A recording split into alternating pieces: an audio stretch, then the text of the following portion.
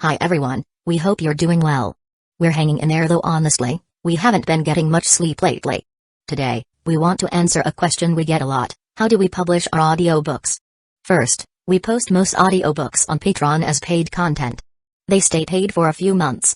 After that, they become free to listen to on Patreon forever. A few weeks later, we post them on other places like YouTube, Facebook, and Twitter, X. Lately, things have been a bit slow in terms of new members. So we'd love your help. Please share our site with your friends or in places like Facebook groups, Twitter, X, Discord, Reddit, or novel forums. Even one share can really help us grow. Thanks so much for your support, Mine. Roy said with a smile and a thumbs up. Humphrey. Of course. Mine replied with a smug grin, though her eyes sparkled with joy. Sayira on the other side of the platform, wasn't discouraged by his knight's defeat. He looked at Roy with a burning fighting spirit. Now, let's move on to the second match. Please roll the dice. The announcer instructed. Roy and Sayira rolled their dice. The total is 10. So, for this round, each side must deploy servants with a total value of no more than 10 points. The announcer explained. Roy's team, who wants to go next? Roy asked the girls. With a total of 10 points, they could deploy 3 knights or bishops, all their pawns, or a combination of pawns and a knight or bishop. There were many possibilities. Who wants to show off their skills? Roy asked with a grin, his arm around Asia. Zuko and Kirim shook their heads, not interested in fighting such weak opponents. Asdeath was even less interested. Buku, let us go. Aka, Murayama, and Kates volunteered. Roy readily agreed. Go ahead. Show them what you can do. The 3 girls had trained hard in the world of bladed and of elementalers and had mastered all the techniques of water breathing. Moreover, they had formed contracts with high-ranking water spirits, raising their strength to the mid-level of high class. They were more than qualified for this match. Good luck. The girls cheered as Aka, Murayama, and Kates were teleported to the arena. The second match is about to begin. Let's see. Sayira's team has deployed a knight, Liban, and a rook, Gandoma. The announcer declared. And Roy's team has deployed. What? They've sent 3 pawns with a total value of only 3 points. What's going on? Is this a mistake? The announcer's surprised exclamation caused a commotion among the audience. Why did Roy-sama only send 3 pawns? With 10 points, they could have sent out much stronger servants. Could this be a strategy? Yes, it must be. He's using a dark horse tactic. Amidst the audience's chatter, both teams materialized in the arena. The battlefield was a dilapidated church. Facing Aka, Murayama, and Kates were a blonde-haired knight in shining armor and a massive, rock-like rook. I am Liban, knight of Sayira Baal. And this big guy is Gandoma, a rook. We shall be your opponents. The knight introduced themselves. Aka, Murayama, and Kates also introduced themselves. We are the pawns of Roy-sama. Aka Kuryulu. Murayama. Kates. Pleased to meet you. This was their first time participating in such a large-scale event, and they were a bit nervous. Then let the second match begin. Greyfire appeared and announced the start of the match. The match began. Aka, Murayama, and Kates summoned their elemental wafts. Elemental wafts were weapons formed from contracted spirits, perfectly suited to their wielders. All 3 girls were swordswomen, so their elemental wafts were naturally swords. They charged towards their opponents. This was their first time participating in such a competition, and they didn't want to disappoint Roy. They unleashed their full power. Water breathing, 8th form, waterfall basin. Water breathing, 7th form, piercing raindrop. Water breathing, 2nd form, water wheel. With a few flashes of their blades, the 3 girls appeared behind their opponents. The knight and the rook collapsed before they could even react. They had been defeated in an instant. Oh my. Another instant kill. A knight and a rook from Sayira Baal's team have been eliminated. The winner of the second round is Roy's team. The announcer exclaimed. The audience roared with excitement. Although there hadn't been a prolonged battle, the swift and decisive victory was still thrilling. They're quite something. Do all of Roy's servants possess sacred gears? Azazel wondered aloud. As an expert on sacred gears, he was surprised to see that almost all of Roy's servants seemed to have one. And they were sacred gears he had never seen before. He was itching to study them, but he knew it was impossible. Serge was also curious about where Roy had obtained so many sacred gears.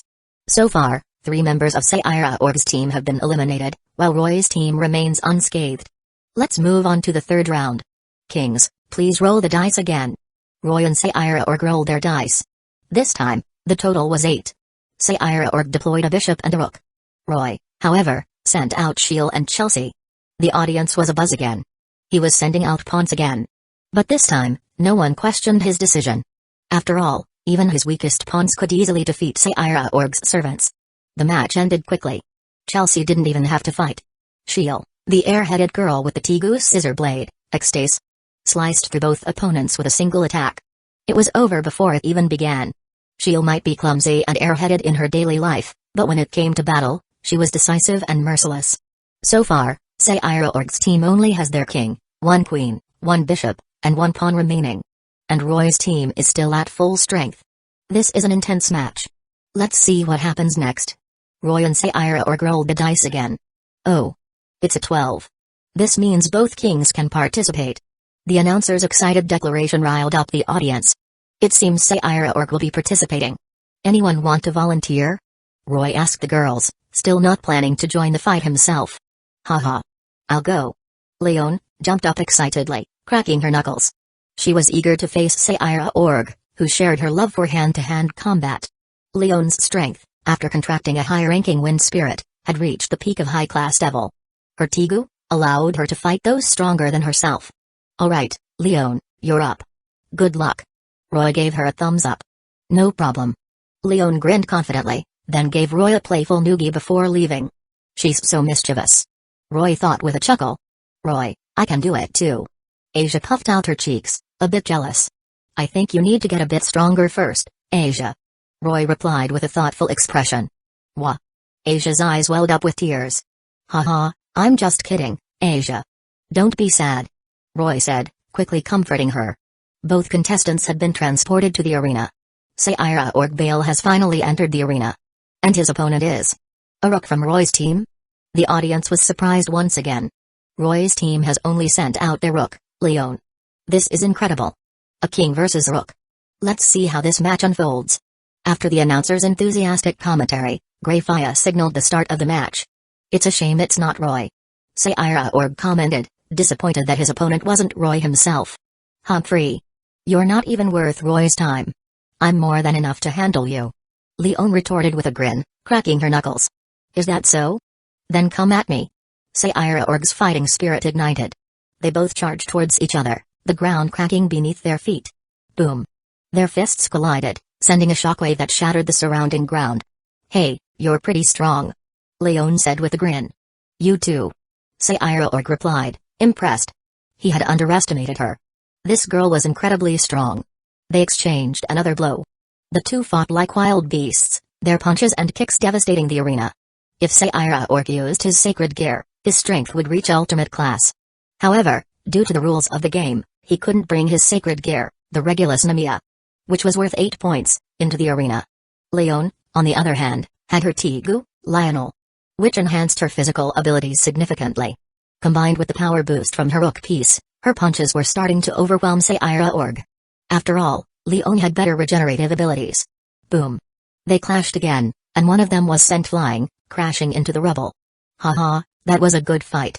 Leon said, stretching and cracking her knuckles. It was Saira Org who had been sent flying. Hey, are you still alive? Leon shouted, seeing that he didn't emerge from the rubble. Boom. The rubble exploded outwards, and Saira Org emerged, completely unharmed.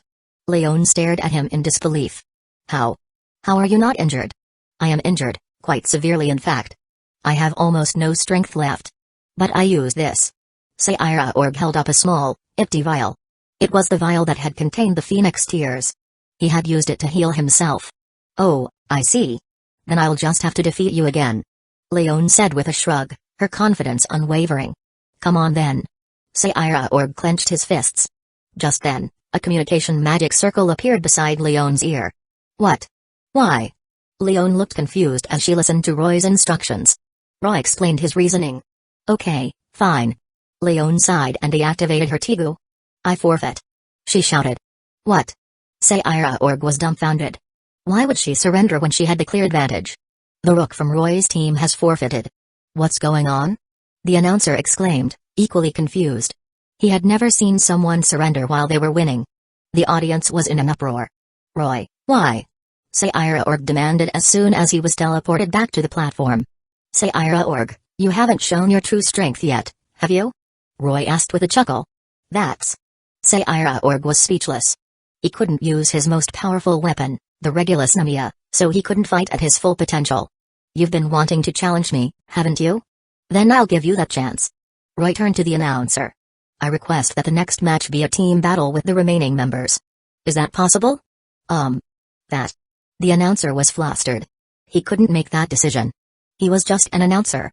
But then, he received a message from one of the mouse. Roy's request has been approved. He announced. The next match will be a team battle with the remaining members of both sides. Chapter 145, Beating Up Seira Org. The match against Serafal and Suna gaining 2 fiancés. I see. Seira Org said, understanding Roy's intentions.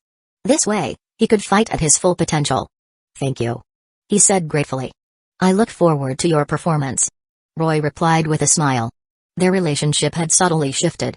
It was no longer a battle between equals. It was a challenge from a subordinate to a superior. And Roy was the superior. They were then transported to the arena. It was a vast expanse of outer space, with a white, barren landscape below. Roy and Seira Org appeared there. Roy hadn't brought any of his servants. Seira Org, however, had his remaining queen, bishop, and pawn with him. Seira Org, show me your full strength. Roy said with a confident smirk. Seira Org was silent for a moment. Seira Org-sama, please wear me. A voice suddenly pleaded. A young man with blonde hair knelt before Seira Org. He then transformed into a golden lion. This was Seira Org's sacred gear, the Regulus Namiya. It was a sentient sacred gear that had easily defeated Ryaz in its first appearance. Please use my power. The Lion King pleaded again. Silence. That power is only to be used in times of crisis for the underworld. Seira Org roared. He had overcome his weakness and reached his current strength through his own efforts. He didn't want to rely on external power to win. Seira Org, you've earned the Lion King's recognition. It's your power now. Use it. Roy urged. Seira Org was being too stubborn. He didn't understand that the sacred gear was a part of him. Seira Org considered Roy's words, then nodded in agreement. You're right. How could I have such foolish thoughts? I thought I would never need to use it. He shook his head, then declared, all right, then let's begin. The Lion King transformed into a golden light and merged with Seira Org. My lion. King of Namiya. You, who has been called King of Lions. Answer my howl and turn into my armor. Balance breaker, Regulus Ray Leather Rex. Seira Org donned a golden suit of armor. He looks like a gold saint from Saint Seiya, Roy thought with amusement. Roy, thank you for allowing me to use the Regulus Namiya. I'll fight you with everything I've got. Seira Org declared, his fighting spirit burning. Then, as a sign of respect, I'll also use my full power. Come at me. Roy replied, beckoning him with a grin. Here I come. Seira Org roared, charging towards Roy and throwing a punch with all his might. Roy simply raised a hand to block. Boom. Their fists collided. A powerful shockwave erupted, but Roy's hand didn't budge. Seira Org's eyes widened in surprise. Although he had been prepared for Roy's strength, he was still shocked that his full-powered attack had no effect. He didn't hesitate and attacked again. Bam. Bam. Bam. His punches were incredibly fast, a blur of fists. But Roy effortlessly blocked every attack with his hand. Seira Org felt a sense of despair. Damn it. I have to achieve my dream. I can't fall here. He roared, his determination unwavering as he continued his assault despite his exhaustion. What a strong will. Roy thought, impressed. Seira Org's willpower was far greater than Volley's. Roy had to admit, he admired Seira Org's spirit. He smirked. Secret Heart, Ice Thousand-Armed Cannon. He would show Seira Org the respect he deserved by defeating him with his full power. A 1,000-meter-tall cannon statue materialized behind Roy. Although it was the same size as before, its power was far greater now. The cannon's countless fists rained down on Seira Org. Boom. Boom. Boom. The ground shook violently, and dust filled the air. Seira Org's queen and bishop were forced to retreat. After a while, Roy dispelled the dust with a wave of his hand. Seira Org lay unconscious amidst the rubble. Seira Org Bale has lost consciousness and is eliminated. The announcer declared. The audience erupted in cheers. It had been an incredible match. After Seira Org was teleported away, Roy looked at his queen and bishop. Do you still want to fight? He asked with a smile. And no, we surrender. They replied immediately. Their king had been defeated. They had no chance against Roy. The Bale team has surrendered. The winner of this rating game is Roy Lucifuge. Let's give him a round of applause. The audience roared their approval. We won. Roy-sama was so cool. Yes, Yes. Siko and Esdeath were calm, but Asia and Aka were overjoyed, discussing plans for a night raid on Roy. Alright, let's head back, Roy said, returning to the platform and flicking Aka on the forehead for suggesting those interesting positions. Congratulations, Roy. You won. He met up with Ryaz and Sona, who congratulated him. They returned to the Greenery mansion. That night, after a celebratory feast, Sona led Roy to the balcony. The night sky was filled with stars, and the moon illuminated the lawn below. So, it's my turn to face you next, isn't it? Roy asked with a smile, leaning against the railing and sipping his wine. Yes. Sona replied, also leaning against the railing, her expression thoughtful. So our agreement still stands? Of course. Sona smiled at him. She wasn't wearing her glasses tonight. She looked even more beautiful without them. Then get ready to be my bride, Sona, Roy declared, pulling her into an embrace. Sona blushed, then giggled playfully. There's a surprise if you win. Oh? Roy looked at her curiously. You'll see. Sona replied with a mysterious smile. Roy didn't press further.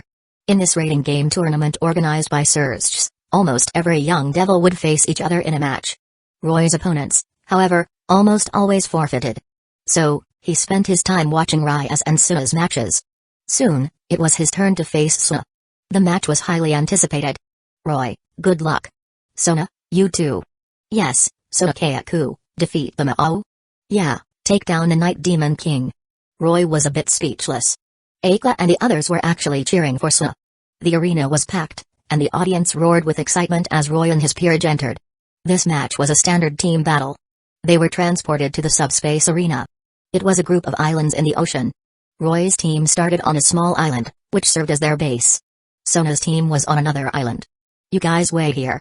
I'll go alone, Roy said, planning to let the girls rest. Roy, go. Bring Sona Kayako back. Asia cheered. Don't worry, I will. Roy replied with a smile, patting her head. He then flew towards Sona's island. He spotted Serafal along the way. Roy-kun, although I've agreed to share Sona-chan with you, if you want her completely, you'll have to defeat me first.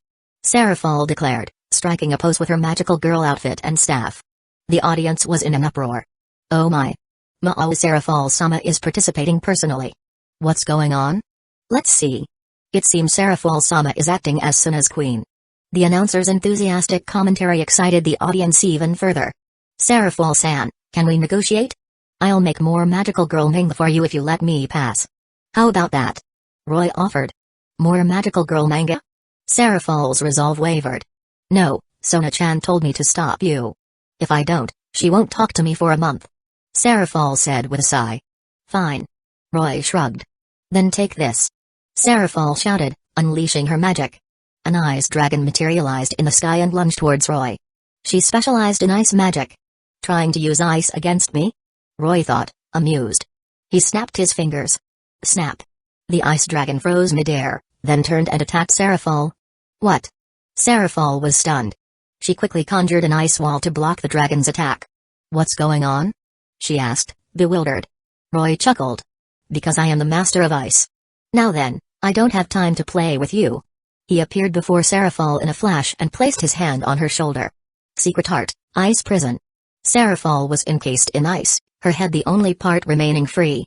Please wait here for a bit. I'll release you later, Roy said with a smile, patting her head before leaving. Damn it. I can't break free. Roy-kun, let me out. Serafal shouted, struggling in vain. But Roy was already gone. He soon found Tsubaki and the others. Since Serafal had taken the queen position, Tsubaki was participating as a pawn. If you want to see Kayaku, you'll have to defeat us first. That's right. We won't let you have her so easily. But if Kayaku becomes Roy-senpai's fiancé, will she take us with her? Idiot, why would you say that? Roy chuckled, hearing their conversation. Excuse me, ladies, but I'll be going ahead now, he announced. In the next moment, he vanished. Sona stood alone in a beautiful flower garden. Sona. Sona turned around and blushed as she saw Roy. You're here. Haha, you know they can't stop me, right? Not even your sister. Roy said with a chuckle. So, if I defeat you now, you'll become my fiancé, right? He stepped closer to Sona. Yes, that's right. Or rather, you've already won. Sona replied with a smile. She wasn't wearing her glasses today. She looked even more beautiful without them. Then, Sona, you're my bride from today onwards, Roy declared, pulling her into an embrace. Yes. Sona mumbled, her face flushed as she leaned against him. Sona Saitri and Roy Lucifuge's rating game has concluded. The winner is Roy's team. The announcer declared. The match was over. Although there hadn't been a fierce battle, the audience was still satisfied. They had witnessed the power of Serafal and the new Mao. With this match concluded, the rating game tournament for the young generation was also nearing its end. Roy held a grand engagement ceremony with Sona in the Mao territory. The young devils who had just participated in the tournament and the audience all attended, making it a lively event. The ceremony proceeded smoothly, and Roy and Sona exchanged rings under the watchful eyes of Sona's parents, Greyfire, and the Maos. Just then, a girl in a wedding dress rushed towards them. Sona-chan, Roy-kun, I'm here. It was Serafal. She leaped into Roy's arms. Roy was dumbfounded. This wasn't even the official wedding ceremony yet. Why was Serafal wearing a wedding dress? Roy, to prevent you from stealing Sona-chan away, I'll become your bride too. She declared. What? The devils in the hall were shocked. Her fans were devastated. But seeing that Sona and her parents weren't surprised, Roy understood. This must be the surprise Sona had mentioned. And it was quite a surprise indeed. Roy exchanged rings with Serafal as well. Thus, Roy's engagement with Sona and Serafal was officially announced. Chapter 146, Ravel presents herself? Helping Riser recover. Summer vacation was coming to an end, and Roy and the girls were preparing to return to the human world when Ravel Phoenix suddenly appeared. Roy-sama, I apologize for the unexpected visit. Ravel said, her expression serious as she stood in the living room of the Greenery mansion. What brings you here? Don't worry, if it's something I can help with, I definitely will. Roy replied with a gentle smile. Really? Of course.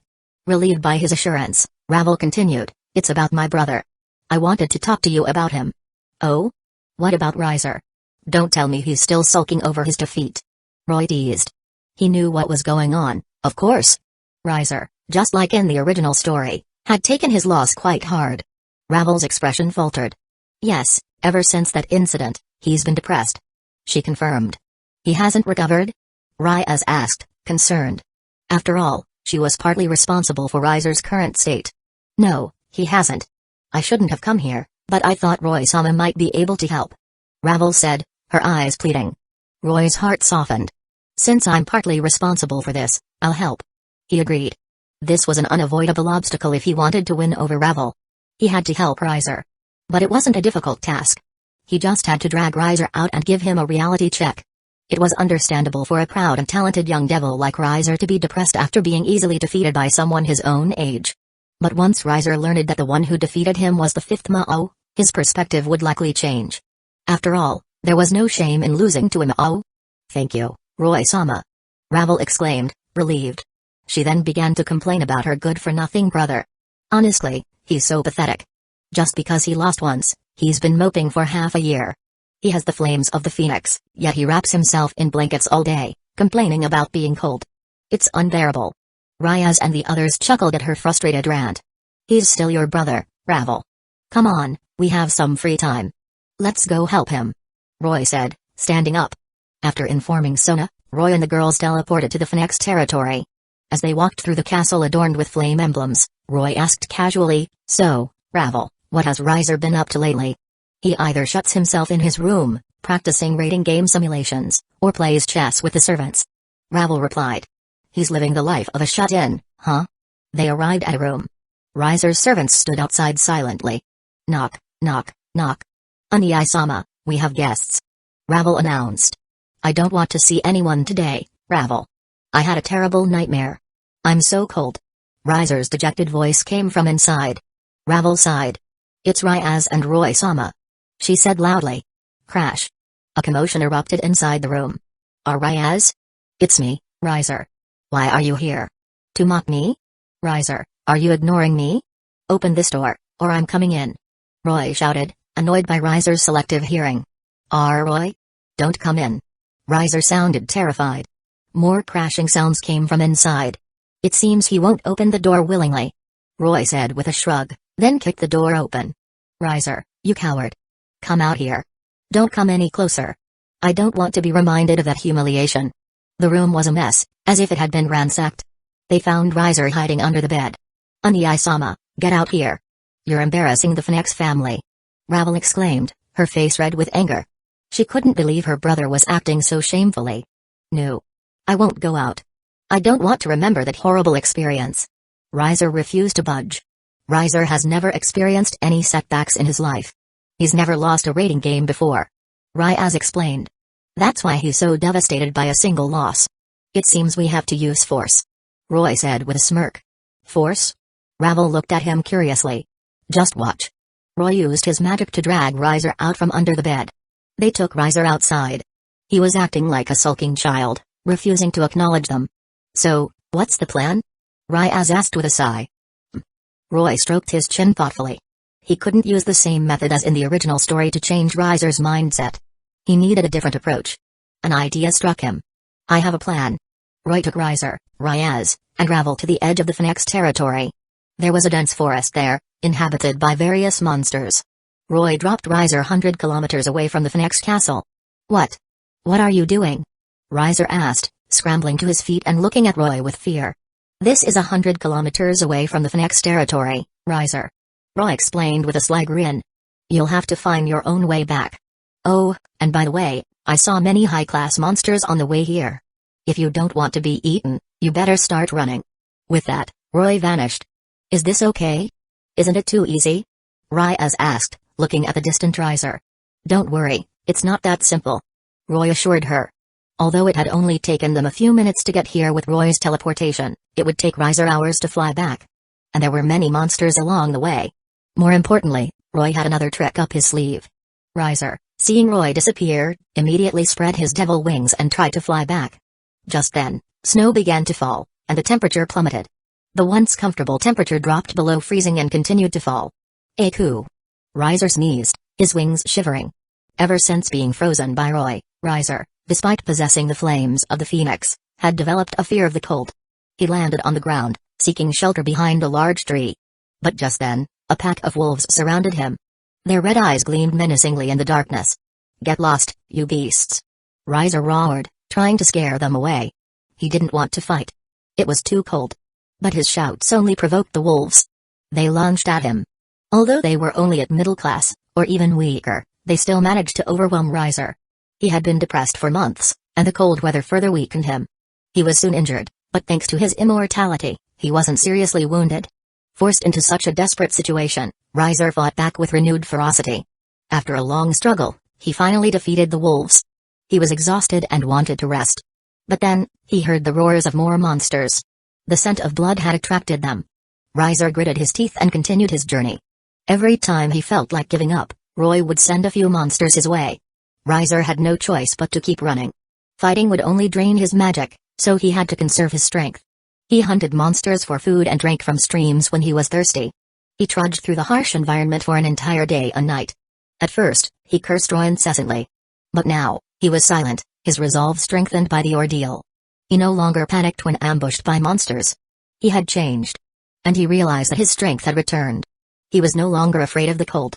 Even in this freezing weather, he could fly. Excited, he spread his wings and flew towards the Phoenix territory. After a day and night of hardship, Riser finally returned to the Phoenix castle. Roy, Ryaz, and Ravel were waiting for him. Welcome back, Unai-sama. Ravel exclaimed, her eyes filled with joy as she saw the changed Riser.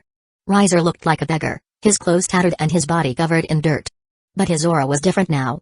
He seemed more mature and composed. Roy nodded in satisfaction. Not bad. That's more like a man. Riser looked at Roy. At first, he had cursed him. Then, he had become numb to the suffering. But now, he understood. Roy had done this to help him change. Riser was grateful. Thank you. But I won't lose next time, he declared, his eyes filled with newfound determination. I'll be waiting, Roy replied with a smile. Riser smiled back, then collapsed from exhaustion. Unai-sama. Ravel rushed to his side. Don't worry, he's just exhausted. He'll be fine after some rest. Roy reassured her. Riser had pushed himself to his limits during his journey. Take him back and let him rest. Ravel instructed Yugaluna and the other servants. Yes, Lady Ravel. They took Riser away. Since this is settled, we should be going now, Roy announced. Roy-sama, are you leaving already? Ravel asked, her voice filled with disappointment. Yes, summer vacation is almost over. We have to go back to school, Ryaz explained. School in the human world? Ravel asked. Yes.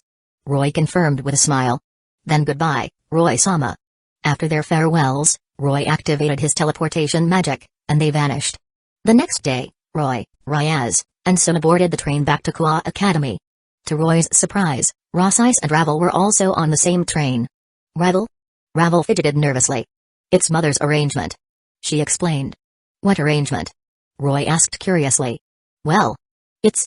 Ravel blushed and stammered, unable to say it out loud. Just then, a small magic circle appeared on the table before them. A woman with golden twintails, similar to Ravel's, appeared as a miniature projection. She had a beautiful face and a mature, elegant aura. Mother? Ravel exclaimed in surprise. Roy and the others were also surprised. They hadn't met Ravel's mother during their visit to the Phoenix Castle. Ravel, is Mao-sama and Ryaz there? She asked. Hello, it's been a while. Ryaz and Roy greeted her. Ravel's mother turned to them. Greetings, Mao-sama and Ryaz. I apologize for this unconventional first meeting. It's no problem. By the way, what's this arrangement Ravel mentioned? Roy asked curiously. I'd like to have Ravel attend the same school as Mao-sama. So, I'd appreciate it if you and Ryaz could look after her. Ravel's mother explained. So that's it. Roy thought.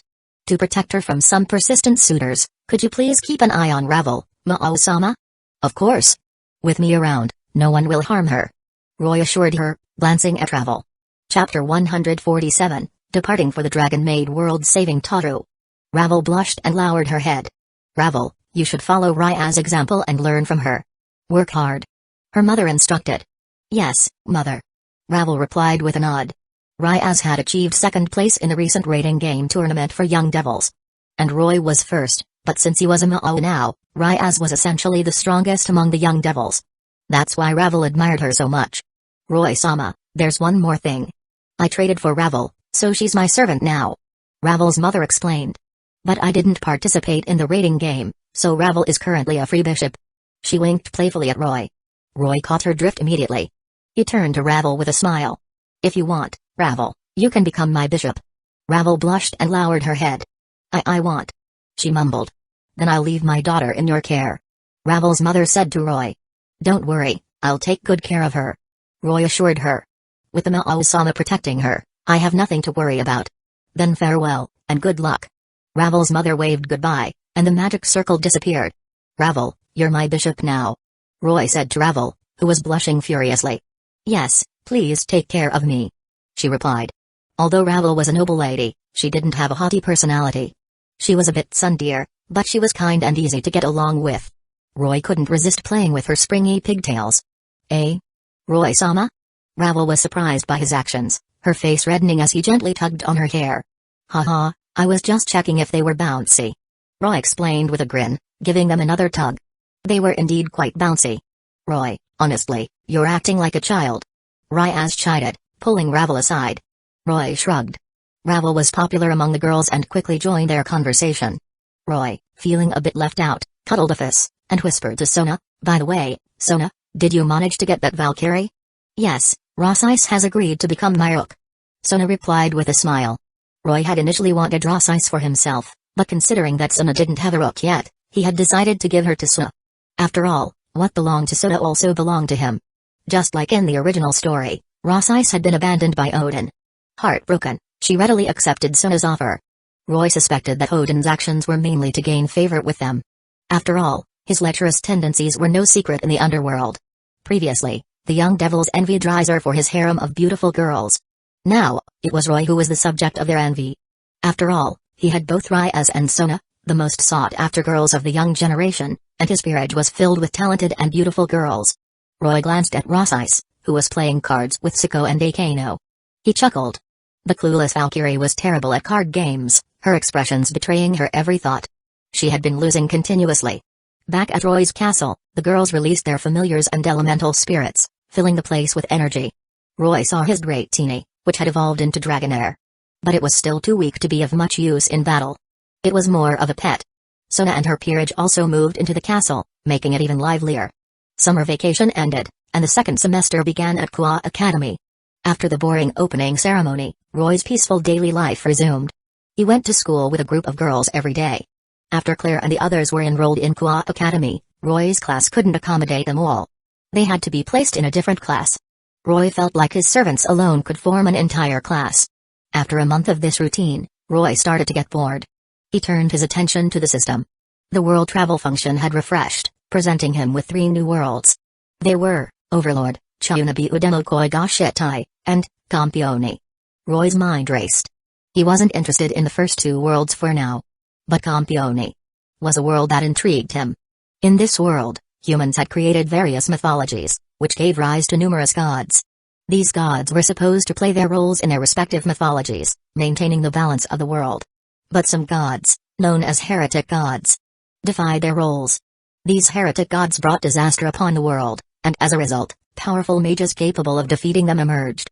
Those who killed the heretic god inherited its power and became a Campione, a god slayer. Each Campione was powerful enough to rule a nation. Based on their abilities in the anime, Campiones were at least ultimate class. And in the later stages of the story, they were even said to possess planet-destroying powers. However, Roy wasn't going to the world of Campione. He was going to the world of Miss Kobayashi's Dragon Maid.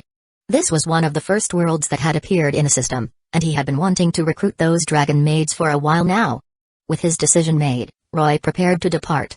It was a weekend, so he didn't have to go to school.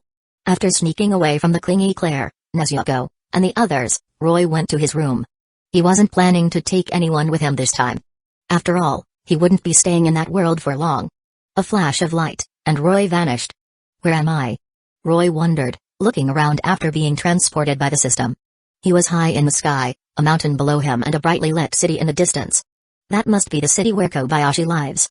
Roy mused, stroking his chin. He could sense that the magic density in this world was very low. Ordinary people couldn't cultivate magic here. But this world wasn't to be underestimated. The harmonizers from another world had already infiltrated this place. Roy closed his eyes and sensed their presence. It was a magical world with various races, the world where Tohru and Kanna came from. Just then, Roy sensed a surge of magic nearby. A black hole appeared in the sky, and a massive figure fell through it. Boom! The figure crashed into the ground, creating a large crater. It was a green western dragon. Tohru. Roy's eyes lit up.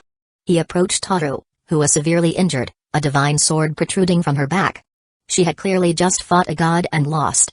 In that other world, dragons were the greatest threat to gods, so it wasn't surprising that a god would try to kill Tohru. If no one had found her, she might have actually died. Kobayashi, the dragon maid from the original story, seemed to be quite capable, having been able to remove the divine sword with ease. As Roy was pondering this, Tohru spoke. I didn't expect to find a devil here. It seems this is the end for me, she said, closing her eyes in resignation. Don't worry, I mean you no harm. I just happened to be passing by. Roy reassured her. By the way, what's your name? I'm Tohru.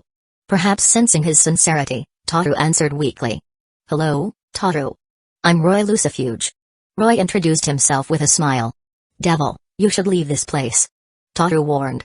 You seem to be badly injured. Do you want me to remove that sword from your back? You can't pull out a divine sword, devil. Just leave this place. Tohru insisted, worried that the god might return. But Roy knew the god wouldn't come here. This seemingly ordinary world was protected by powerful forces. Don't worry, I'll give it a try. Roy ignored her warnings and jumped onto her back. He examined the divine sword, his eyes gleaming with interest. It was a powerful weapon. He grasped the hilt and channeled his demonic power, effortlessly overcoming the divine power and pulling out the sword. He then casually tossed it into his storage magic. There, that should do it, Roy said with a grin, jumping off Tohru's back. Tohru looked at him gratefully. She hadn't expected him to actually remove the divine sword. Without the sword's interference, her wounds would heal quickly, thanks to her dragon regeneration abilities. Thank you. That's much better, she said, standing up. Tohru, can you transform into a human? Roy asked, looking up at her. Of course. With a flash of light, Tohru transformed from her massive dragon form into a young girl. She had beautiful blonde hair, 2 horns on her head, and large, captivating red eyes. A green tail swayed behind her. She was a beautiful girl with an exotic charm. This was Tohru, the dragon maid. Roy, thank you for saving me, Tohru said, approaching him with gratitude. It was nothing. Roy replied with a smile and a wave of his hand. By the way, Tohru, you were fighting a god, weren't you? Yes, that despicable coward. I'll kill him one day. Tohru growled, her anger flaring at the mention of the god. It seemed the god hadn't defeated her honorably. Roy remembered that in the original story, Kobayashi had asked Tohru how strong she was. And Tohru had replied that she was world-ending level. But that didn't mean she could destroy a planet. Roy estimated her strength to be around that of a high-ranking Mo. So, Tohru, what are your plans now? Roy asked. Well. Tohru hesitated. She hadn't fully recovered yet and couldn't challenge the god for revenge. And she was tired of her old life in the other world. As a member of the Chaos faction, she had been fighting constantly for over 10,000 years. She didn't want to continue that life anymore. She was lost. Roy smiled. Why don't you come with me to the human world, Tohru? The human world? Tohru looked at him curiously. Look. It's over there. The human world is very peaceful. Roy said, pointing towards the city in the distance. Tohru's eyes lit up as she saw the peaceful city. She nodded eagerly. Okay, I'll go to the human world with you. Roy beamed. Then let's go. He took Tohru's hand and was about to fly towards the city when he noticed a drunk woman stumbling towards them. It's Kobayashi. She had come after all. But Tohru was already his. Kobayashi, you can go back to your ordinary life. Roy thought. He used his magic to subtly redirect Kobayashi back home and even healed her back pain as compensation. Roy? Tohru looked at him, confused, when he didn't move. Oh, it's nothing. Let's go. Roy said, taking her hand and flying towards the city. Chapter 148, Shopping Clothes for Tohru. A date in Maid Cafe. Tohru blushed slightly as Roy took her hand. By the way, Roy, are you part of the Chaos faction? She asked as they flew through the air. No, I'm not. Roy replied casually. Tohru's expression fell. Then you must be with the Harmony faction. She assumed. Tohru was part of the Chaos faction, and the Harmony faction was their enemy. If Roy wasn't with Chaos, then he must be with Harmony. Roy, sensing her thoughts, smiled. Nope, not that either. Tohru's eyes lit up. Although the two main factions in the other world were Chaos and Harmony, there were also those who didn't belong to either side and preferred peace. What's wrong? Roy asked, looking at her with a smile. Nothing. Tohru shook her head happily. They soon landed on a city street. It was bustling with people and cars. A few thugs, seeing them, approached with lecherous grins. Roy knew they were up to no good. Foolish humans. Tohru scoffed. As a dragon who had lived for tens of thousands of years, she was used to such encounters. She usually dealt with them by simply stepping on them, like ants. Just as she was about to do so, Roy stopped her. Don't mind them, Tohru. Since we're in the human world, let me show you around. He said with a gentle smile. He glanced at the thugs. Using his magic, he subtly influenced them to walk towards a deserted alley, where they would meet their end. Okay. Tohru retracted her aura and smiled at him. Roy then took her to a clothing store. Tohru was still wearing her black robe from the other world, woven from her own scales.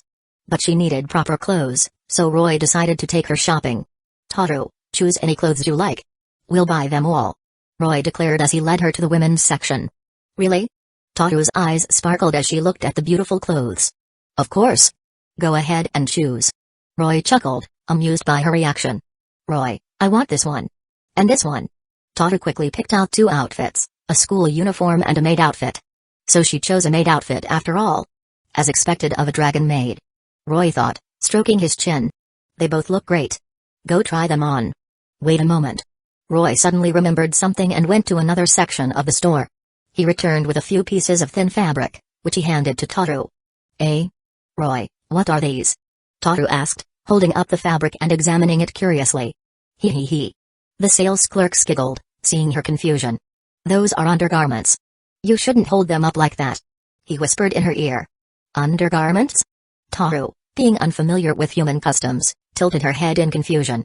It's hard to explain. I'll have the sales clerk help you put them on. I don't want a human to help me. I want Roy to help me. Tohru whined. That's not appropriate. I'm a man. Let the sales clerk teach you how to wear them. Roy insisted. After some persuasion, he finally managed to get Tohru into the fitting room and asked a sales clerk to assist her. Teaching a clueless dragon maid is quite a challenge. Roy sighed. Tohru's puppy dog eyes were too powerful. Roy was a sucker for cute girls acting spoiled. Whenever the girls acted cute at home, he would agree to any request. Tohru soon emerged from the fitting room, wearing the school uniform. How do I look, Roy? She asked with a cheerful twirl. You look great. Roy replied with a thumbs up. Tohru's figure looked amazing in the school uniform, but the skirt seemed a bit too short. I guess she can only wear this at home. Roy thought. Tohru, try on the other outfit. He said. Okay. Tohru skipped back to the fitting room, Having learned how to change clothes, she quickly returned, now wearing the maid outfit. It was a black and white maid outfit, different from the one she wore in the original story. This one was more stylish. "You look perfect in that maid outfit, Tohru," Roy praised. "Really?" "Of course." Tohru beamed, pleased with his compliment. "Do you want to look at any other clothes?" "No, these two are enough," Tohru replied, a bit embarrassed to ask Roy to buy more clothes. "Okay, we can come back another time," Roy said with a smile. He paid for the clothes, and they left the store. "Now, let's try some human food," Roy suggested. "Human food? Okay." Tohru's eyes lit up at the mention of food. Roy stored Tohru's school uniform in his spatial magic and led her to a restaurant that looked promising. "Welcome back, Master," a maid greeted them as they entered. It was a maid cafe. Roy had never been to one before, and he found it quite interesting. "Let's eat here, Tohru," he said. "Okay." Tohru nodded, looking around curiously. A maid led them to a private room. "Master, what would you like to order?" she asked, presenting them with a menu. "Let me see." Roy took the menu, and Tohru leaned closer to look, their faces almost touching. The maid blushed, her eyes fixated on the handsome Roy. "How about this?"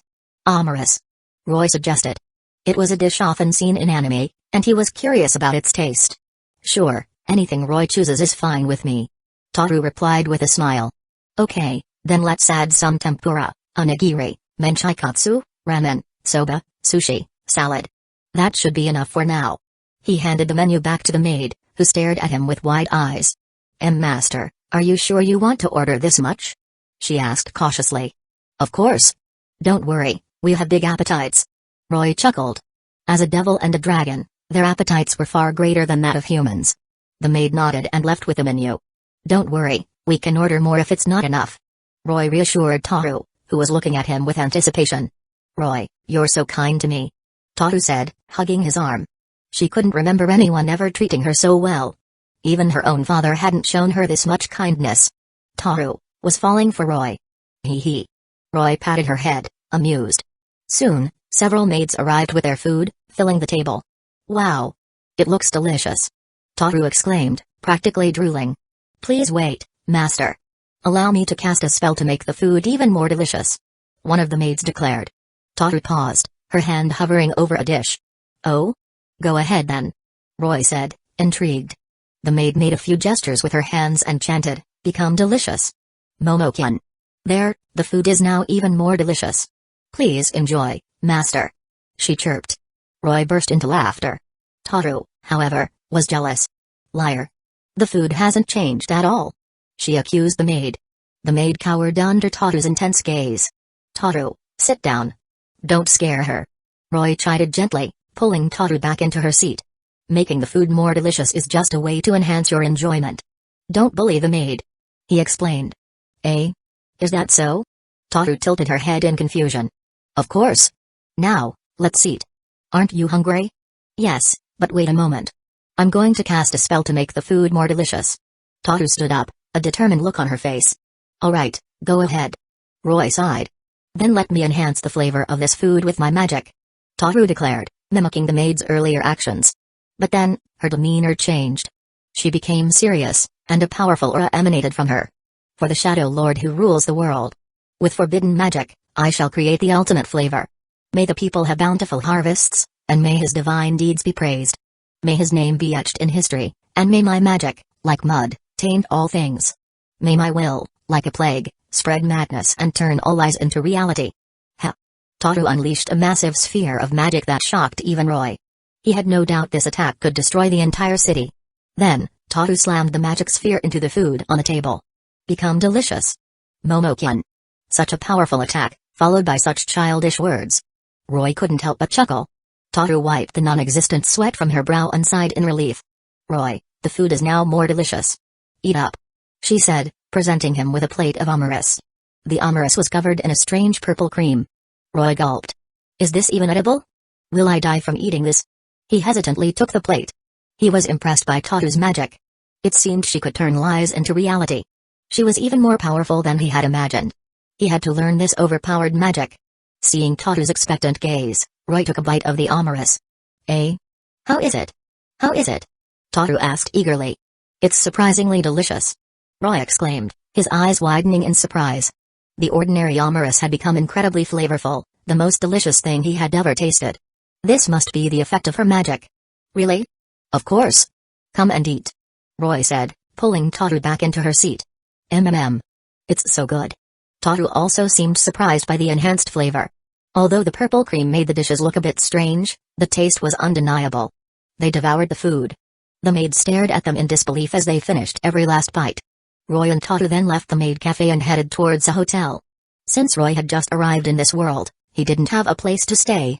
He decided to spend the night at a hotel with Tohru. I'd like the most luxurious suite, he told the receptionist, who gave them a knowing look. The suite was lavish, with several rooms. Roy explained how to use the bathroom to Tohru, then let her take a bath. He then showed her to her room.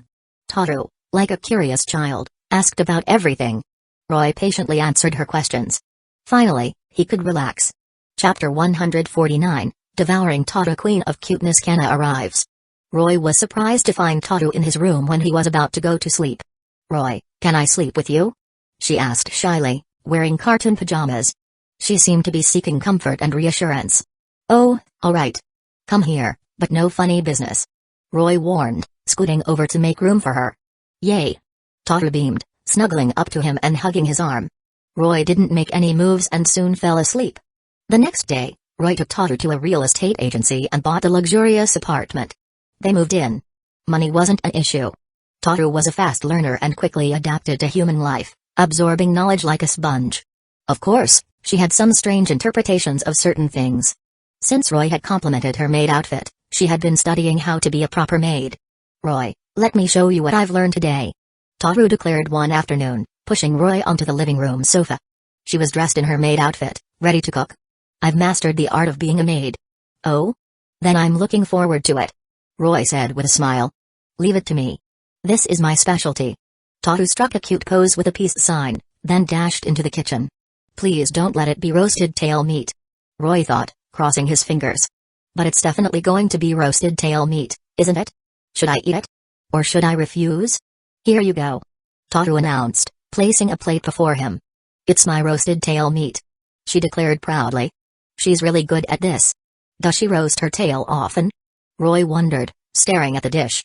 He glanced at Tohru's back. Her tail was indeed missing. Tohru, your tail? Oh, this. It grows back, Tohru replied casually, and a new green tail sprouted from her back.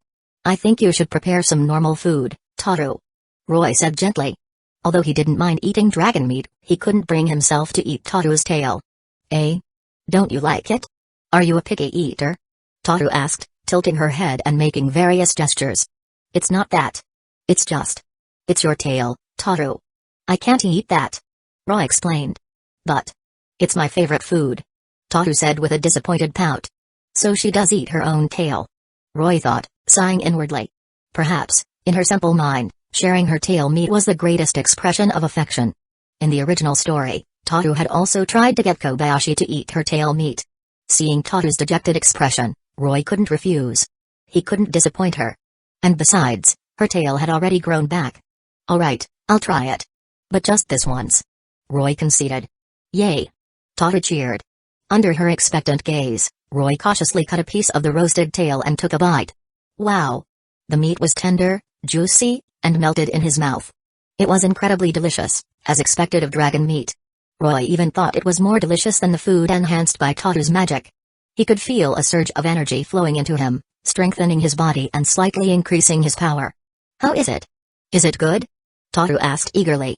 Yes, it's delicious. But Tohru, please don't cut off your tail anymore. It must hurt, Roy said, concerned. It doesn't hurt at all, Tohru replied immediately. Seeing that she didn't seem to understand, Roy put on a stern expression. Don't cut off your tail again, or I won't like you anymore. Wha? Okay, I'll listen to you. Tohru relented. Under Roy's threat, she finally agreed. Roy then finished the entire plate of roasted tail meat under her watchful eyes. Now Roy is mine, Tohru thought with a smug grin. Tohru, what are you saying? Roy asked, noticing her muttering. Ah. Nothing. Tohru shook her head frantically. Alright, let's go to an amusement park this afternoon, Roy suggested. An amusement park? Yay! I saw those on the computer, Tohru exclaimed excitedly. She had learned to use a computer in just a few days. Then let's get ready and go. Okay. After a fun day at the amusement park, they returned home. Roy, there's something I want to. Tohru began. What is it? Roy asked curiously. Well, I'm at the age where I should be having children, so. Tohru climbed on top of him, her face flushed as she looked at him with a determined gaze. After spending so much time with Roy, she had fallen deeply in love with him. And Roy also had feelings for Tohru. They engaged in some adult activities. And they continued for several days. A dragon who had been single for tens of thousands of years, once her desires were awakened, was quite insatiable. Tohru was over 50,000 years old, though physically, she was only around 20 in human terms. It was said that dragons had powerful desires, and a 50,000-year-old dragon was no exception. Roy could attest to that. A week later, the two finally emerged from their love nest. As they walked down a busy street, Tohru clung to Roy's arm, a blissful smile on her face. They looked like a newlywed couple. They were out shopping for groceries. Many elderly people greeted Tohru warmly. Tohru-san, would you like some vegetables? Tohru-san, are you married? You two look so happy together. I'm so envious. Tohru beamed, enjoying the compliments. Roy was impressed by her ability to befriend so many people in just a few days. Dragons truly had incredible social skills. Tohru, do you want to buy some snacks? Roy asked after they finished buying groceries. Really? Tohru's eyes sparkled. Yes, what do you want? I want some chocolate eclairs. No problem. They entered a pastry shop. Excuse me, could we have some chocolate eclairs? Coming right up. The baker quickly packed up some eclairs for them. They continued their stroll, Tohru happily munching on her eclairs while clinging to Roy's arm. Roy, have some. She offered him a half-eaten eclair. Roy took a bite without hesitation. Tohru smiled. Someone stole my bag. Catch him. A woman's scream suddenly echoed through the street. Someone had snatched her bag and was running away. But the people around them didn't react. No one wanted to get involved. Roy, should I catch him? Tohru asked. Roy was surprised. Tohru, who usually disliked humans, was now concerned about helping someone. She was truly kind. No need for you to do that, Tohru. Watch this. Roy said with a smile, then snapped his fingers. The thief suddenly stopped running, turned around, placed the bag on the ground and started crying, apologizing profusely. That should do it. Roy said with a satisfied nod. Roy, you're amazing. Tohru exclaimed with admiration. They continued their walk until it was almost noon, then returned home. Tohru immediately started preparing lunch. Roy offered to help, but Tohru insisted that cooking was a wife's duty and pushed him onto the sofa. Roy watched TV and browsed his phone, bored. Ding dong. Ding dong. The doorbell rang. She's here. Roy thought, his eyes lighting up. He had noticed someone following them while they were shopping. And that person was likely. Roy opened the door. A petite girl with silver-purple hair, small white horns, large blue eyes, and adorable short legs in white stockings stood before him. Roy's heart melted. It was Kanna. Come in. He led Kanna inside, and they sat facing each other on the sofa. Kanna stared at him with a blank expression, her tail swishing back and forth. Roy, feeling a bit awkward, broke the silence. I'm Roy. What's your name? Break up with Tohru. Kanna said flatly. What? Roy was speechless. He hadn't expected that line from the adorable Kanna. I know you tricked her. You seduced her with your body. Kanna continued, moving closer with each word. I'm afraid I can't do that. Roy replied with a chuckle. Kanna's eyes narrowed, and she started punching him lightly on the chest. Break up with her. Give her back to me. Roy sighed and let her continue her assault. Her soft punches felt like a massage. Roy, do we have a guest? Tohru called out from the kitchen, having heard the commotion. She peeked into the living room and saw a girl clinging to Roy. A powerful aura erupted from her. Kanna, startled, hid in Roy's arms. Kanna? Tohru's anger instantly vanished as she recognized the girl. Tohru-sama. Kanna chirped. Tohru was a great girl, but she was easily jealous. Was this the possessiveness of a dragon? He had to correct this. Otherwise, things could get messy when he brought them back to his world. They all sat down in the living room. This is Kanna, my friend. Tohru introduced her. Hello, Kanna. Roy greeted her with a smile. Tohru-sama, why are you here? Come back with me. I need you. Kanna pleaded, ignoring Roy. It seemed this little girl missed Tohru a lot. Roy felt a pang of sympathy. I'm not going back. Tohru said after a moment of silence. Why? Kanna asked, her eyes wide with disbelief. Because I'm Roy's wife now. Tohru declared, leaning against Roy with a blissful smile. I knew it. I saw you two on a date at the market. Holding hands in broad daylight. You pervert. Kanna accused, pointing at Roy. Well, Tohru is my wife now. So, it's normal for us to do those things, right? Roy chuckled. Then I'll kill you and take Tohru away from you. Kanna declared, launching herself at Roy and resuming her punches. Tohru didn't stop her. Kanna's punches were too weak to cause any harm. Kanna, why are you so weak? She asked curiously. Tohru-sama, that's what I should be asking you. The magic density here is so low.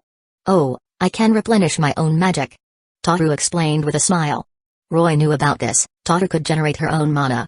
She was self-sufficient, just like Quetzalcoatl. Kanna, you want Tohru to go back with you because you can't return on your own, right? Roy asked with a knowing smile. That's not true. Kanna denied, turning away. If you want to go back, Kanna, I can have Tohru send you back. Roy offered. Kanna was speechless. Kanna, what are you thinking? Just tell us. Tohru urged. Well. Kanna finally confessed. She loved playing pranks and acting spoiled to get her parents' attention. But she had made a mistake during one of her pranks and was banished to the human world as punishment. Kanna, you really love your pranks, don't you? Tohru sighed. Roy approached the dejected Kanna, patted her head, and said with a smile, Don't worry, Kanna. I'm sure your parents still love you very much. They're just angry right now. They'll come back for you once they've calmed down. He was telling the truth. After all, who wouldn't love such an adorable child? And they had only banished her to the human world, which was relatively safe. Chapter 150, Tohru teaches Kanna Roy's bullet hell challenge. Really? Kanna's eyes widened with hope, tears welling up. Of course. Since you have nowhere else to go, Kanna, you can stay with us. Roy said gently. Hey, I don't agree to this. Tohru protested before Kanna could even reply. Tohru, look how pitiful she is. If we don't take her in, she'll be homeless. Roy pleaded. Tohru couldn't refute that. I don't believe you. You must have some ulterior motive. You're trying to use me. Kanna accused, her voice soft but filled with suspicion. Kanna, it's true that you shouldn't trust strangers in an unfamiliar world. But even if you don't trust me, you can't trust Tohru, right? Kanna looked at him, her expression softening. Stay with us. Tohru and I will take care of you until your parents came to get you. Roy said with a warm smile, patting her head. Kanna started to sob softly. Roy's kindness was a stark contrast to her father's harshness. She seemed to be releasing all her pent-up emotions, tears streaming down her face. Tohru, seeing this, no longer felt jealous. She smiled at them. Oh no, my fish. Tohru suddenly exclaimed, remembering the fish she had been frying. She rushed to the kitchen and found the fish burnt to a crisp. I'm sorry, Roy. She apologized, her head lowered. It's okay. We probably don't have enough food to celebrate Kanna's arrival anyway. Roy said with a smile. So, let's just skip cooking and eat. He didn't blame Tohru and led her and Kanna to the dining room. Tohru looked at him expectantly. She knew Roy could use magic to summon a feast. They had been doing that for the past few days while staying indoors. Roy's storage magic contained a vast amount of food. More than enough for them. He opened a portal and retrieved dish after dish, filling the table. Wow! It smells so good! Kanna exclaimed, drooling at the sight of the delicious food. Even Tohru, who had enjoyed Roy's cooking many times, couldn't help but drool. Alright, Tohru, Kanna, dig in. Roy said with a chuckle. Itadakimasu. Itadakimasu. They wasted no time and started devouring the food. No one knew how much a dragon could eat. After depleting most of Roy's food reserves, Tohru and Kanna finally declared themselves full. Roy looked at the two girls with round bellies, wondering if he could afford to feed them. That afternoon, Roy took Tohru and Kanna to an amusement park. His main goal was to teach Kanna about the human world. And he would be the one teaching her. He didn't let Tohru teach her. Who knew what kind of strange things she might say? Like that's awesome or something. Sorry for the wait. Roy said, handing Tohru and Kanna the ice cream cones he had just bought. Tohru-sama, what's this? Kanna asked, taking the ice cream. It's called ice cream. It's very delicious. Tohru explained, taking a bite and letting out a satisfied sigh. Kanna also took a bite, her eyes widening in surprise. Ooh. Majiyaba-kun what? Roy's eye twitched. Kanna, who taught you that? Taught me what? Kanna looked at him with a confused tilt of her head. That phrase you just said. Ooh. Majiyaba-kun, yes, that. Roy couldn't believe that Kanna had learned that. Interesting catchphrase in the short time he had been gone. It was me. Tohru chirped, raising her hand. She thought Roy was going to praise her. Of course it was you. Roy sighed, pinching the bridge of his nose. But it didn't matter. It was one of Kanna's charms, after all.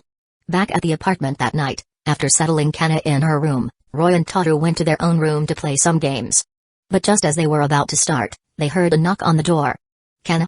Tohru opened the door and saw Kanna standing there with a pillow. Tohru-sama, can I sleep with you? No, absolutely not. Why? Because. Tohru stammered, her face flushed. Kanna, be a good girl and sleep in your own room. I'll let Tohru sleep with you tomorrow, okay? Roy coaxed, patting Kanna's head. Are you two going to do something awesome? Kanna asked innocently. Roy and Tohru exchanged awkward glances. They hadn't expected her to say that. Roy is a pervert. Kanna declared, then ran away. Let's just ignore her. We'll apologize tomorrow. Roy said with a shrug, pulling Tohru back into their room. For the next few days, Roy took Tohru and Kanna out to various places. Kanna gradually became accustomed to the human world. But they didn't go out every day. Roy thought it was nice to spend some time at home as well. However, Kanna, being an energetic child, didn't want to stay inside. I want to go out and play, she declared. We went out yesterday, didn't we? I'm bored. I want to play.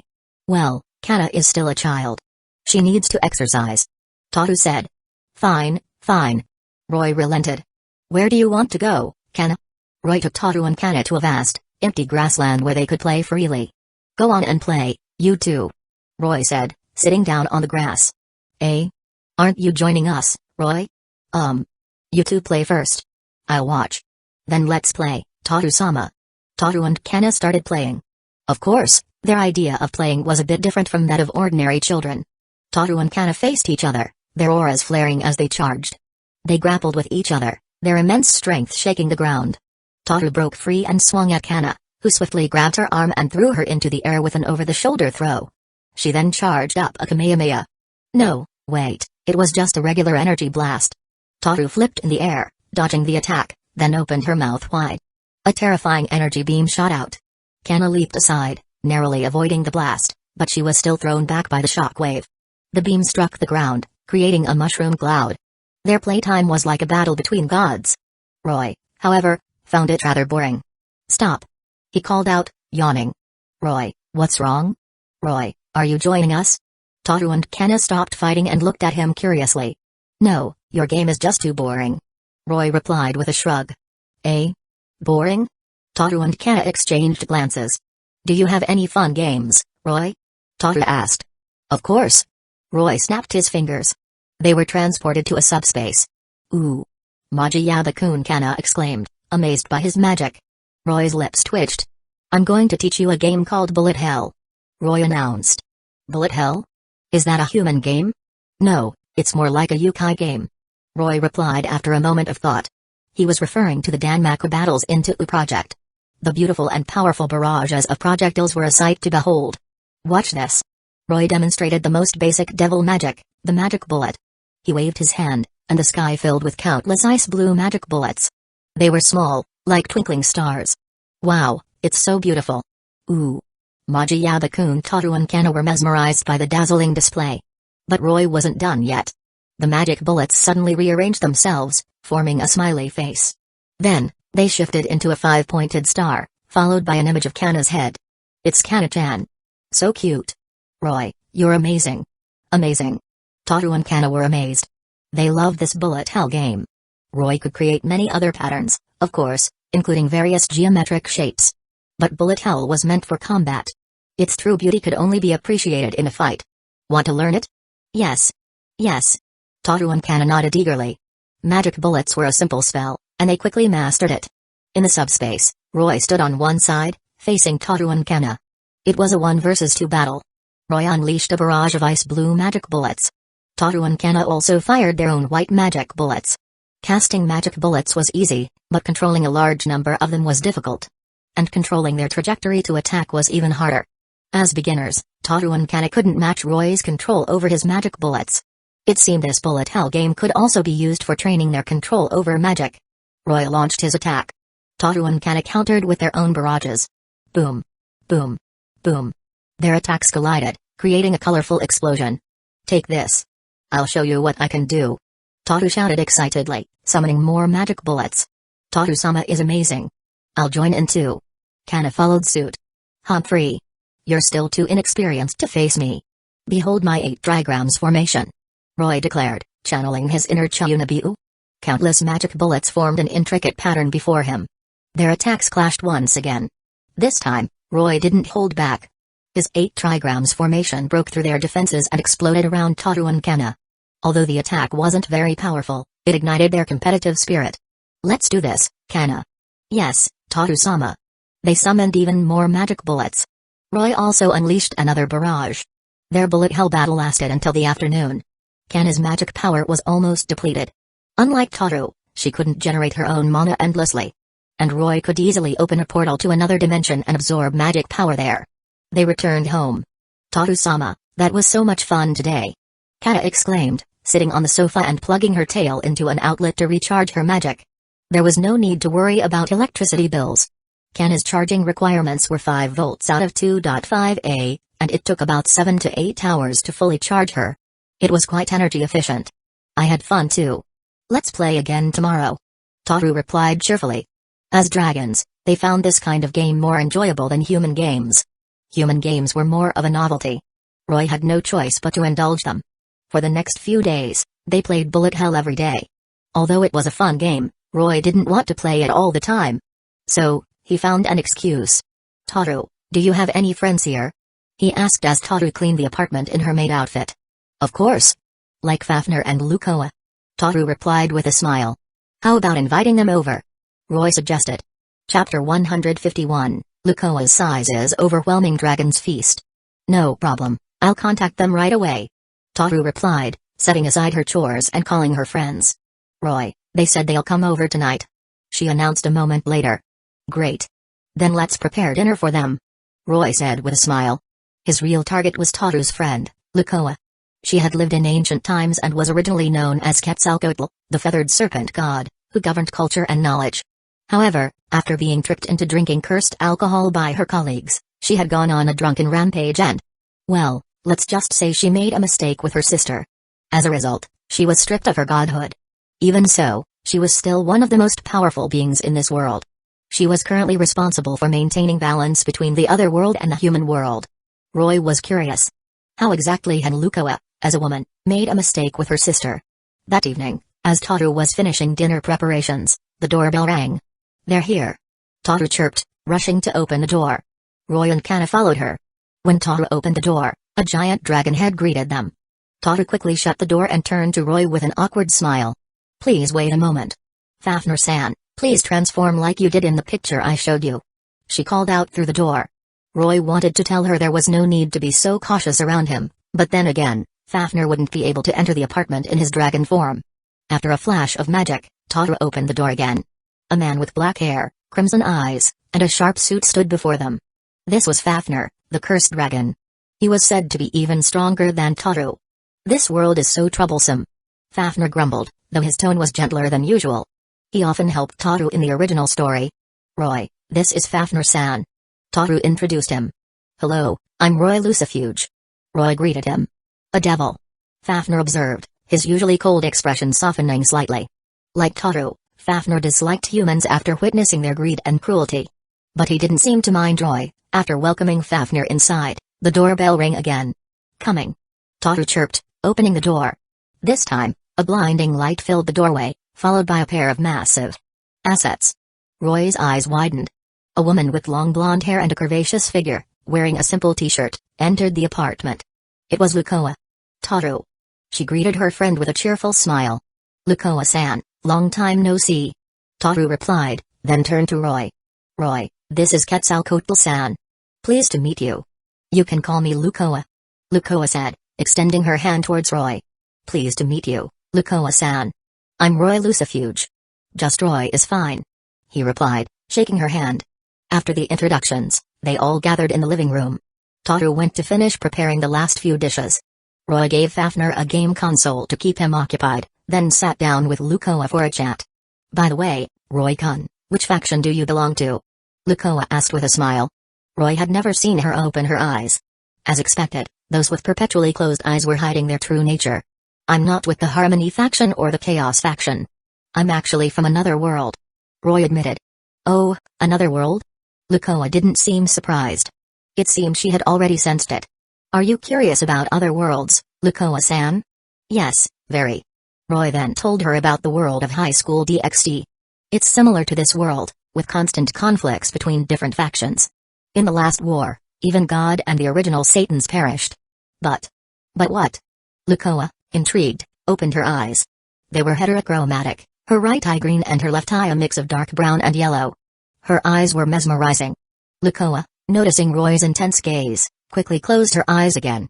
But unlike this world, the factions in my world coexist with humans. We're inseparable. Really? Lukoa was surprised. In this world, both the Harmony and Chaos factions look down on humans. And most of the Chaos faction members despised humans and wished to eradicate them. Yes. Roy confirmed with a nod. So, Roy-kun, what's your purpose in coming here? Lukoa finally asked the question that had been on her mind. She had sensed Roy's presence as soon as he arrived in this world. After all, if someone with his power intended to destroy this world, she, as the guardian of balance, would have to intervene. Roy, sensing her concern, chuckled. Don't worry, I'm not interested in destroying worlds. I came here by chance. But I might take Tohru with me. His half-truth reassured Lukoa. Tohru used to be such a gloomy child. It's all thanks to you that she's so cheerful now. Lukoa commented, glancing at Tohru, who was happily preparing food in the kitchen. I'm glad I met Tohru too. By the way, Lukoa-san, where are you staying now? Roy suddenly asked. I don't have a place to stay at the moment. Lukoa replied with a smile. Roy remembered that in the original story, Lukoa had been invited by Tohru. And on her way back, she had stumbled upon Shouda's house while he was performing a summoning ritual. So, she was currently homeless. Roy's eyes lit up. Why don't you stay here, Lukoa-san? We have plenty of rooms. And you're good friends with Tohru. You must want to spend more time with her, right? Lukoa considered his offer for a moment, then agreed. Sure, I wouldn't mind that. After all, I don't have anywhere else to go. For a long-lived dragon like her, staying at a friend's house for a few decades was nothing. Dinner is ready. Tohru announced, bringing in the food. I'll help you with that. By the way, Tohru, I've invited Lukoa-san to stay with us for a while. Roy informed her. Eh? Tohru puffed out her cheeks, a bit jealous. Don't be jealous, Tohru. Lukoa-san doesn't have a place to stay right now. She came all the way here to see you. You can't just send her away, can you? Roy whispered in her ear. Okay. Tohru agreed after a moment of thought. I knew you were understanding, Tohru. Roy praised her. Really? Tohru blushed. Of course. Now, let's serve the food. Roy said with a nod. Okay. Lukoa-san, dinner is ready. Let's eat. Roy invited her. Sure. Lukoa smiled. Would you like some alcohol? I have some excellent wine. Roy offered. He usually didn't drink alcohol, preferring the Takano maid. This wine was something he had taken from the Greenery mansion. Alcohol? Lukoa's smile vanished, and she opened her eyes. I wouldn't mind some, but I have to check it for curses first, she said. The atmosphere became a bit awkward. Fortunately, Tohru arrived with the food. Lukoa-san was once stripped of her godhood because of alcohol. Her colleagues tricked her into drinking cursed alcohol, and then she drunkenly. Tohru began to explain. Tohru, stop. Lukoa quickly interrupted her. Tohru really had no filter. If it were anyone else, they would have been eliminated by now. It's all right. Let Lukoa-san check it. Roy said with a wave of his hand. He wasn't worried. There was nothing wrong with his wine. The table was soon filled with food, and they all enjoyed the feast.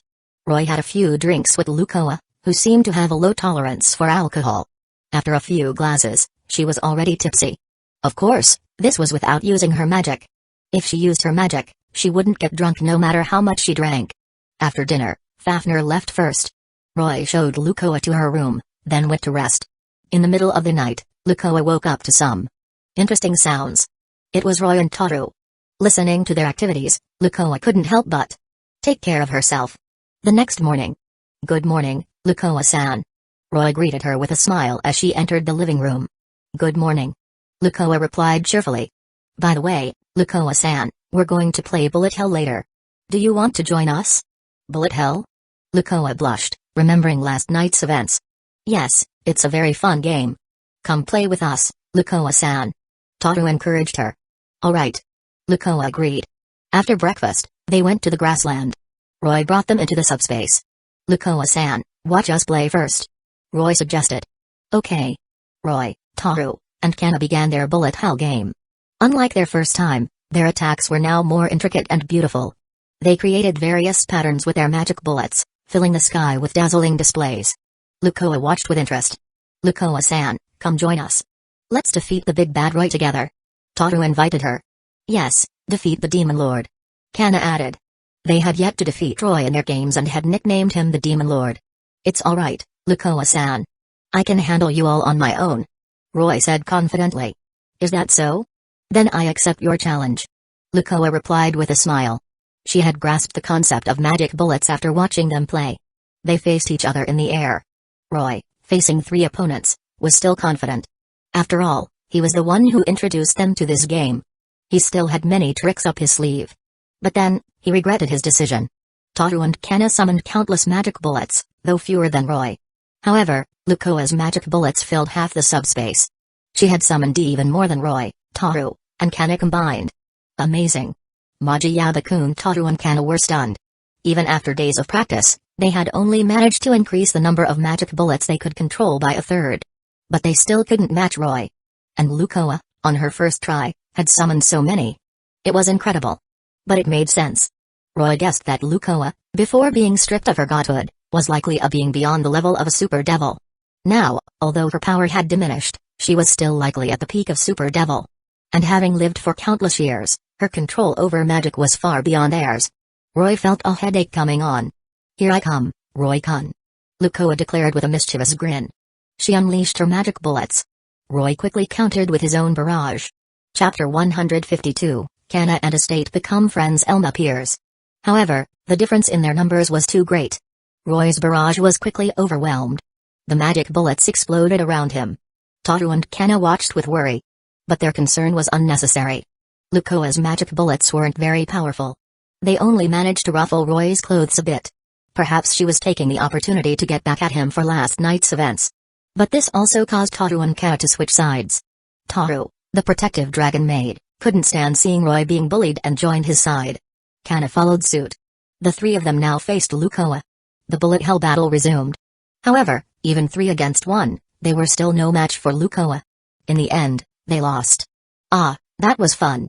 Lukoa said with a satisfied stretch. Beings of their level rarely fought seriously. Lukoa couldn't remember the last time she had gone all out.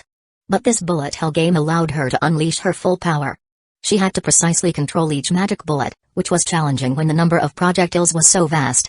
Compared to the relaxed Lukoa, Roy, Tohru, and Kanna were exhausted. Humphrey. We won't lose to you next time. That's right, I won't lose either. Tohru and Kanna's eyes burned with competitive fire. Roy snapped his fingers, and their appearances were instantly restored. Lukoa-san, you're truly powerful. Roy said with admiration.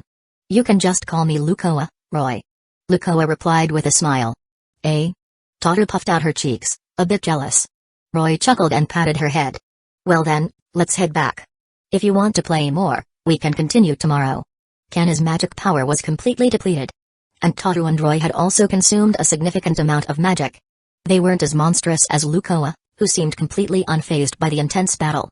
Within a few days, Lukoa had fully integrated into their household.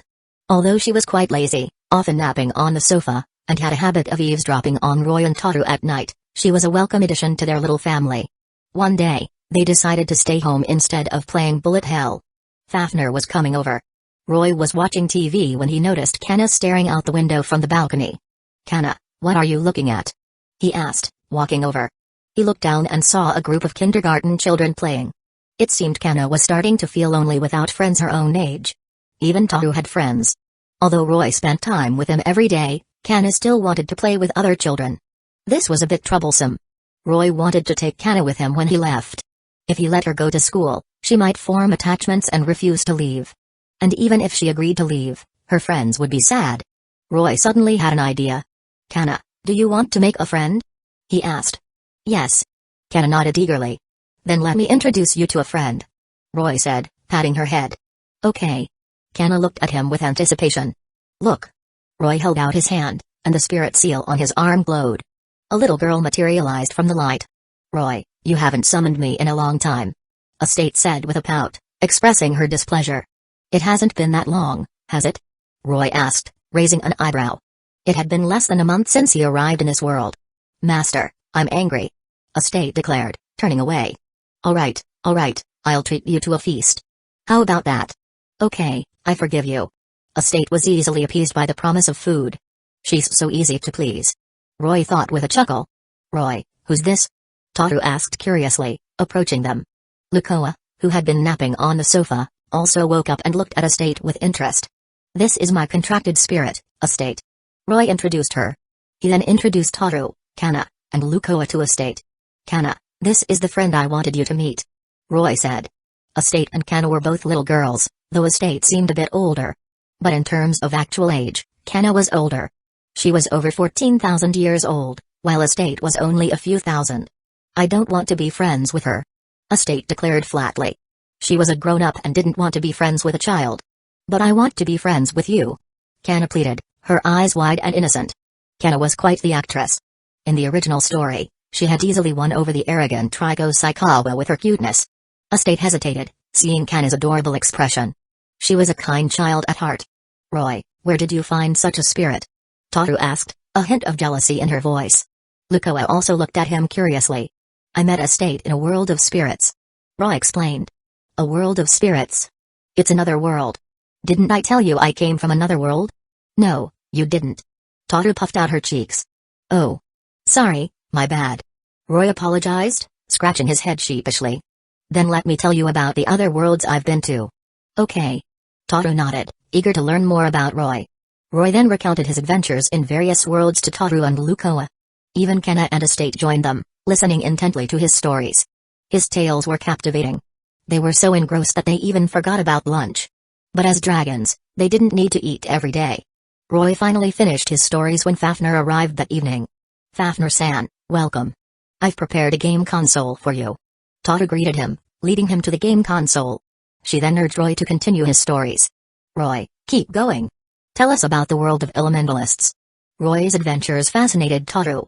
Even Lukoa and Kanna were captivated. Tohru, Fafnir-san came all the way here to see you. Are you going to let him play games alone?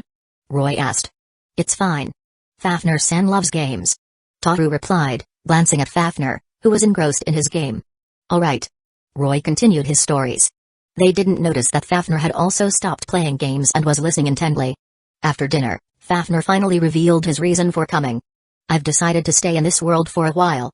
He announced. Are you serious? I don't recommend it. Can you even live with humans? Tohru asked in surprise. If you can do it, so can I. Fafnir replied flatly. Then stay at. Ahem. Roy interrupted Tohru. Unlike Lukoa, he didn't want Fafnir staying with them. Fafnir-san, if you want to stay here, I can help you find an apartment. That way, you won't have to live with humans. In the original story, Fafnir had gotten along well with the otaku, Makoto Takaya. But there was no one like that here. If Fafnir lived with someone he didn't know, it could be dangerous. But Fafnir also had the potential to be an otaku. All he needed was a computer. Thank you. Fafnir said to Roy. Don't mention it. You're Tohru's friend. I'm glad I could help. Roy replied with a shrug.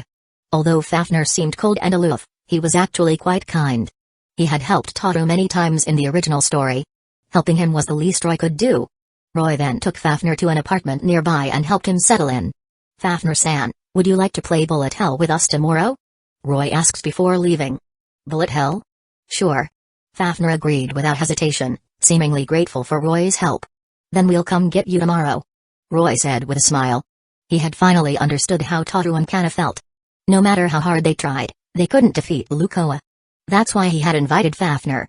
In the original story, Tohru and the other dragons had gone wild playing a simple game of dodgeball. This bullet hell game was even more exciting, and Tohru and Kanna had been having a blast playing it. After all, dragons were secretly violent creatures. The next day, Roy and the others picked up Fafnir and went to the grassland. Fafnir was immediately intrigued by the game and joined their team against Lukoa. However, even with his help, they still couldn't defeat her. After all, Lukoa was incredibly powerful. In the original story, she had claimed to be stronger than all the other dragons combined. Time passed. After taking Tohru and Kanna to a comic convention and a beach vacation, Roy finally had some time to relax. One day. Roy, I'm hungry. Kanna said, climbing onto Roy, who was lounging on the sofa. "Oh, then ask Tohru to make lunch," Roy replied, patting her head. I want Roy to cook." Kanna whined, nuzzling him. Roy chuckled. Okay, get off me so I can get up." "Okay." Kanna agreed cheerfully and climbed down. "Roy, I want head pats too," Tohru whined, seeing Kanna acting cute. All right. Just then, they all turned towards the source of a sudden commotion. Boom. Something crashed through the wall and landed before them. They all remained calm, unfazed by the sudden intrusion. As the dust settled, a girl with a trident appeared. She had dark purple hair, blue eyes, a single horn on her forehead, and a blue tail. This was Elma. "I didn't expect you to escape to this place, Tohru," Elma said coldly. "Have you forgotten the rules? Dragons disrupt the order of this world. Come back with me." "Humphrey. You're still the same stubborn old stick in the mud." "But I'm not going back," Tohru retorted. "Tohru-sama and Elma-sama don't get along," Kanna explained to Roy. "That's not necessarily true," Roy said with a chuckle. Chapter 153, Tohru vs. Elma. Roy knew their story. Tohru and Elma had once been close friends for decades. But due to differing beliefs, they had a falling out and parted ways. However, they still cared for each other deep down.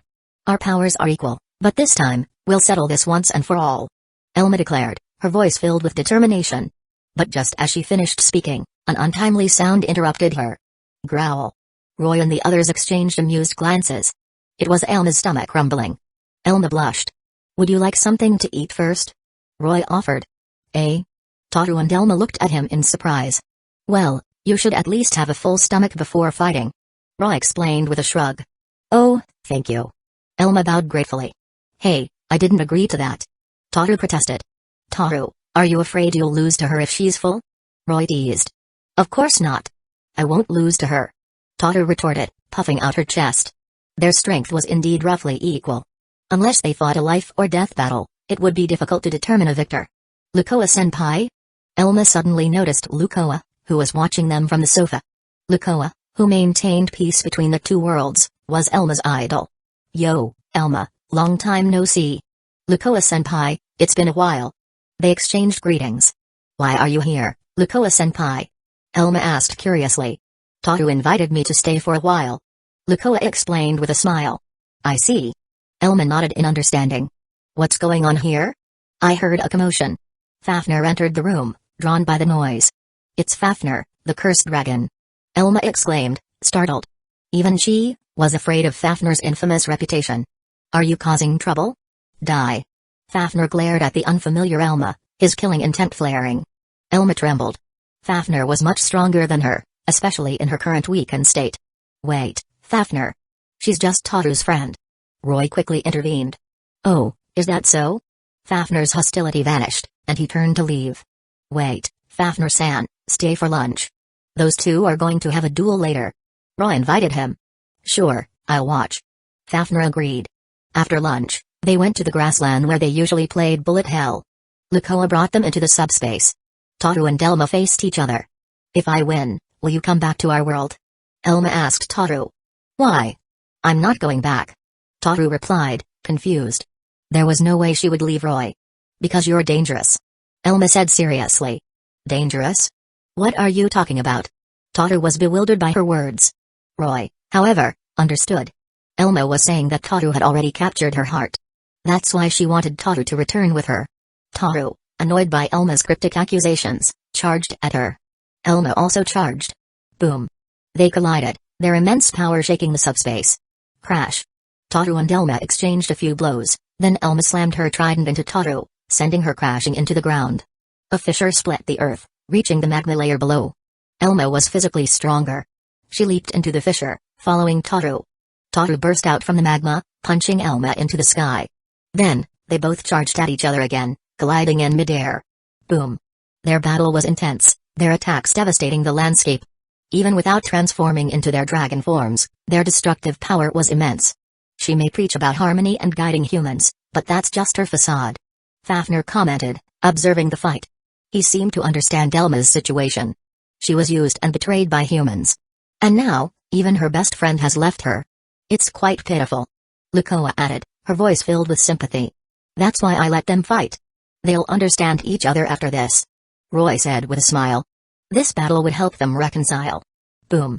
They clashed again. I haven't done anything wrong. I never intended to harm any humans. Why are you so persistent? Tohru roared, tearing off her maid headband and glaring at Elma. Elma also removed her coat, revealing her swimsuit-like attire. You used to despise humans when they worshipped you. Why are you so reluctant to leave the human world now? She retorted. They continued their argument as they fought. Elma spun her trident, unleashing a barrage of magic bullets. Tohru dodged. Because I've found my partner. She shouted. What? You found a partner? Elma's eyes widened in disbelief. Yes, so I'm not going back with you. And stop bothering me. Tohru declared coldly. Roy winced. Tohru's words were harsh. She had bluntly rejected Elma without even knowing the reason for her pursuit. This would hurt Elma. As expected, Elma trembled, her eyes filled with tears. She charged at Tohru in anger, throwing her trident. Boom. The explosion sent them both flying into the air. Elma grabbed Tohru's clothes, her voice thick with emotion. Why did you find another partner? We were so happy together. When I heard you were dead, do you know how scared I was? And when I finally found you, you were so cold to me. And you said you have a partner. Can't you come back with me? Like before? Elma poured out her heart. Tohru was stunned. She finally understood why Elma was so persistent. Their friendship had deepened into something more. Roy sighed. He hadn't expected Tohru to be such a heartbreaker. She had completely captivated Elma. Tohru, also surprised by Elma's confession, gently patted her head. I'm sorry. I understand your feelings now. Let's be good friends again, like before. Elma's eyes lit up. But let's finish our match first. Tohru said with a smile. Okay. Elma nodded. They clashed again. But this time, their fight was less destructive, a simple hand-to-hand combat. They had vented their emotions earlier. Their battle lasted for hours. Finally, as the sun began to set, they collapsed from exhaustion. Tohru. What? I won. Buy me dinner. Elma said, panting. No, I won. You should buy me dinner. Tohru retorted. No, I won. Elma insisted, acting like a spoiled child. No, I did. Tohru also started rolling on the ground. Roy face-bombed and approached them. How about I treat you both to dinner? He offered. It's you, the one who stole Tohru. I won't forgive you. Elma glared at him with hostility. Elma, don't be rude to Roy. Tohru scolded. Elma looked at her with a hurt expression. Tohru, it's okay. Roy said, then turned to Elma with a smile. Elma, I'll double the food tonight. Want to come? Gulp. Elma swallowed hard. As a glutton, she couldn't resist the temptation of food. For Tohru's sake, I'll agree. Roy smirked. Back at the apartment, Roy prepared a feast. Elma, seeing the delicious spread, instantly forgot about her animosity towards Roy. So this is the unyielding Elma. Roy thought, amused. Ah. Kanna suddenly offered him a piece of fish. Oh, thanks. Roy took the fish and fed Kanna a piece of meat in return. Estate also tugged at his sleeve and offered him some vegetables. Roy ate the vegetables and fed Estate some meat. Then, it was Tohru's turn, her eyes sparkling with anticipation. By the way, Elma, you don't have a place to stay, do you? How about staying here? Roy asked. I disagree. Tohru immediately objected. Why? Didn't you two make up? Roy was surprised. Well, yes, but. Tohru stammered, unable to explain. Elma, what do you think? Will there be delicious food every day? Elma asked, her eyes shining. Of course. Then I agree. But that doesn't mean I forgive you for stealing Tohru. Elma declared. She couldn't resist the allure of good food. It's all right. You can still be with Tohru if you live here. That's true. Elma nodded eagerly. Why are we letting her stay here? Tohru grumbled. Well, it's your fault, Tohru. Roy teased. Chapter 154, New Year's Celebration Operation Lukoa. With Elma joining them, their home became even livelier. And thanks to Roy's food strategy, Elma no longer held any animosity towards him. Several months passed, and New Year's Eve was approaching. The girls seemed reluctant to leave the warmth of their cozy home in this cold weather. They were all curled up by the kairetsu, enjoying the warmth. It's New Year's Eve. Do you want to go out? Roy asked, seeing their lazy attitudes. It's too cold. I don't want to move. Me neither. It's so comfortable here by the kairetsu. Roy is so warm. Roy sighed. Did dragons hibernate too? It's a shame. I bought new clothes for everyone. It seems you won't have a chance to wear them. He said, feigning disappointment. Eh? Kanna, Elma, and the others looked up. New clothes? I want to go. Kanna was the first to react, raising her hand eagerly. Me too. Me too. Tohru also jumped up, her lethargy forgotten. Do I have a gift too? Lukoa asked with anticipation. Of course, everyone has one. Roy replied, taking out the New Year's outfits he had prepared. Wow. They're so pretty. Go and change. We'll head out once you're done. It's New Year's Eve. The streets will be lively. Roy said, handing them their clothes. This one is for you, Lukoa. Roy handed her a larger kimono. Is this just for me? Lukoa asked, surprised and pleased. Yes, I couldn't find any clothes that would fit you, so I had this one specially made. Roy explained. Lukoa's figure was exceptional. It was difficult to find clothes that fit her. Tohru pouted, seeing that Lukoa had a special gift, but Roy's recent training had lessened her jealousy. Roy, I'm done. Kanna was the first to emerge, wearing a beautiful kimono and her hair styled in a bun. She looked adorable. Kanna, you're so cute. Roy exclaimed, pulling her into a hug. Roy, I want a hug too. Tohru, who had also changed, joined them. A state followed suit. Soon, all the girls were hugging and nuzzling Roy. Even Lukoa and Elma joined in. Alright, let's go. Roy announced after a while. They headed out. The streets were crowded with people celebrating New Year's Eve. I couldn't resist the warmth of the Kototsu these past few days. It's nice to go out for a change. Tohru said, clinging to Roy's arm. Lukoa clung to his other arm. Yes, it's warm like this. She added with a smile.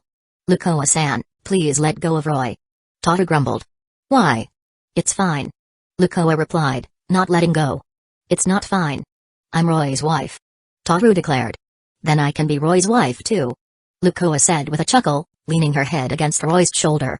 Roy looked at her, unsure if she was serious. No way. Roy only needs me as his wife. Tohru insisted, glaring at Lukoa. That's not certain. Lukoa countered, wagging her finger. Then I can be Roy's wife too. I'm at the age where I should be finding a partner. Elma chimed in. Elma, absolutely not. Tohru spread her arms protectively before Roy. Why not? Isn't it normal for strong males to have multiple partners? Elma asked, confused. From her perspective as a dragon, it was perfectly natural. Well. Tohru was speechless. Elma was right. In their world, powerful males often had multiple partners. Even male dragons were like that. Anyway, I won't let you have Roy. Tohru declared, tightening her grip on Roy's arm. Don't worry, Tohru. We'll be together forever. Roy reassured her with a gentle smile, patting her head. Okay. Tohru nodded, her worries momentarily forgotten. Roy felt that the time was ripe. If he asked Tohru to form a contract with him now, she would undoubtedly agree. But he decided to wait. He glanced at Lukoa and Elma. Elma wasn't a problem, but Lukoa was a different matter. She had a responsibility to maintain balance between the two worlds. Convincing her to leave wouldn't be easy. But he was determined to have her. Not only was she a world-class beauty, but her power would also be a great asset. If he could contract her, he might even be able to break through to the next level. And even if he didn't, he could still reach that level by contracting Aphis when he returned home. Roy smirked, his mood improving. Look, they're selling sweets over there. Let's go check it out. Tohru suddenly exclaimed, her eyes lighting up. Elma also seemed eager. They all went to explore the stalls. It was New Year's Eve, and the streets were filled with vendors. They stopped at a stall selling a mosaic, a sweet, non-alcoholic drink. Roy bought a cup for each of them. It's so sweet. Delicious. This brings back memories. The girls enjoyed their mosaic. Lukoa, you like to drink, don't you? Roy asked casually. Yes, I used to drink a lot. It's nostalgic. Lukoa replied, opening her eyes for a rare moment, a hint of sadness in her gaze. Oh, is it because you got drunk and... Tohru began. Don't say it. Lukoa quickly covered Tohru's mouth. Is that what it is? Lukoa, if you don't mind sharing, we might be able to help. Roy offered with a smile. He had an idea. If he wanted to take Lukoa with him, he had to address this issue. Lukoa closed her eyes again, her expression unreadable. If I need your help, I'll let you know, she said after taking a sip of her mosaic. She had been cursed by her colleagues, causing her to make a mistake with her sister and resulting in her being stripped of her godhood and banished to the human world. She couldn't forget such a grudge. But without her divine power, she couldn't take revenge. Her enemies were gods. She didn't believe even Roy could help her. It seemed she would never be able to avenge herself. Roy smiled wryly, hearing her dismissive response. It seemed gaining Lukoa's trust wouldn't be easy. Roy, what's that? Elma asked, tugging at his sleeve and pointing to a stall. That's a Mikiji, fortune-telling. Do you want to try it? Roy explained. Sure. The girls found it interesting and each drew a fortune slip. Let me see. Kanna, you got excellent luck. Roy announced, looking at Kanna's slip. Ooh. Majiyaba-kun, Kanna cheered, although she didn't understand what it meant. And mine. Estate also handed him her slip. Excellent luck too. Roy chuckled, patting her head. Elma and Lukoa also drew excellent luck. They were quite lucky. Roy drew a slip for himself. It was also excellent luck. Roy, look at mine. Tohru exclaimed, handing him her slip. Let me see. It was Great Curse. Roy was surprised. It seemed Tohru's father was coming. But Roy wouldn't let him take her away. Although it's a great curse, with me here, everything will be fine. He reassured her. Okay. Tohru nodded, trusting his words, though she didn't understand what a great curse meant. Just then, the crowd started counting down. 20. 19. 18. 17. Roy, what are they doing? Tohru asked, confused. The year is about to end. Time flies, doesn't it? Roy said with a sigh. Tohru understood and joined the countdown. 4. 3. 2. 1. Everyone shouted the last few seconds together. Happy New Year, Tohru. Roy said with a smile. Happy New Year. Tohru replied. Roy then turned to Lukoa, Elma, and Kanna. Happy New Year, everyone. Happy New Year. They exchanged greetings. Tohru and Kanna found this human custom quite interesting. It was their first time celebrating New Year's Eve. The next morning. Lukoa, have you seen Tohru? Roy asked, entering the living room. She went out to buy groceries. She said she wanted to make a delicious lunch. Lukoa replied. Oh, I see. Roy sat down on the sofa and was about to turn on the TV when Lukoa suddenly approached him. She hugged his head, her ample bosom pressing against his face, making it hard for him to breathe. Thank you, Roy. She whispered. For what? Roy asked, confused, then instinctively wrapped his arms around her waist. Because of what happened in the past, I was forced to leave my home. And every time I settled somewhere, I was afraid to stay too long, afraid of getting attached. Lukoa explained. Roy hugged her tighter. Are you leaving? No, Roy. I'm grateful to you. You've made me feel at home. Lukoa replied. Lukoa Nisan, we've always considered you family. Roy said. Nasan? Lukoa tilted her head, the word seeming to trigger a memory. Yes, Lukoa Nisan, you're like an older sister to us. Roy added with a smile. Lukoa nodded happily. Then, Lukoa Nisan, can you tell me about what happened in the past? Roy asked, seizing the opportunity. Lukoa's smile faltered. I can't tell you about that yet, she said, burying Roy's head in her chest. Roy didn't press further. It seemed Lukoa still didn't trust him enough. Chapter 155, Tohru father is here facing the Dragon Emperor. I'm home. Tohru announced, returning from her shopping trip. Welcome back. Tohru, what are all those things? Roy asked, opening the door and looking at the strange items she was carrying. Ah, these. Tohru placed a pile of things on the table. Kanna and Estate rushed over, curious. What kind of egg is this? Kanna asked, picking up an egg the size of her head. It's a griffin egg. What about this? Estate asked, holding up a bottle. That's water from the spirit world. I wanted to use it for cooking, but I had a bit of a fight with some spirits, so I kind of stole it. Tohru admitted sheepishly. And this is minotaur meat and some exotic fruits. Roy's lips twitched. It seemed Tohru had gone on a thieving spree. Tohru, if you need ingredients, just ask me. I have a lot of food from other worlds. Roy said, retrieving some ingredients from his storage magic. What's this? Kanna asked, picking up an egg. That's a chancy egg. It's delicious. Roy explained with a smile. Roy, what's this? Tohru held up a large drumstick-shaped piece of meat. That's danger beast meat. It's quite tasty. Roy replied. It was the meat of a bull like danger beast he and Akam had hunted. Akam always insisted on hunting those whenever they went out. And this rice and these vegetables are from the elemental spirit world. They're offerings for the elemental lords, so they're much better quality than ordinary ones. Roy explained, showing them the last of the ingredients. Amazing. With these, I can make an amazing lunch. Tohru declared, her eyes sparkling with excitement. Then go for it. Roy cheered her on. Tohru started preparing the ingredients, and Elma was also recruited to help. Soon, a delicious lunch was ready. Tohru was a talented cook, and she had prepared the rare ingredients perfectly. Roy also invited Fafnir, who had been staying at home all day. Just as they were about to start eating, a powerful aura suddenly erupted in the city. Ordinary people felt a sense of oppression.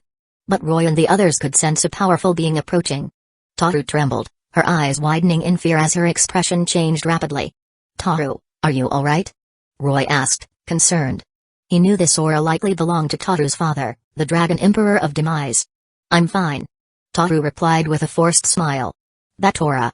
It must be Tohru's father," Fafnir said grimly. "Tohru, even your father can't take you away from me," Roy declared, taking her hand and squeezing it reassuringly. Tohru's anxiety subsided, replaced by determination. "Okay." She nodded. They flew into the sky. Soon, the Dragon Emperor of Demise found them. He was an old man with a stern expression and a long beard. His aura was oppressive, but it softened slightly as he noticed Lukoa. "Father. You know why I'm here, don't you?" The Dragon Emperor said coldly, not even acknowledging that Tohru was still alive. In their world, it was widely believed that Tohru had been killed by a god. Even Elma had come here because of that news. Tohru lowered her head, remaining silent. "Come back with me, Tohru. You don't belong here," her father commanded. Tohru opened her mouth to speak but hesitated under her father's imposing presence. "Who says she doesn't belong here?" Roy stepped forward, shielding Tohru and facing her father. "Tohru is happy here. She won't go back with you." "A devil?" The Dragon Emperor glanced at Roy with disdain, then turned to Lukoa. "Lukoa-sama, you won't interfere, will you?" "Me? Of course not," Lukoa replied with a smile. The Dragon Emperor then looked at Fafnir and Elma, ignoring Kanna and Estate. "You won't stop me either, will you?" he asked. "Of course not," Fafnir and Elma replied. They had agreed to this beforehand, thanks to Roy's persuasion. "Father, I want to stay here. Please understand." Tohru finally spoke up. "I told you, you can't interfere in this world. Come back with me," her father said coldly. Tohru, seemingly fed up with his harsh tone, retorted, "No. That's not your decision to make." The Dragon Emperor glanced at Lukoa. "You understand, don't you? She can't stay in this world. We can't let her disrupt the order here." His voice softened slightly. Although he was strict with Tohru, he still cared for her. "I still want to stay here. Because I've found my home here," Tohru declared, looking at Roy with a loving smile. "Tohru, that's enough. Let me handle this," Roy said gently, pulling her into his arms. He had seen her determination. It was time for him, as her husband, to step up. The Dragon Emperor, witnessing this scene, glared at Roy with killing intent. "Dragon Emperor of Demise. No, I should call you father-in-law," Roy said with a smile. "Tohru is my wife now. She'll be staying here with me. She won't go back with you." The Dragon Emperor's rage flared. Anyone would be angry if they suddenly learned their daughter was married. "I know I can't convince you with words. Then let's settle this with a fight," Roy declared. "If I win, you can't force Tohru to go back. If you win, Tohru will return with you, and I'll submit to your judgment." "Roy." Tohru looked at him with worry. "It's all right, Tohru," Roy reassured her, patting her head, then looked back at the Dragon Emperor. "So, what do you say? Follow me. This place is too small for us to fight," the Dragon Emperor said, his anger somewhat subdued. He opened a portal to a separate dimension and flew through it. "Roy, my father is very strong." Tohru's voice was filled with concern. "This isn't wise. Even all of us together are no match for the Dragon Emperor of Demise," Fafnir warned. He was clearly excluding Lukoa from that statement. "Yes, you can't defeat him," Elma added bluntly. Roy chuckled. He knew how powerful the Dragon Emperor was. As the leader of the Chaos faction, his strength was second only to Lukoa's. But that wouldn't make Roy back down. "Don't worry, everyone," Roy reassured them, patting Tohru and Kanna's heads. "It's time for you to witness my true power." He glanced at Lukoa, then flew towards the portal. Tohru and the others followed. In the dim subspace, the Dragon Emperor of Demise was waiting for them. "Devil, I admire your courage, but courage alone isn't enough to be worthy of my daughter," he said coldly. "My strength may not be enough yet, but it's more than enough to protect Tohru in this world," Roy replied calmly. As long as no gods intervened, his statement was true. And even if they did, he could still escape this world. "Humphrey. Then prove it to me." With a flash of light, the Dragon Emperor transformed into a massive red dragon, his aura shaking the dimension. He was even larger than Tohru. Roy smirked. "Ren," he called out softly. The dark purple spirit seal on his left arm glowed. A girl with black hair, golden eyes, and large black wings appeared beside him. It was Ren Ashdol, the Dark Elemental Lord. "Ren, I need your power." "Yes, use me." Ren replied with a smile. She transformed into the Sword of Piercing Truth. Roy grasped the sword, and a powerful aura erupted from him, causing the sky to darken and the ground to tremble. "Oh? Is this your true power?" the Dragon Emperor asked, finally taking Roy seriously. His eyes widened in shock as he realized that Roy was less than 20 years old. A devil, not even 20, possessing power rivaling his own. The Dragon Emperor was stunned. He had lived for millions of years to achieve his current strength. He no longer opposed Roy being his son-in-law as much. But his expression remained unchanged. There were matters to settle first. Roy. Tohru and the others looked at him with worry. Roy and the Dragon Emperor charged towards each other. The Dragon Emperor opened his maw, gathering a terrifying amount of energy. A powerful beam of energy, capable of distorting space itself, shot towards Roy. Roy simply dodged the attack with a sidestep. He appeared before the Dragon Emperor in an instant and swung his sword. The seemingly simple attack seemed to tear through space itself. The Dragon Emperor didn't dare underestimate it. He conjured several magic circles for defense and charged another energy beam. Crack! Roy's sword effortlessly sliced through the magic circles. Boom! A wave of dark energy erupted from the sword, carving a deep chasm into the ground. This attack, enhanced by Ren's true darkness, was incredibly powerful. It was the first time Roy had used Ren's full power, and he was surprised by its destructive potential. Fortunately, the Dragon Emperor managed to dodge at the last moment. He was drenched in a cold sweat. That terrifying darkness had threatened his very existence. If he hadn't dodged, he would have been killed instantly. What kind of monster is this? He wondered, his heart filled with shock. He, the leader of the Chaos faction, couldn't even withstand a single attack from this young devil. Chapter 156, The Emperor of Demise's defeat. Ilulu makes her entrance. Tohru and the others, who had been watching anxiously, were stunned. He's so strong. Elma stammered, staring at the chasm in the ground. Magekyō Kanna could only express her shock with her usual catchphrase. "That's Roy's power? Amazing!" Tohru exclaimed, jumping up and down excitedly. "Even a god? No, it's still not enough to defeat a god." Lukoa said, her eyes filled with a mix of hope and worry. The power of gods wasn't that simple. "Father-in-law, shall we continue?" Roy asked with a smirk. "I've lost. There's nothing more to say." The Dragon Emperor replied, turning away. "Please take good care of Tohru." With that, he spread his wings and flew away. "Don't worry, father-in-law. I'll take good care of Tohru," Roy shouted after him. The departing Dragon Emperor smiled slightly, hearing his words. "Roy." Tohru's joyful voice called out. Roy turned around and was immediately tackled by Tohru, who wrapped her arms around him tightly. "Ha ha ha." Tohru giggled, burying her face in his chest. Roy couldn't help but smile. "Thank you, Roy. It's what I should do, Tohru. But shouldn't you change how you address me now?" "Eh? You can call me husband now," Roy explained. "Of course, if you want to call me hubby. I wouldn't mind either," he teased, looking at the blushing Tohru. "Husband." Tohru mumbled, her voice barely audible. If Roy didn't have such good hearing, he wouldn't have heard her. He couldn't resist kissing her. Lukoa and the others, watching from a distance, felt a pang of jealousy. Back at the apartment. "The food is cold. What do we do now?" Tohru wailed, seeing the feast she had prepared. Of all times for father to show up, he had to came right when lunch was ready. She grumbled, blaming her father for the cold food. "We'll just have to reheat it," Roy said with a sigh. "Leave it to me," Lukoa offered with a smile. "Eh?" Tohru looked at her curiously. Lukoa waved her hand over the dishes, and they instantly became warm again, as if they had just been cooked. She had used her time magic to rewind the food back to when it was freshly prepared.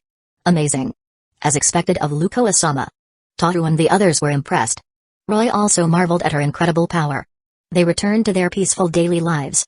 Roy spent his days with Tohru and Kanna, going shopping, exploring the city, and occasionally playing bullet hell in the subspace. He was now waiting for the last dragon, Ilulu, to appear so he could take them all back to his world. Elma, the ultimate glutton, had already fallen for his food strategy. Lukoa also had feelings for him. He just needed the right opportunity to make his move. One day, as Roy was relaxing on the sofa, enjoying a lap pillow from Tohru, he heard a news report on TV. This morning, a large-scale mudslide occurred in the 20 district. It seems an entire mountain was partially destroyed. The screen displayed an image of a mountain with a chunk missing from its side. Roy's eyes lit up. She's here. Tohru, seeing the destroyed mountain, was furious. That mountain holds precious memories for us. Who destroyed it? She roared. When I find the culprit, I'll tear them to pieces, send them to hell, and feed them to a chimera. She even extended her claws menacingly. Let's go find the culprit, Roy said, sitting up. Yes. Elma went out this morning. Could it be her? And I haven't seen Fafnir in a few days. He's suspicious too. Tohru speculated. It's a good thing Lukoa is out today. Otherwise, she would have punished Ilulu for causing such destruction. Roy thought. They went to Fafnir's apartment first. I was busy playing games. I didn't have time to destroy anything. Fafnir replied flatly when Tohru questioned him. Tohru gave up. She knew Fafnir wouldn't lie about such a thing. They then went to look for Elma. They found her enjoying some taiyaki. Suddenly, she was punched in the face and sent flying. Why did you hit me, Tohru? Elma asked, confused. It was you. You destroyed that mountain, didn't you? Tohru accused, pointing at her. Huh? Elma was bewildered. They could also see the damaged mountain from where they were. Seeing the mountain, Elma understood. I was wondering about that this morning. So it wasn't you? Tohru asked. Of course not. Elma retorted. That mountain was clearly destroyed last night, the news only reported it this morning. That's true. It can't be you then. Tohru agreed, stroking her chin. Of course it wasn't me. Elma grumbled, rubbing her sore cheek. All right, Elma, I'll buy you some pudding later, Roy said, patting her head to comfort her. You promise? Elma's eyes lit up. Yes, I promise. Roy chuckled. Then who did it? Tohru wondered. It was me. A voice came from the sky. Tohru and Elma looked up. A girl with red hair, horns, and a black robe descended from the sky. Ilulu. Tohru and Elma's expressions hardened. Hello. Ilulu greeted them with a sweet smile that held a hint of malice. Elma quickly cast a spell to prevent humans from noticing them. Such a beautiful city, filled with happy humans. It would be fun to destroy it, wouldn't it? You're a member of the Chaos faction, yet you're friendly with humans? You must be my enemy. Ilulu opened her robe, revealing her red claws and a large pouch on her chest. As a fire dragon, she stored her flames in that pouch. In her human form, the pouch was large and white, even larger than Lukoa's. Assets. Tohru's temper flared, upon hearing Ilulu's words. The ground beneath her feet cracked, and she charged towards Ilulu. Ilulu also charged. Boom. They collided with a powerful impact. Tohru kicked Ilulu high into the air, then followed her, and they began to brawl. That's Ilulu, the most radical member of the Chaos faction. She loves destruction. She must have followed Tohru here. She wants to destroy this world. Elma explained to Roy, assuming he didn't know Ilulu. Roy, of course, knew Ilulu. In fact, he knew her better than anyone. Ilulu was an extremist of the Chaos faction, driven by a desire to destroy. She had once played happily with human children, but after her parents were killed by humans, she developed a deep hatred for them. She had the ability to change people's gender and had even turned Kobayashi into a man in the original story. Due to her lack of control over her powers, her hands remained dragon claws in her human form. If she forced them to transform into human hands, they would become a mass of tiny hands, like Doraemon's, which could still grasp objects. Those with trypophobia, however, should avoid looking at them. In terms of strength, Ilulu was no match for Tohru. But in a city, Tohru would have to hold back to avoid harming humans. Roy wouldn't let Tohru get hurt like in the original story. Snap. He snapped his fingers, and they were transported to the subspace. Tohru, don't hold back, Roy instructed. Tohru looked around, then smiled. She could finally unleash her full power. Ilulu flew above Tohru, charging a powerful attack, her flame pouch glowing brightly. Tohru also charged an energy beam in her mouth. They both fired. The two beams collided. Boom. It wasn't an even match. Tohru's beam easily overpowered Ilulu's and struck her. Boom. A massive explosion erupted.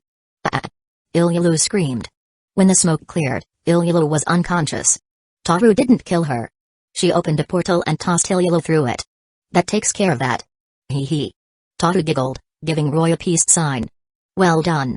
Roy gave her a thumbs up. But he knew this wasn't over. Ilulu wouldn't take this defeat lying down. And that was exactly what he wanted. That night, Roy went out alone. Where's Ilulu? According to the original story, she should return. Roy strolled through the streets, searching for her. Then, he smirked, sensing her presence. A figure leaped down from a building and landed before him. You're the devil called Roy, right? It's because of you that I was defeated by Tohru. I'll kill you. Ilulu snarled, baring her fangs. She seemed to think she could easily defeat him. You want to fight here? Roy chuckled. I'm with the Chaos faction. I don't care about the rules. Ilulu retorted with a grin, then charged at him. Roy shrugged. It seemed this brat needed a good beating. He pulled Ilulu into the subspace. A subspace. Even better. Ilulu, momentarily surprised, didn't seem to mind and continued her attack. She wanted to fight him in close combat. Chapter 157, Rescue Mission. Bringing Ilulu home. Roy wasn't very good at close quarters combat unless he was using a sword. But he wasn't planning to fight seriously anyway. He easily dodged Ilulu's attacks, then swiftly slapped her flame pouch. Slap. The sound echoed through the subspace as a red mark appeared on her pale skin. Damn it. Although Ilulu wasn't particularly modest, being slapped was still humiliating. She lunged at Roy again, but he simply slapped her flame pouch again. Having been defeated by Tohru earlier that day, Ilulu hadn't fully recovered yet. That's why Roy could easily toy with her. He dodged her attacks while landing a few slaps of his own. Ilulu was getting frustrated. Damn devil, stop dodging. She yelled, panting. Only an idiot wouldn't dodge. Alright, I'm done playing with you, little brat. See ya. Roy said with a chuckle, deciding not to bully her too much. They returned to the street. Pervert. Ilulu shouted as Roy turned to leave, glaring at him and rubbing her sore flame pouch. Hey, don't say that. Roy exclaimed, embarrassed by the stares from the surrounding people. You're only helping Tohru because you want her body, aren't you? Ilulu accused, as if she had seen through him. How about helping me instead? If you help me defeat Tohru, I'll let you do whatever you want to me. She offered with a sly grin, pressing her ample bosom against him. Your assets are quite impressive. But I won't help you defeat Tohru. She's my wife. Roy replied, unfazed by her seductive offer, though he couldn't help but be impressed by her size. Up close, it was even larger than he had imagined. Wife? Ilulu tilted her head, confused. Yes. Roy confirmed with a nod. Ilulu pondered his words for a moment, then declared, if you help me, I'll become your wife too. Roy was taken aback. Did she even know what a wife was? He shook his head and turned to leave. Wait. But Ilulu wouldn't give up. She followed him. Roy decided to take her to a food street. Ilulu's mouth watered as she smelled the delicious aromas. Want some? Roy asked with a smile. I would never eat human food. Ilulu retorted, crossing her arms and turning away with a stubborn expression. Roy chuckled. He bought some grilled skewers from a stall. Want to try some? He asked, holding the skewers before her. Ilulu's eyes followed the skewers, and she finally couldn't resist. She took a bite, swallowing the meat and even the skewer. Roy stared at her in surprise. She's quite the glutton, he thought. Delicious. Ilulu exclaimed, her eyes sparkling as she looked at the remaining skewers. Here, these are all for you.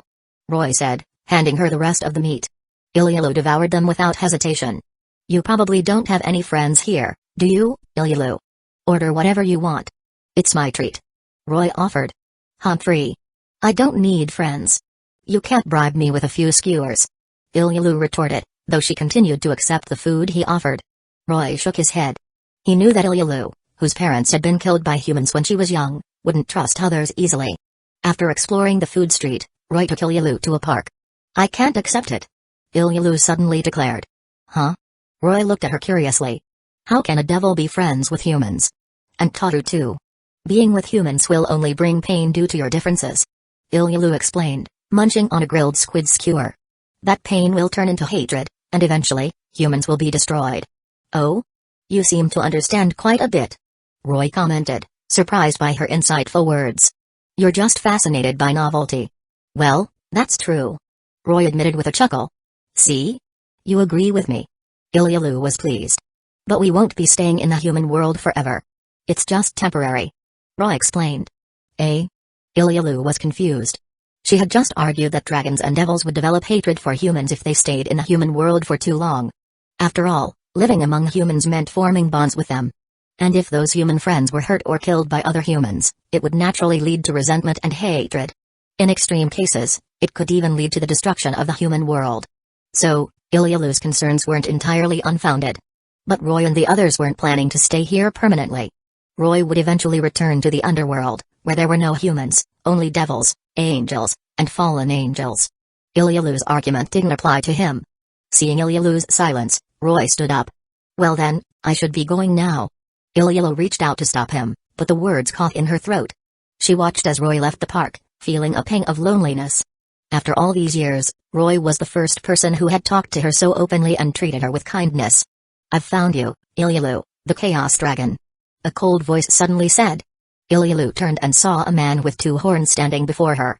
"So the Harmonizers have come for me," she said, her eyes filled with hostility. "I am Clemine, from the Harmony faction. You're going to die. Remember my name when you're judged in the afterlife. It'll be a great honor." Clemine sneered. "Damn it." Ilulu glared at him, then turned to run. At her full strength, she could easily crush this opponent. But she was injured and no match for this dragon. She had no choice but to flee. However, in her weakened state, she couldn't escape. Clemine chased after her relentlessly, like a cat toying with a mouse. He intended to finish her off when she was exhausted. They ran through the streets, ending up in a deserted alley. Ilulu, her strength depleted, collapsed. "Chaos Dragon, you will die by my hand." "Ha ha ha." Clemine cackled, his face contorted with malice. "Is that so? I was going to say the same to you. You will die by my hand," a voice declared from behind him. "Who's there?" Clemine turned around, his eyes filled with killing intent. "Roy?" Ilulu, seeing Roy, burst into tears of relief. Roy knelt beside her, gently wiping away her tears. "Don't cry, Ilulu. I'm here now. No one can hurt you." Ilulu's tears flowed even more freely. "Roy." "Wah."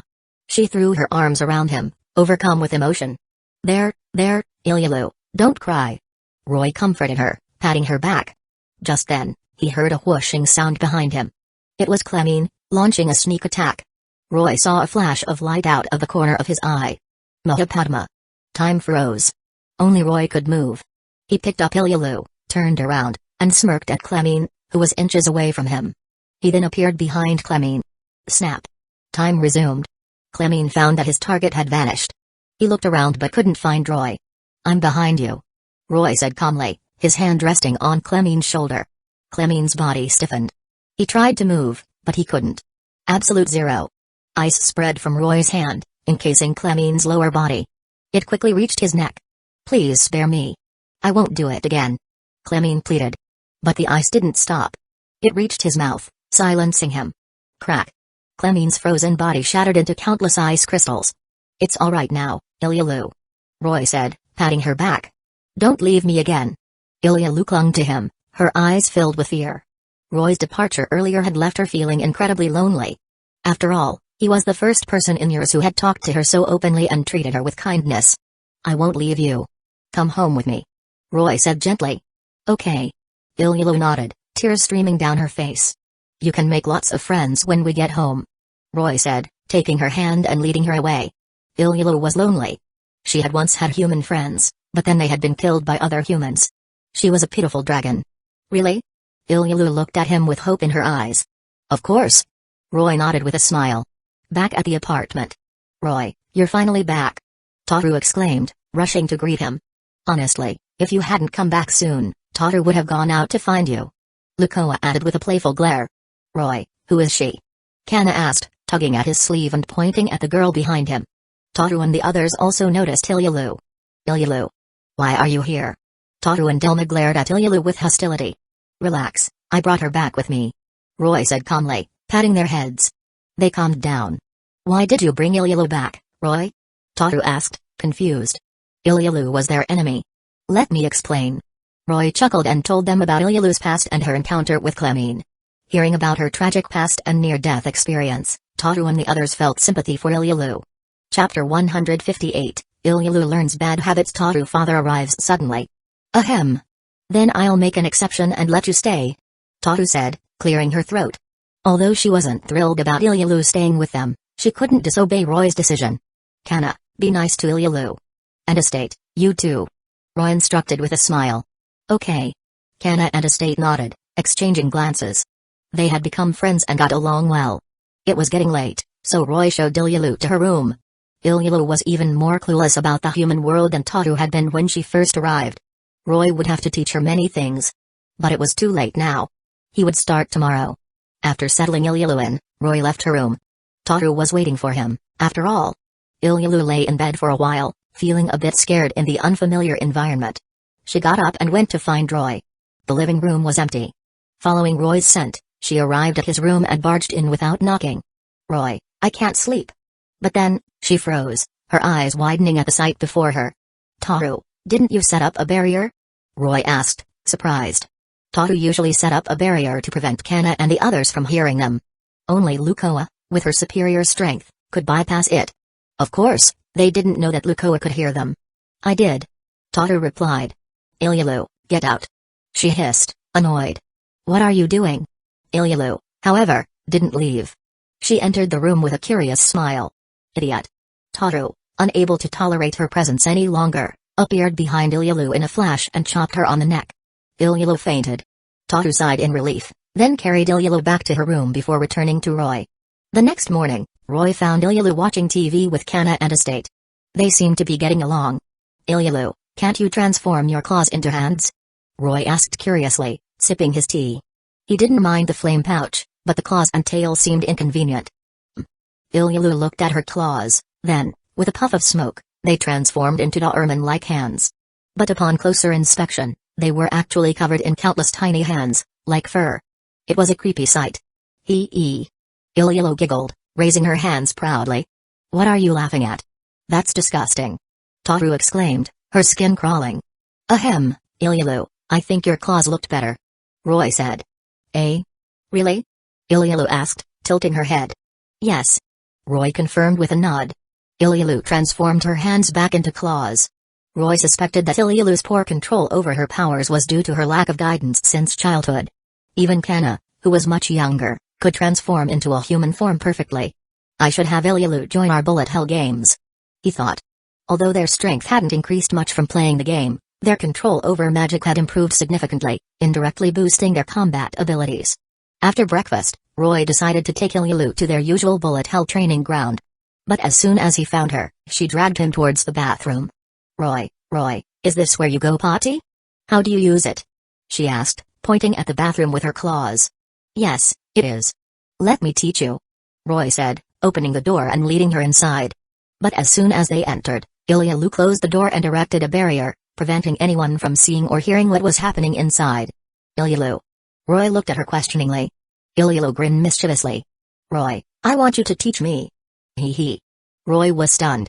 He hadn't expected such a bold move from Ilulu. But he didn't know that after witnessing the events of the previous night, Ilulu's dragon desires had been awakened.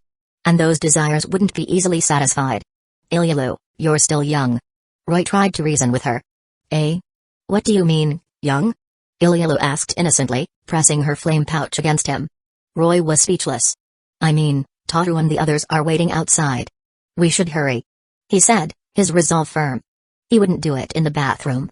Besides, Ilulu hadn't even fully transformed into her human form yet, though that made it even more tempting. Roy shook his head, then forcibly dragged Ilulu out of the bathroom. Sorry for the wait. Let's go, he said to Tohru and the others. They then set off for the grassland. At the grassland. Ilulu, you watch first.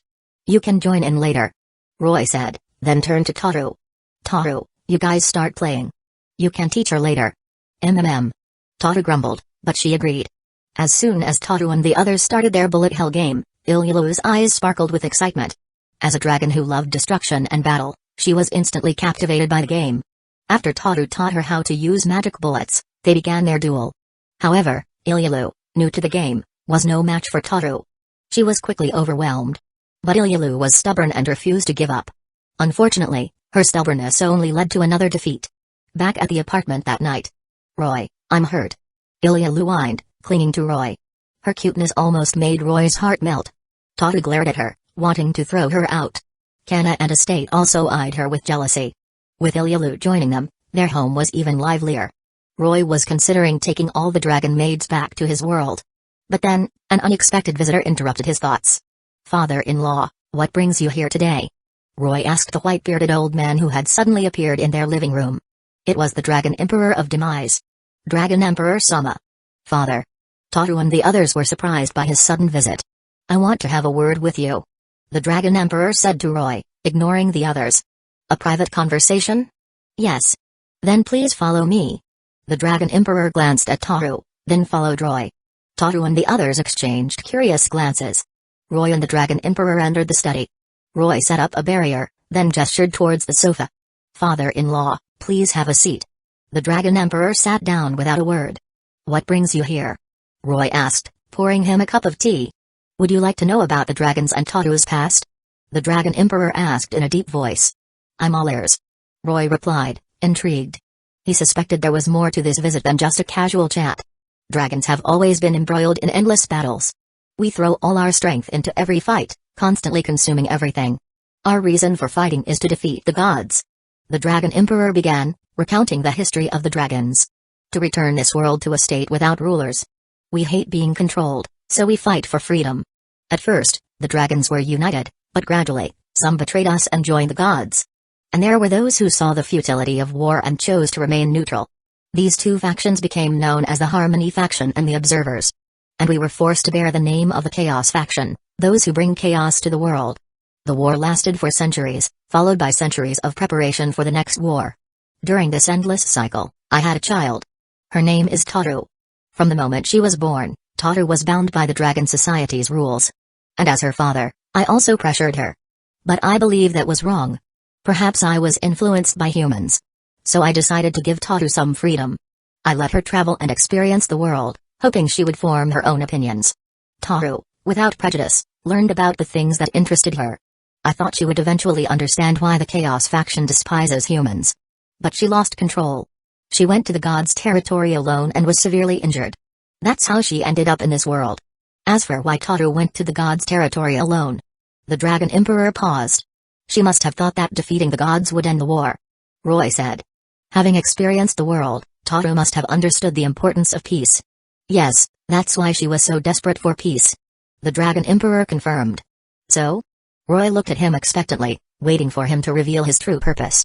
His father-in-law wouldn't have come here just for a casual chat. Tohru can't avoid the war, even with your protection. The Dragon Emperor said, his gaze intense. So you want me to join the Chaos faction? Yes. I believe you can kill gods. Roy pondered his words. The Dragon Emperor wanted him to help them defeat the gods. His long speech was just a way of saying that war was inevitable. Even if he hadn't said it, Roy wouldn't let the god who had injured Tohru go unpunished. Moreover, bringing peace to the world was Tohru's wish. He had to agree. All right, I accept. Roy declared. The Dragon Emperor smiled. I'll be waiting for you. He opened a portal and stepped through it. Chapter 159, Reaching Super Devil Gaining Dragon Servants. Roy, what did my father say to you? Tohru and the others asked as soon as he emerged from the study. Haha, don't worry, it was nothing serious.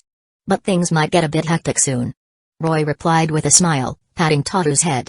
Just tell us, Roy. Whatever it is, we'll face it together.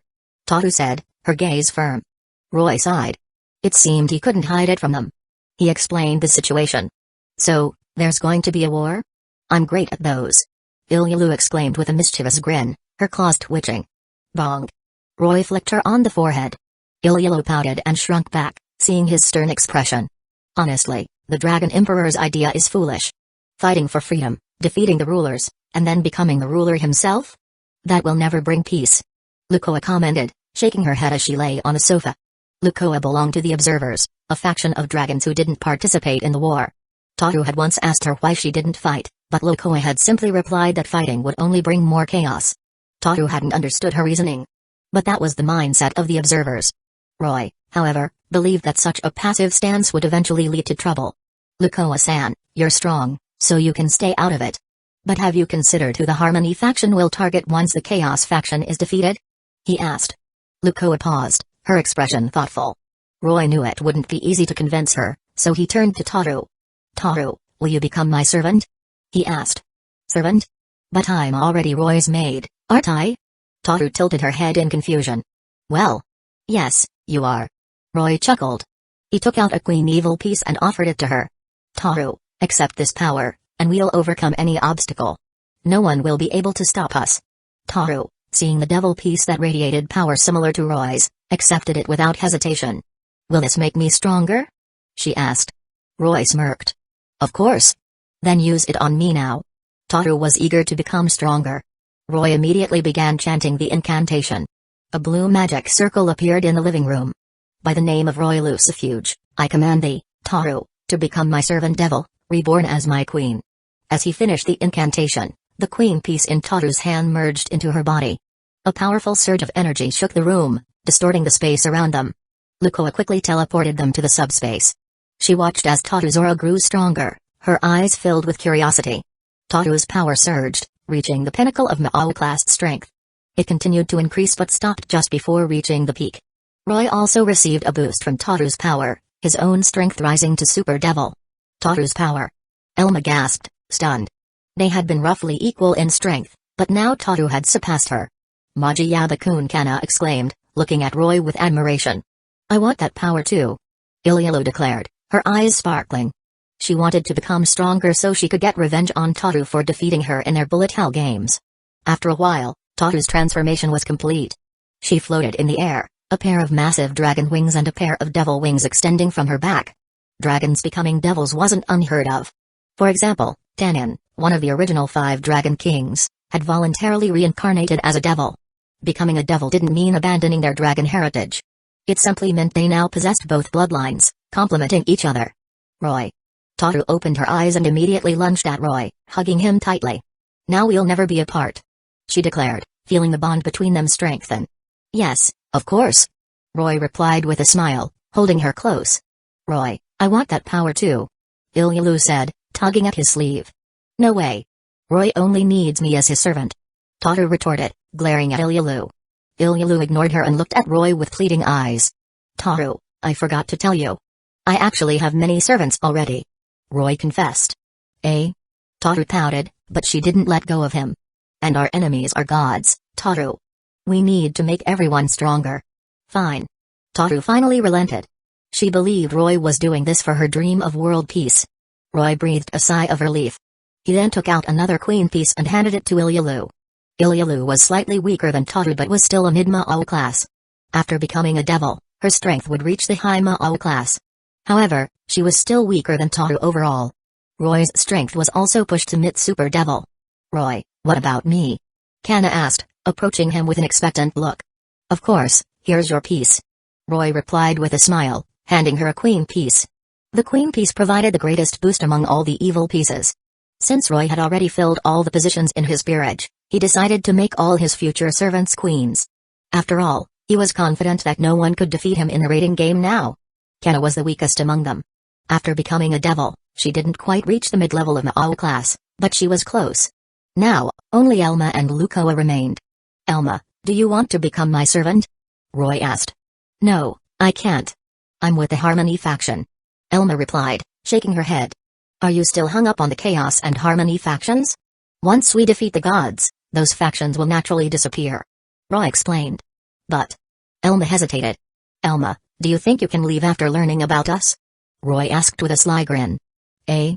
Elma was confused. Why was he suddenly threatening her? That's right, Elma. As a member of the Harmony faction, shouldn't we capture her? Tohru chimed in. No more delicious food for a month. And we'll tempt her with food every day. Tohru, Kanna, and Ilulu looked at Elma with mischievous grins. Being locked up without freedom and constantly tempted with delicious food. Elma shuddered at the thought. Elma, if you join us, you'll have delicious food every day. Roy tempted her, waving various cakes and roasted meat before her. Elma drooled, unable to resist. Fine, I agree. She finally relented. Roy chuckled and put away the food, then placed a queen piece in her hand. Elma successfully became a devil. Her strength, comparable to Tohru's, and boosted by her transformation, finally broke through the limit, reaching the peak of Mao class. If other devils knew about his growth rate, they would be astonished. And there was indeed someone present who was shocked. Roy turned to Lukoa, who was staring at him with wide eyes. Lukoa-san, how about becoming my servant? I might even be able to help you become a god again.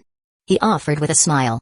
Although Lukoa had been surprised by Roy's rapid growth, she hadn't considered becoming his servant. But his words made her heart skip a beat. Become a god again? Would she have a chance to take revenge? She recalled the god who had framed her, and her sister, who had self-immolated after their incident, her ashes turning into flower-like feathers. A burning desire for revenge filled her heart. But could she become a god again without her godhood? Roy, is it possible to become a god without godhood? She asked. Godhood was the source of a god's power. Of course. Roy replied confidently. The rules of this world couldn't bind him. Lukoa, hearing his unwavering response, hesitated for a moment, then nodded resolutely. I'm willing to become your servant. She opened her eyes, her mismatched gaze filled with determination. Roy smiled. It seemed his persuasive skills had improved. He handed Lukoa a queen piece. Lukoa took the piece and examined it, then looked at Roy. Roy didn't waste any time and began the transformation ritual.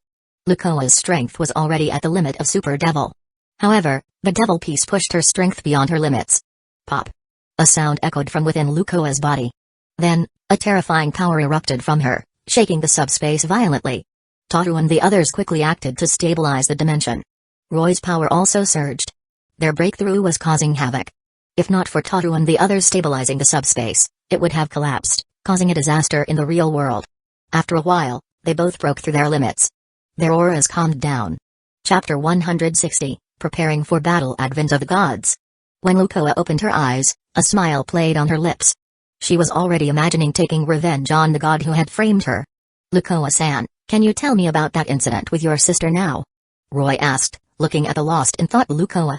Lukoa didn't hesitate this time and recounted the events that led to her downfall. Tohru, who already knew the story, listened calmly. But Ilulu and Elma, hearing it for the first time, were filled with disgust towards the god who had wronged Lukoa. Roy, you've given me hope for revenge. I won't let that bastard go this time. Lukoa declared, her eyes filled with determination. Roy, of course, supported her desire for revenge. We'll be there with you, he said, taking her hand. Yes.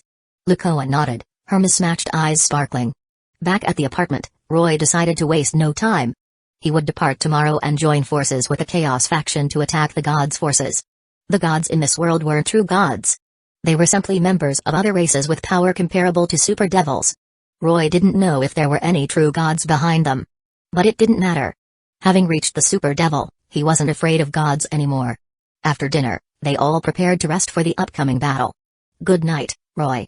Kanna said, hugging her teddy bear and waving from her doorway. Good night, Kanna. Roy replied with a smile, patting her head. Kanna nodded and went back to her room. Just as Roy was about to return to his room, Lukoa pulled him into hers. Lukoa-san? Roy looked at her questioningly. Roy, Lukoa began, her face flushed as she hugged him tightly. But I promised Tohru I'd be back soon. Roy said, a bit hesitant. He was happy that Lukoa was offering herself to him, but he had promised Tohru he would return to their room quickly. If Tohru found out, she would be furious. Don't worry. Lukoa gave him a mysterious smile. She waved her hand, and a barrier enveloped the room. This is a time barrier. 1 minute inside is equal to a day outside, she explained. Roy's eye twitched. She had actually prepared a time barrier just for this. He couldn't refuse her now. Half an hour later, Roy emerged from Lukoa's room. Roy, you're so slow. Tohru, wearing a bath towel, was waiting for him in their room. Roy remembered the month they had just spent in the time barrier. Tohru, we have a battle tomorrow. Let's get some rest, he said with a cough. It's fine. Come here. Tohru beckoned him with a smile, patting the space beside her on the bed. Roy gulped. Are you not feeling well? I think I saw something on TV about needing to take some medicine. Tohru wondered, stroking her chin thoughtfully. What kind of TV have you been watching, Tohru? Roy asked, exasperated. Are you saying you're not up for it? Tohru asked innocently. Damn it, I'll show you. Roy retorted, his pride wounded. He had completely forgotten about the month he had just spent with Lukoa. The next day, as Roy and the girls were about to depart, Fafnir arrived. Where are you going? He asked curiously. We're going to save the world. Roy replied with a chuckle. Oh? A game of heroes and demon kings? I've been playing those recently. Do you need my help? Fafnir asked, seemingly understanding their intentions. No need, Fafnir-san. You can stay home and play games, Roy said, declining his offer. Alright, I understand. I wish you success. Haha, Fafnir-san, just wait for our good news, Tohru said with a wave. They then activated the teleportation circle and vanished. Back in their world, Tohru felt a sense of homecoming, the rich magic power invigorating her. Elma, Kanna, and Ilulu also felt energized. Tohru led them to the territory of the Chaos faction. It was a valley filled with all kinds of dragons, soaring through the air and playing in the nearby sea. The entire territory was peaceful and harmonious. You're finally here. The Dragon Emperor of Demise greeted them. His eyes narrowed as he looked at Roy and the others. He couldn't see through Roy's power. And to his surprise, Tohru, Elma, and the others had become much stronger in such a short time. And Lukoa, the guardian of balance between the two worlds, was also here? What was going on? Confused, the Dragon Emperor led them to his castle. "Father-in-law, are you ready?" Roy asked without wasting any time. "Yes, the dragons are ready for a battle." The Dragon Emperor replied in a deep voice. "Then let's not waste any time. Lead the dragons to attack the gods' forces." Roy instructed.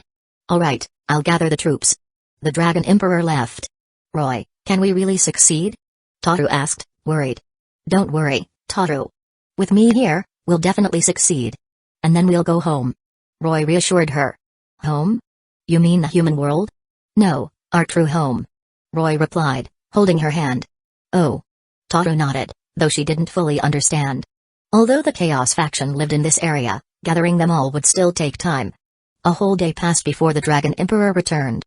"Father-in-law, have you gathered all the dragons?" Roy asked. "Yes, they're all here," the Dragon Emperor confirmed. "Good. Then let's depart." Roy and the girls followed the Dragon Emperor to the top of the valley. It was filled with all kinds of dragons, even more than they had seen the day before.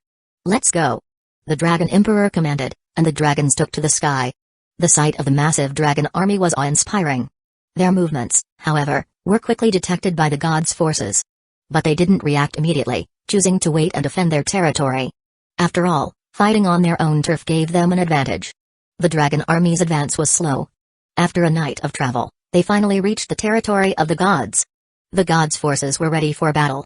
"Roy, that giant is their leader," Tohru said, pointing at a colossal figure among the enemy ranks. The giant was massive, thousands of meters tall, like a mountain. "Is that him? I'll avenge you later," Roy said with a grin, squeezing Tohru's hand. "Dragon Emperor of Demise, you've made a foolish decision." The giant boomed, his voice echoing across the battlefield. His words caused some of the weaker dragons to flinch. "Today, you will all perish, and peace will return to the world," the Dragon Emperor retorted, his aura flaring. The gods' forces wavered under his powerful presence. Roy and the girls watched as the two leaders exchanged threats. "Then there's nothing more to say. Attacking us was your biggest mistake," the giant sneered. He raised his hand, and his army charged towards the dragons. The Dragon Emperor also roared, but he didn't give the order to attack. Roy stepped forward. He smirked. Secret Heart, Twilight Snowfall. Countless massive ice mountains erupted from the earth, instantly freezing the charging soldiers. The ice mountains continued to spread. "Who's there?" the giant roared, slamming his trident into the approaching ice. Boom. The ice shattered. The giant sighed in relief. But then, Roy appeared before him. "Summon your leader. Otherwise, you'll all be annihilated today," Roy declared, his arms crossed. He was certain that there was a god supporting them, a god on par with Lukoa. "Humphrey. My lord, Tezcatlipoca, will not forgive you," the giant sneered, then tore open a rift in space with his trident. "Tezcatlipoca?" Roy frowned. He didn't recognize that name. "Lukoa-san, do you know this god?" he asked. "Yes, I do," Lukoa replied. "Tezcatlipoca is known as the god of darkness and the invisible, the lord of the night, and the ruler of the north in the land of the gods. He's one of the most important deities in Aztec mythology, ruling over the first Sunday. He's a supreme god, the manipulator of human destiny. And he's the one who cursed my wine," she added, her voice filled with killing intent. "Why would he do that?" Roy asked, confused. "During the 5 suns, Tezcatlipoca ruled the first sun," Lukoa explained. "And after the first sun was destroyed, I became the second Sunday I see. So it was out of jealousy," Roy mused, stroking his chin. "Who dares summon me?" A deep, unfamiliar voice boomed across the battlefield. Everyone fell silent, their eyes fixed on the spatial rift. A giant with a strange appearance emerged from the rift. He had dark skin, black and yellow stripes painted on his face, a smooth obsidian right foot, and wielded lightning. This was Tezcatlipoca, one of the Aztec gods, the first sun god. Chapter 161, Roy unleashes his power facing Tezcatlipoca. Tezcatlipoca looked around, his gaze finally settling on the giant. "Tezcatlipoca-sama, a strong being is interfering in the human world. I had no choice but to summon you," the giant explained, kneeling respectfully. "Oh? Yes, it's him." The giant pointed at Roy with a cruel smile. Tezcatlipoca, however, showed no reaction as he looked at Roy. But then, his eyes widened in shock as he saw Lukoa. "Quetzalcoatl? You're here? Ha ha ha!" he exclaimed, bursting into laughter. He completely ignored Roy. "Tezcatlipoca, I haven't forgotten that you cursed my wine. Today, I'll have my revenge," Lukoa declared, her mismatched eyes filled with killing intent. "Ha ha ha! Revenge? You, who have been stripped of your godhood, have no right to speak of revenge. Tezcatlipoca scoffed. Humphrey. Lukoa sneered, then unleashed her powerful aura. The soldiers in the god's army were instantly forced to their knees. What? You regained your godhood? No, your power isn't as strong as it used to be. Tezcatlipoca said, surprised but quickly regaining his composure. At her peak, Lukoa was one of the strongest beings. Even Tezcatlipoca wouldn't be confident in defeating her. Otherwise, he wouldn't have resorted to such underhanded tactics as cursing her. Tezcatlipoca, today is the day you die. Lukoa declared, charging towards him, blinded by rage. Roy frowned. He hadn't expected Lukoa's enemy to be so powerful. Tezcatlipoca's strength was likely above Super Devil. Defeating him would be incredibly difficult. Ha ha, if you were at your peak, I might be wary. But now, you're no match for me. Tezcatlipoca laughed, unleashing his overwhelming aura. The sky darkened, and the earth cracked, crushing the soldiers beneath them. Tezcatlipoca didn't even care about his own forces. The Dragon Emperor's expression changed, and he quickly retreated with his army. Roy. Tohru looked at Roy with worry. We can't participate in their fight. The Dragon Emperor said, holding Tohru back. He was surprised to see Roy standing unfazed against Tezcatlipoca's aura. He hadn't expected Roy to possess the power of a true god. If we can't fight them, can I at least beat up those guys? Ilulu asked with a mischievous grin, looking at the fleeing soldiers. Tohru also turned her attention towards them. Yes, we can't fall behind. She charged towards the fleeing soldiers. Tohru, that's not fair. Ilulu complained, seeing Tohru outspeed her. Tohru-sama, wait for me. Kanna transformed into her dragon form and chased after Tohru. The Dragon Emperor also gave the order to attack. All dragons, follow me and eliminate the remaining enemies. Roar. The dragons roared and charged. The enemy forces, already weakened by Roy's ice attack, were quickly overwhelmed. Meanwhile, seeing Lukoa charge towards Tezcatlipoca, Roy also unleashed his power. Ren. He called out. The black spirit seal on his left arm glowed. Ren Ashdol, the Dark Elemental Lord, materialized beside him. Ren, I need your power. Yes, use me. Ren replied with a smile. She transformed into the Sword of Piercing Truth. A state. Roy called out again. The white spirit seal on his right arm glowed. A state materialized as the Demon-Slaying Sword. Roy now wielded two swords. He then activated the Transparent World. Everything seemed to slow down, even Tezcatlipoca's attack on Lukoa. He charged towards Tezcatlipoca and blocked his attack with his swords.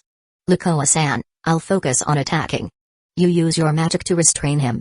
Roy instructed. Lukoa, having lost her godhood, couldn't use many of her divine abilities. Her offensive options were limited. And she wasn't as proficient in close combat. Having her use magic for support was the best strategy. Lukoa was momentarily surprised, then realized her mistake. She wasn't at her peak anymore. She couldn't fight Tezcatlipoca head-on. Okay. She agreed, quickly retreating. Roy focused his attention on Tezcatlipoca. As the first sun god, Tezcatlipoca commanded a wide range of powers: lightning, storms, darkness, earth, and even the stars. Tezcatlipoca unleashed bolts of lightning and summoned devastating storms. Roy, under this relentless assault, could only dodge. Lukoa enhanced his speed with her time magic. Dark lightning flash. Using his enhanced speed, Roy appeared behind Tezcatlipoca. The black lightning, capable of incinerating souls, struck Tezcatlipoca's back. Roar. Tezcatlipoca roared in pain and tried to grab Roy. But Roy was too agile. It seems this attack is effective against him. Roy thought. Tezcatlipoca, unable to catch Roy, turned his attention to Lukoa. He lunged towards her, his hand crackling with lightning. Damn it! Roy cursed. He rushed to help her. But Lukoa, empowered by her time magic, narrowly dodged the attack. Roy struck Tezcatlipoca again with dark lightning flash. He roared in pain. The dark lightning, capable of incinerating souls, only caused him pain. This showed how powerful Tezcatlipoca was. This wasn't going to work. His swords couldn't inflict significant damage. Any minor wounds would heal instantly. Even the dark lightning flash only caused him pain. Killing Tezcatlipoca seemed impossible. Roy desperately searched for a way to defeat him. The battle reached a stalemate. Tezcatlipoca was frustrated by his inability to land a hit on them. The landscape was devastated, magma spewing from the fissures in the earth. It was as if the world was about to be destroyed.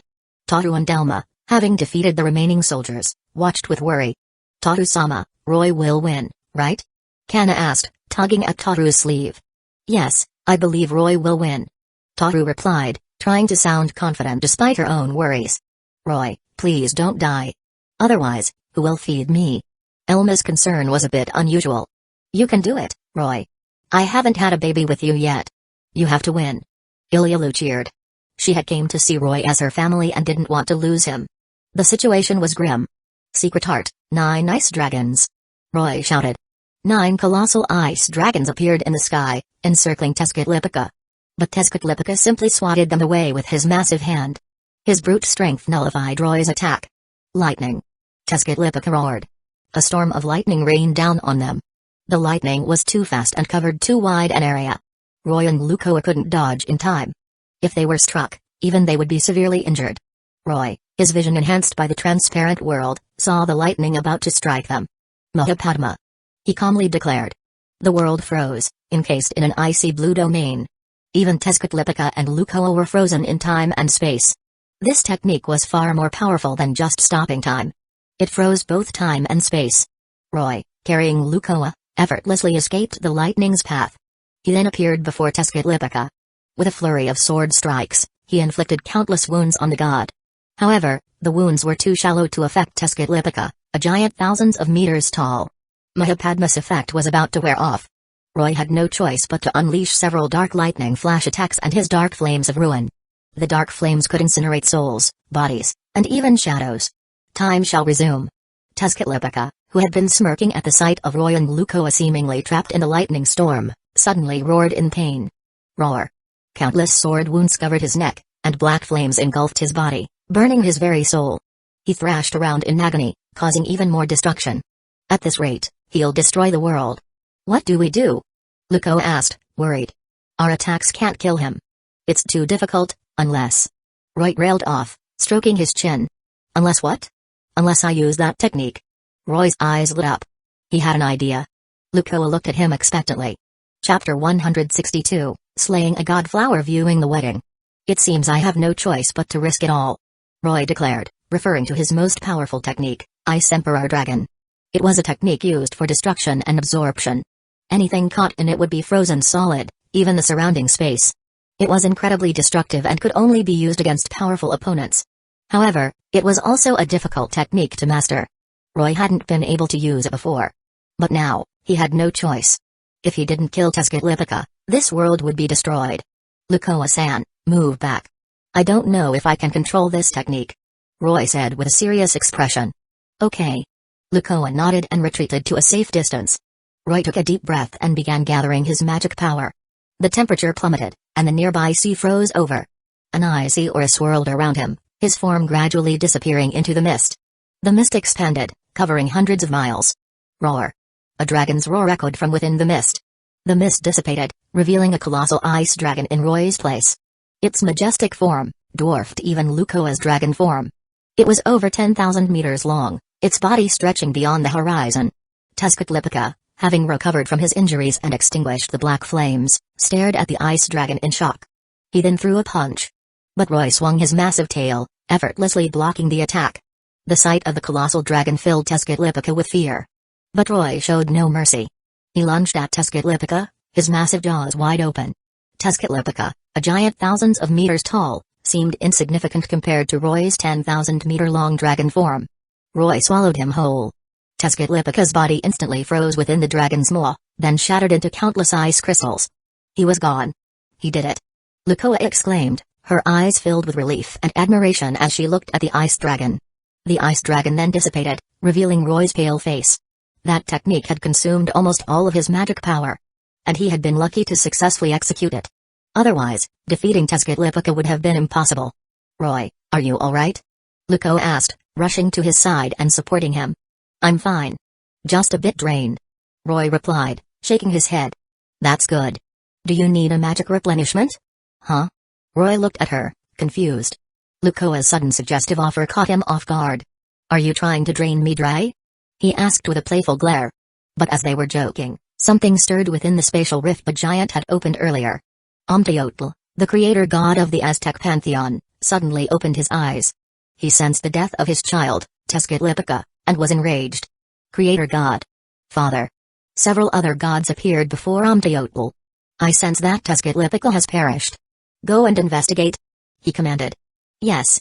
The gods dispersed. Roy also felt a sense of unease. He looked at the still open spatial rift, his expression grim. He could sense powerful ores beyond the rift. "Lukoa, close the rift," he said urgently. His magic power was depleted. He could only rely on Lukoa. Lukoa, sensing the danger, immediately closed the rift and erased any traces of its existence. Roy sighed in relief. He had forgotten. The Aztec mythology had a whole pantheon of gods, including the creator god, Amteotl. Now that they had killed Tezcatlipoca, the Aztec gods were undoubtedly in an uproar. But it didn't matter to him. He was leaving this world anyway. And when he returned, he would be strong enough to face the entire Aztec pantheon. "Roy, are you alright? What happened to that villain?" Tohru and the others rushed over, worried. Seeing that the battle was over, they had came to check on him. "Don't worry, we defeated him," Roy reassured Tohru, patting her head. "Really? That's great." Tohru sighed in relief. "So, Tohru, is your wish for world peace fulfilled?" Elma asked curiously. She didn't think achieving world peace was that simple. "Well, that depends on my father-in-law. I'm not getting involved in their affairs anymore," Roy replied with a shrug. "Yes, my wish has been fulfilled," Tohru said with a happy smile. "And my revenge is complete." "What now?" Lukoa wondered. "Haha, now you all come home with me. We'll leave this world's problems behind," Roy declared with a grin. He would leave the rest to the Dragon Emperor.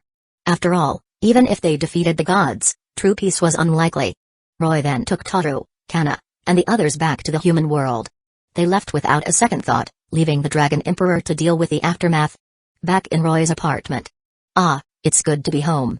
Lukoa sighed contentedly, stretching out on the sofa. "Yes, but now that the world is at peace, we can stay here forever, right?" Tohru asked, hugging a pillow and imagining their happy future. "Of course not. Didn't I say I would take you all home?" Roy reminded her. "Eh?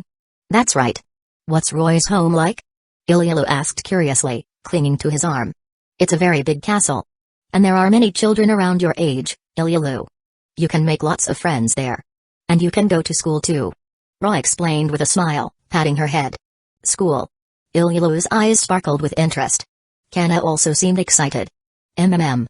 As long as I have delicious food every day, I'm happy," Elma declared. "Don't worry, my storage magic is filled with food made by Siko and Shizuka. I guarantee you'll have different dishes every day," Roy assured her. Elma's eyes widened in anticipation. "Tohru, what about you?" Roy asked, noticing her silence. "As long as I'm with Roy, I'll go anywhere," Tohru replied with a smile. Roy was touched. Tohru was truly the best. "Then we'll be leaving in a few days." He had decided to hold off on their departure because he wanted to give them a proper wedding ceremony. Tohru had seen a wedding on TV and was quite envious. Roy still remembered her longing expression. It would be troublesome to hold a wedding after returning to his world. But he didn't tell them beforehand. He wanted to surprise them. The next day, Roy, having prepared everything for the wedding, gathered the girls. "Let's go hanami, flower viewing," he suggested. Japanese traditional custom of enjoying the transient beauty of flowers. "Flower viewing? Sure. There will be lots of delicious food, right? One of my acquaintances turned into a flower too." The girls readily agreed. Roy didn't even need to use his persuasive skills. "Then let's go." He teleported them to a vast grassland with a beautiful cherry blossom grove. "Wow! It's so beautiful. So many cherry blossoms." The girls were amazed by the sight. "Isn't it beautiful?" Roy asked, pleased with their reaction. "Then let's enjoy the flowers." He had prepared picnic blankets and snacks under the cherry blossom trees. Yay! The girls sat down, admiring the beautiful scenery and enjoying the snacks. They chatted happily, their hearts filled with joy. "How about some entertainment?" Tohru suggested, lying on Roy's lap. "That's a good idea. I'll go first," Elma declared, standing up. "Oh?" Roy was surprised. He hadn't expected Elma to have prepared something. Elma removed her coat, revealing her belly, which had a face painted on it. "Is she going to do a belly dance?" "Wow! What are you doing?" This is my special skill. I've been practicing," Elma declared proudly, swaying her hips. "Ha ha ha. That's hilarious." Tohru burst into laughter. "Is it really that funny?" Roy wondered, looking at Tohru. He didn't find it amusing at all. But Elma's figure was indeed impressive. "Alright, it's time to move on to the main event," Roy announced, standing up. "What?" The girls looked at him curiously. "Everyone, gather around." Tohru and the others gathered around him.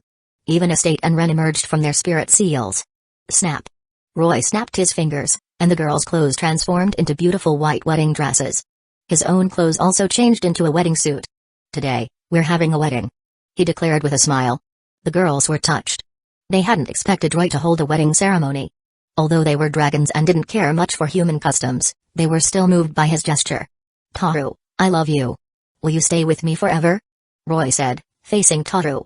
Yes, I love you too. Tohru replied, wiping away her tears and nodding earnestly. Roy smiled and placed a wedding ring on her finger. He then turned to Elma. Elma, I love you. Will you be with me forever? Elma blushed, speechless. I do. She finally managed to say. Roy put a ring on her finger. He then repeated the process with Lukoa, Ilulu, Kanna, Estate, and Renashdol. Now you're all my wives. Roy declared with a satisfied nod. Roy. Tohru couldn't contain herself any longer and leaped into his arms. Lukoa and Ilulu followed suit, tackling him to the ground. Laughter filled the air under the cherry blossom trees. Chapter 163, Returning School Trip to Kyoto. Everyone, are you ready?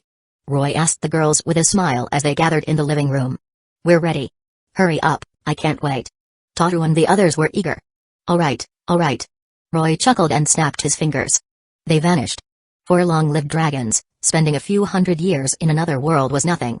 Roy had promised to bring them back here again someday. High school DxD world, Roy's castle. Roy and the girls materialized in a room within the castle. The unfamiliar presence, especially the dragon auras, alerted Uphis, who immediately appeared before them. Roy? Are they the same kind as me? Uphis asked, her eyes wide with curiosity as she looked at Tohru and the others.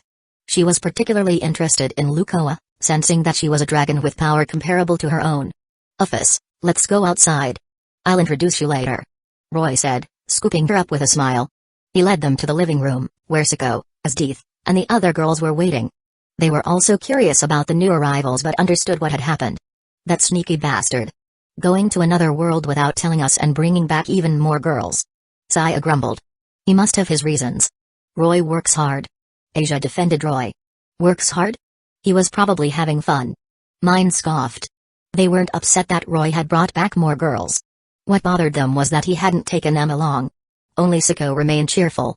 Roy took her with him on almost every trip, a clear sign of his affection. Although he hadn't taken her this time, she wasn't upset. Hey, I think I heard someone bad-mouthing me. Who is it? Roy asked with a playful smirk as he entered the room with Tohru and the others. Humphrey. It was us. Why didn't you take us with you this time? Saya complained. It wouldn't have been a problem to bring us along. Claire added. Most of the girls were unhappy about being left behind. Roy shrugged helplessly. There weren't any battles or opportunities to increase your strength this time, so the fight against the gods was quick, so it doesn't really count. Roy thought. But that battle had been against his strongest opponent yet. Fortunately, they had won. Even so, Chelsea began, but Sona interrupted her. You'll take us with you next time, right? Sona asked, her gaze fixed on Roy. It seemed she was also upset about being left behind. After all, he had promised to take her to another world to recruit servants. Don't worry, Sona. I'll definitely take you with me next time. Roy assured her with a pat on his chest. Okay. Sona finally smiled. Ahem, let me introduce everyone. This is Tohru. Roy introduced the new arrivals. Tohru had prepared herself to meet the others, and they quickly became friendly. Roy. Uphis suddenly tugged at his clothes, her eyes fixed on him. Uphis, what's wrong? Roy asked, pretending not to know what she wanted. He knew that Uphis, having sensed that his and Lukoa's power had reached her level, was curious and wanted his help in defeating Great Red. Defeating Great Red was Uphis's greatest desire. But Roy wasn't going to let her go. She was too adorable. And letting her go would be dangerous. If he remembered correctly, Great Red would soon face a dangerous enemy. A powerful being from another world would appear and decapitate him. To be able to instantly kill Great Red. Roy suspected that this being might be at the stellar level or even higher.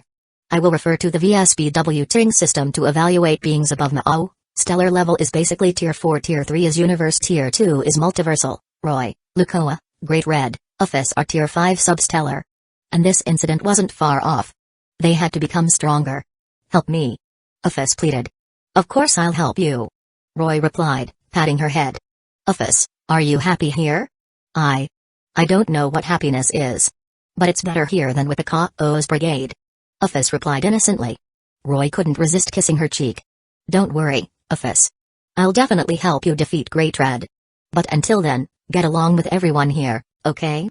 Roy believed that if Afis stayed with them long enough, she would come to love this place. Okay. Afis nodded. Waiting wouldn't be a problem for her. After the weekend, they returned to school.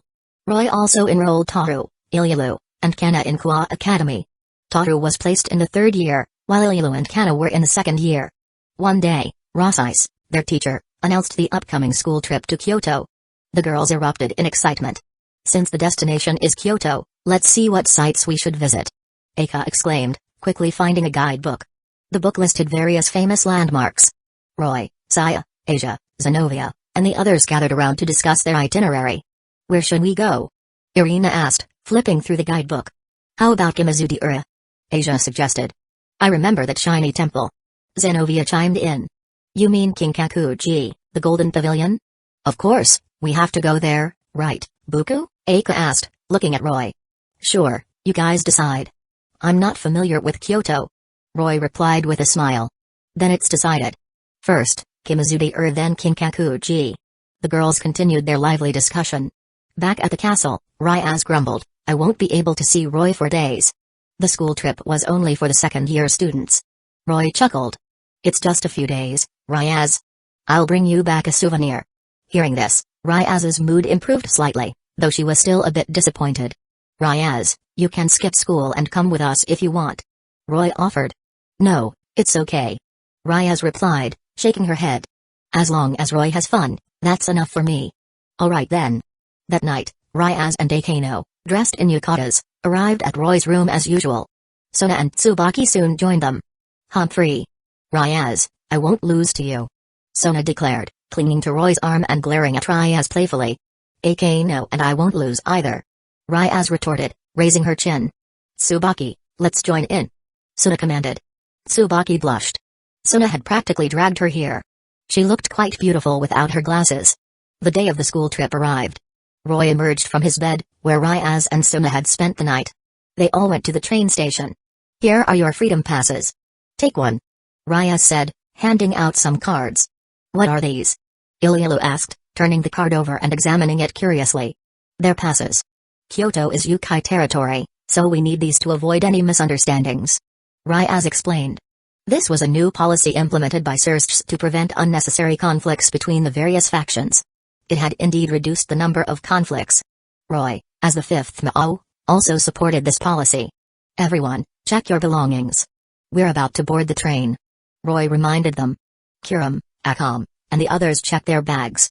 Of course, they had mostly packed snacks. Ryaz, Sona, we're leaving now. Roy said, turning to them with a smile. Have a safe trip. Let us know if anything happens. We'll miss you. Come back soon. Ryaz, Sona, Tohru, and the others bid farewell to Roy and his group. They boarded the train to Kyoto. As the train departed, the girls chattered excitedly. Kiram, sitting in Roy's lap, munched on snacks like a hamster, occasionally offering him a cookie. Clara and Rinslet, sitting by the window, enjoyed the scenery and chatted. Ilulu. Kiram suddenly said, her eyes fixed on Ilulu. Why are you so big? The other girls also looked at Ilulu. Although they had seen it many times, they were still amazed by the size of Ilulu's flame pouch. It was even bigger than her head.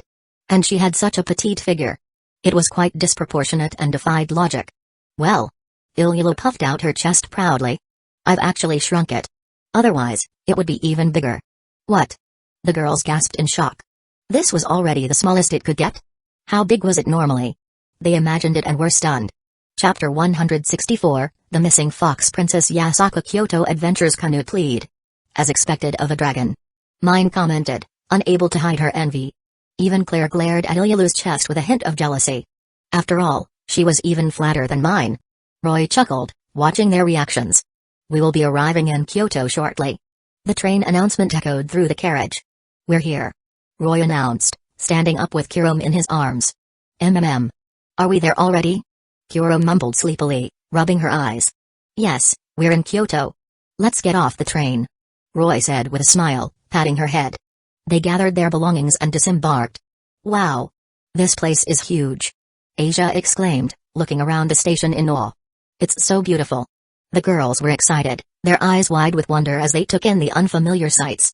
Our meeting point is the banquet hall on the first floor of the hotel. Hey, Asia, Zenobia, hurry up. We'll miss the afternoon free time if we don't get going. Roy called out to the girls who were lagging behind. Okay, we're coming. They hurried to catch up, their attention torn between the sights and Roy's reminder. The hotel was just a short walk from the station. They soon arrived at a magnificent building. It was called Hotel Sirst Kyoto. And across the street was Hotel Serafol Kyoto. As expected of them, Roy thought, impressed. Their businesses are top-notch even in the human world.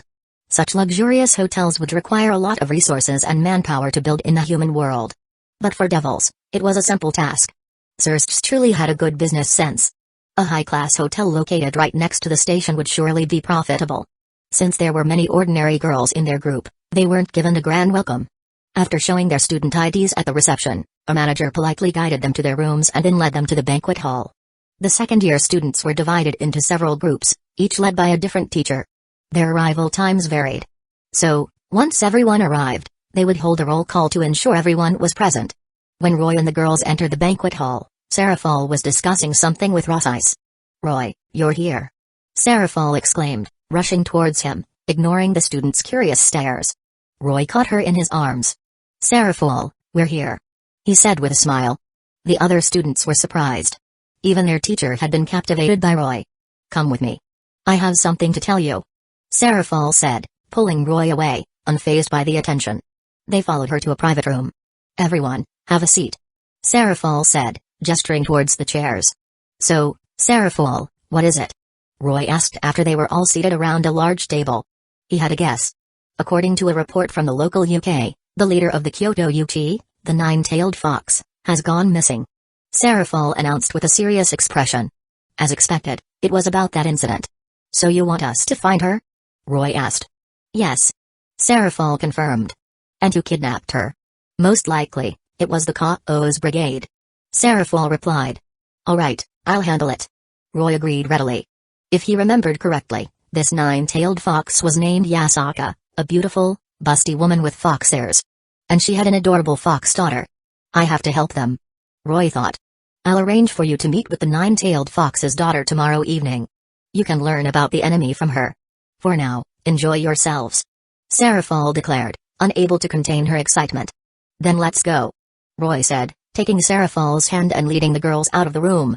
Since it was already afternoon, they decided to skip the temples and explore the streets instead. They would visit the temples tomorrow. The next day, their destination was Kimizudera Temple. They boarded the hotel's sightseeing bus early in the morning. They enjoyed the unfamiliar scenery as they rode towards the temple. The girls were excited, but Roy was a bit bored. Although the scenery was beautiful, after experiencing the breathtaking landscapes of the elemental spirit world, this seemed rather ordinary. But he maintained a cheerful facade for the girls' sake. After a day of sightseeing, Serafal informed them that they would be meeting with the Yukai that evening. Led by a few Fox Yukai girls, they passed through a hidden torii gate within Kinkakuji Temple and entered a different world. It was a dim and secluded space with old-fashioned houses. Various Yukai could be seen in the alleyways, a one-eyed, large-faced Yukai, a kappa-like creature with a plate on its head, a tanuki walking on two legs. It was a bizarre sight. They followed the fox girl through the maze-like alleyways. The only light came from the lanterns hanging along the path. Hee. A lantern suddenly came to life, its painted face grinning mischievously. The girls jumped in surprise. Is that the famous lantern ghost? Whoa. That scared me. Ah. It's creepy. Asia clung to Roy, burying her face in his chest. I apologize. The Yukai here love to play pranks. But they won't harm you. The fox girl apologized. Haha, it's all right. Roy chuckled, amused by the girls' reactions. Is this where the Yukai live? He asked the fox girl as they walked. Yes, this is the Yukai district of Kyoto. Of course, it's not as grand as the underworld. It's just a small, hidden dimension. The fox girl explained. I see. The underworld was also a separate dimension, just much larger. The fallen angels and angels also had their own pocket dimensions. They passed through the residential area, crossed a small river, and entered a forest. A large red torii gate stood before them, leading to a grand estate that exuded an aura of history and authority. Yo. You're here. You finally made it. Serafal and Rossice were already waiting for them. A young girl with blonde hair and a princess-style kimono stood between them. This must be Kanu. Roy thought, his eyes lighting up as he saw the adorable Loli. She was just as cute as Kanna, Konko, and Estate, with fox ears and 9 tails. Kanu-sama, I've brought the guests. The fox girl reported. Kanu nodded, and the fox girl disappeared in a puff of flames. I am Kanu, daughter of Yasaka, pleased to meet you, she said, bowing politely. Pleased to meet you too, they replied, returning her greeting. Kanu led them inside the estate. They sat around a table, with Roy at the head. Let's hear what happened, Roy said, looking at Kanu. Then allow me to explain. Sarafal interjected. Having arrived earlier, she already knew the details. A few days ago, Yasaka, the leader of the nine-tailed foxes, chose this location to meet with a messenger from the Emperor of Heaven, Indra, who resides on Mount Meru. However, Yasaka didn't show up at the meeting. The UK, worried, investigated and found a Krotengu who had accompanied Yasaka as an attendant. He was barely alive when they found him. Before he died, he said they were attacked by unknown assailants, and Yasaka was kidnapped. Roy nodded, listening to Sarafal's explanation. I see. Ma'ozumas, please rescue Princess Yasaka. We'll assist you in any way we can. A Krotengu pleaded, prostrating himself before them. Don't worry, I've already agreed to help. I'll definitely rescue your princess, Roy assured him with a wave of his hand. The Krotengu presented a portrait. This is Princess Yasaka. The portrait depicted a beautiful woman with long blonde hair, a voluptuous figure, fox ears, and dressed in a shrine maiden outfit. She exuded an aura of authority that made Asia and the others envious. We've confirmed that Princess Yasaka is still in Kyoto. Sarafal continued. Kyoto itself is a massive barrier. If the nine-tailed fox were to leave or be killed, there would be noticeable disturbances. Since there haven't been any signs of that, it means Princess Yasaka is still alive, and those who kidnapped her are likely still here. The Krotengu added. I see. Then leave this to us, Roy said dismissively. He had already planned to intervene. Please. Please save my mother. No, please help me, Kanu suddenly pleaded, her small body trembling as tears streamed down her face. The fox girls and Krotengu also pled. Perhaps they were intimidated by Roy's casual attitude and feared he wasn't going to help. Roy approached Kanu and said with a gentle smile, Don't worry, Kanu. We'll definitely help you and rescue your mother. Really? Kanu looked at him with teary eyes. Of course. Roy patted her head, his smile widening. Kanu, seemingly reassured by his smile, wiped away her tears and nodded, a small smile appearing on her lips. Chapter 165, Sightseeing in Kyoto clash against Kao's brigade. The next day, Roy and the girls continued their sightseeing tour, with Kanu as their guide. They weren't in a hurry to rescue Yasaka. The Kao's brigade would show up eventually. So, Kanu, you said you would be our guide. What exactly are we doing? Eika asked, curious about their itinerary. I'll take you to all the famous landmarks, Kanu replied, puffing out her chest. Our first destination is Tenryuji Temple. They arrived at the temple gate. Kanu led them through the temple grounds, enthusiastically explaining the history and significance of each location. It was clear that she was reciting information she had learned from mothers, but her earnest attempts were adorable. As a Yukai princess, she rarely had the opportunity to act as a guide. She was usually the one being guided, so this was likely a novel experience for her. The garden behind the main hall was particularly beautiful. With the autumn foliage as a backdrop, the garden was a picturesque scene. Koi fish swam leisurely in the pond, adding to the serene atmosphere. After exploring the garden, Kanu led them to the Dharma Hall. As they entered and looked up at the ceiling, a magnificent painting of a dragon caught their attention. It was a slender eastern dragon. The girls were awestruck by the majestic artwork. Even Kanna and Ilulu, who were dragons themselves, were impressed. After touring Tenryuji Temple, they stepped back outside. Alright, Kanu, where to next? Asia and Zenobia asked eagerly. Ninigi Temple. The Bamboo Forest. Jojakoji Temple. I can take you anywhere, Kanu declared, pointing in various directions. She seemed to be enjoying her role as a tour guide. Roy, holding Kanna and Nezuko's hands, followed behind the group. Kanu led them on a tour of Arashiyama, visiting various temples and scenic spots. By noon, they were getting hungry, so Kanu took them to a Udafu restaurant. Try this. The Udafu here is amazing, Kanu said, serving them bowls of Udafu, a tofu dish cooked in hot broth. It's delicious. Yes, it's different from the tofu we usually eat. It's so fresh and flavorful. Tofu is so good. Zenobia, Asia, and Irina were impressed. Roy also tried it and found it quite tasty. After their meal, they took a short break, then headed towards their next destination, Togetsuki Bridge. They walked along the tourist street for a few minutes and arrived at an old, wooden bridge. This was Togetsuki Bridge. The view of the mountains from the bridge was breathtaking, the autumn foliage a vibrant red. Did you know that you're not supposed to look back while crossing to get Sakio Bridge? Aka suddenly said. Why not? Asia asked curiously. Legend has it that if you look back while crossing this bridge, you and your lover will break up. Aka explained. Hearing this, the girls immediately fixed their gazes forward, not daring to turn around and admire the scenery. Asia even clung tightly to Roy's arm. I won't look back, she declared. Roy chuckled. Asia was so innocent and adorable. Just then, Roy sensed several presences approaching from the other side of the bridge. A purple mist crept towards them, and the other tourists around them vanished. They had been transported to a separate dimension. What's going on? Kanu, leading the group, was flustered. Don't worry, Kanu. The ones who kidnapped your mother have come to us. We'll have them return her soon. Roy reassured her, gently patting her head. The ones who kidnapped my mother? Yes. Mother's attendant mentioned that before he lost consciousness, he was surrounded by mist. Kanu said, her voice trembling slightly as she clutched Roy's sleeve. Kanu, don't worry. No matter how strong they are, they're no match for me. Roy said confidently. Okay. Kanu nodded, reassured by his words. Greetings, Ma'o Serafal and the new Ma'o, Roy Lucifuge. A voice called out from the mist. Several figures emerged. The one who had spoken was a young man with a spear slung over his shoulder. Kanu, recognizing them as the ones who had kidnapped her mother, glared at the man with the spear. Cow. You. I have a question for you. She demanded. Princess, ask away. I'll answer any question you have. Cow replied calmly, though his words hinted that he already knew what she was going to ask. Did you kidnap my mother? Yes, we did. Cow admitted readily. What are you going to do to her? We need your mother's cooperation for our experiments. Experiments? What are you planning? I can't disclose that information. Kanu gritted her teeth, her anger rising. Roy gently patted her head, calming her down. You're the hero faction of the Kao's brigade, aren't you? Hand over Yasaka. Roy demanded.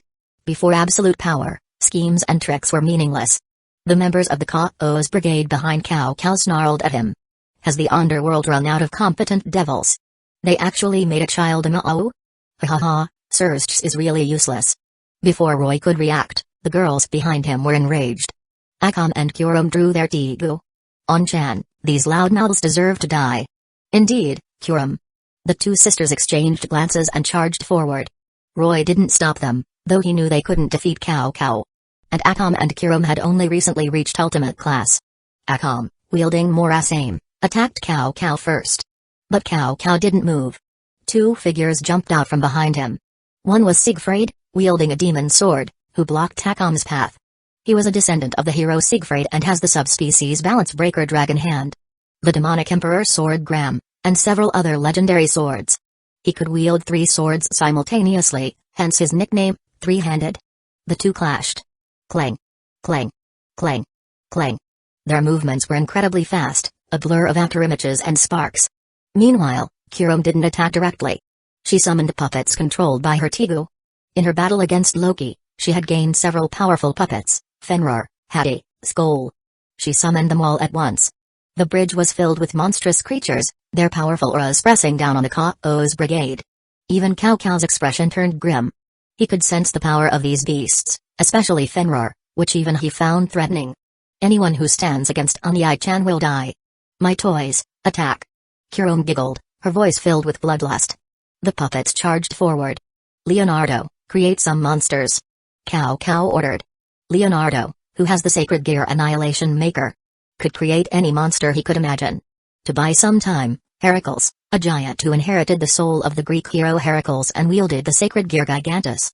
And Jen, a beautiful blonde girl who inherited the soul of Saint Joan of Arc and wielded the sacred gear Sword Birth, stepped forward to block the puppets.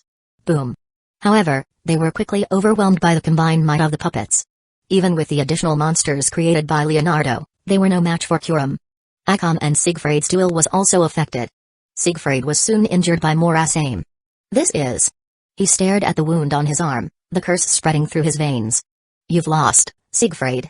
Akam declared calmly, sheathing her sword. Ah. The spreading curse caused Siegfried immense pain. But as a descendant of the hero Siegfried, with the blood of a dragon, he wouldn't die so easily. Cow, seeing this, finally decided to intervene. He looked at Fenrir, the greatest threat, and raised his sacred gear, True Longinus. Polar Night Longinus Chakravartana sphere of energy formed at the tip of his spear, then shot out as a powerful beam, striking Fenrir. Pierce. Fenrir was pierced through. This was a subspecies balance breaker of the true Longinus, the polar knight Longinus Chakravartin, which has 7 different abilities. Each ability was incredibly powerful. However, Fenrir, despite being impaled, didn't fall. It continued to attack the monsters created by Annihilation Maker.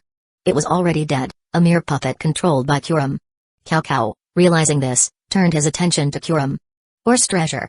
He used the horse treasure ability to teleport. In the next instant, he appeared before Kurum. Kurum had been wary of Cao, but she hadn't expected him to teleport. She was caught off guard. Unii-chan. She cried out. I'm here. Roy appeared before Kurum, catching Cao's spear between 2 fingers. Chapter 166, Bullying Cao. Yasaka can't escape the school trip ends. Cao's expression changed drastically as he felt the immense pressure of Roy's aura bearing down on him. Thud. He was forced to his knees, the wooden planks of Togetsuki Bridge cracking beneath him.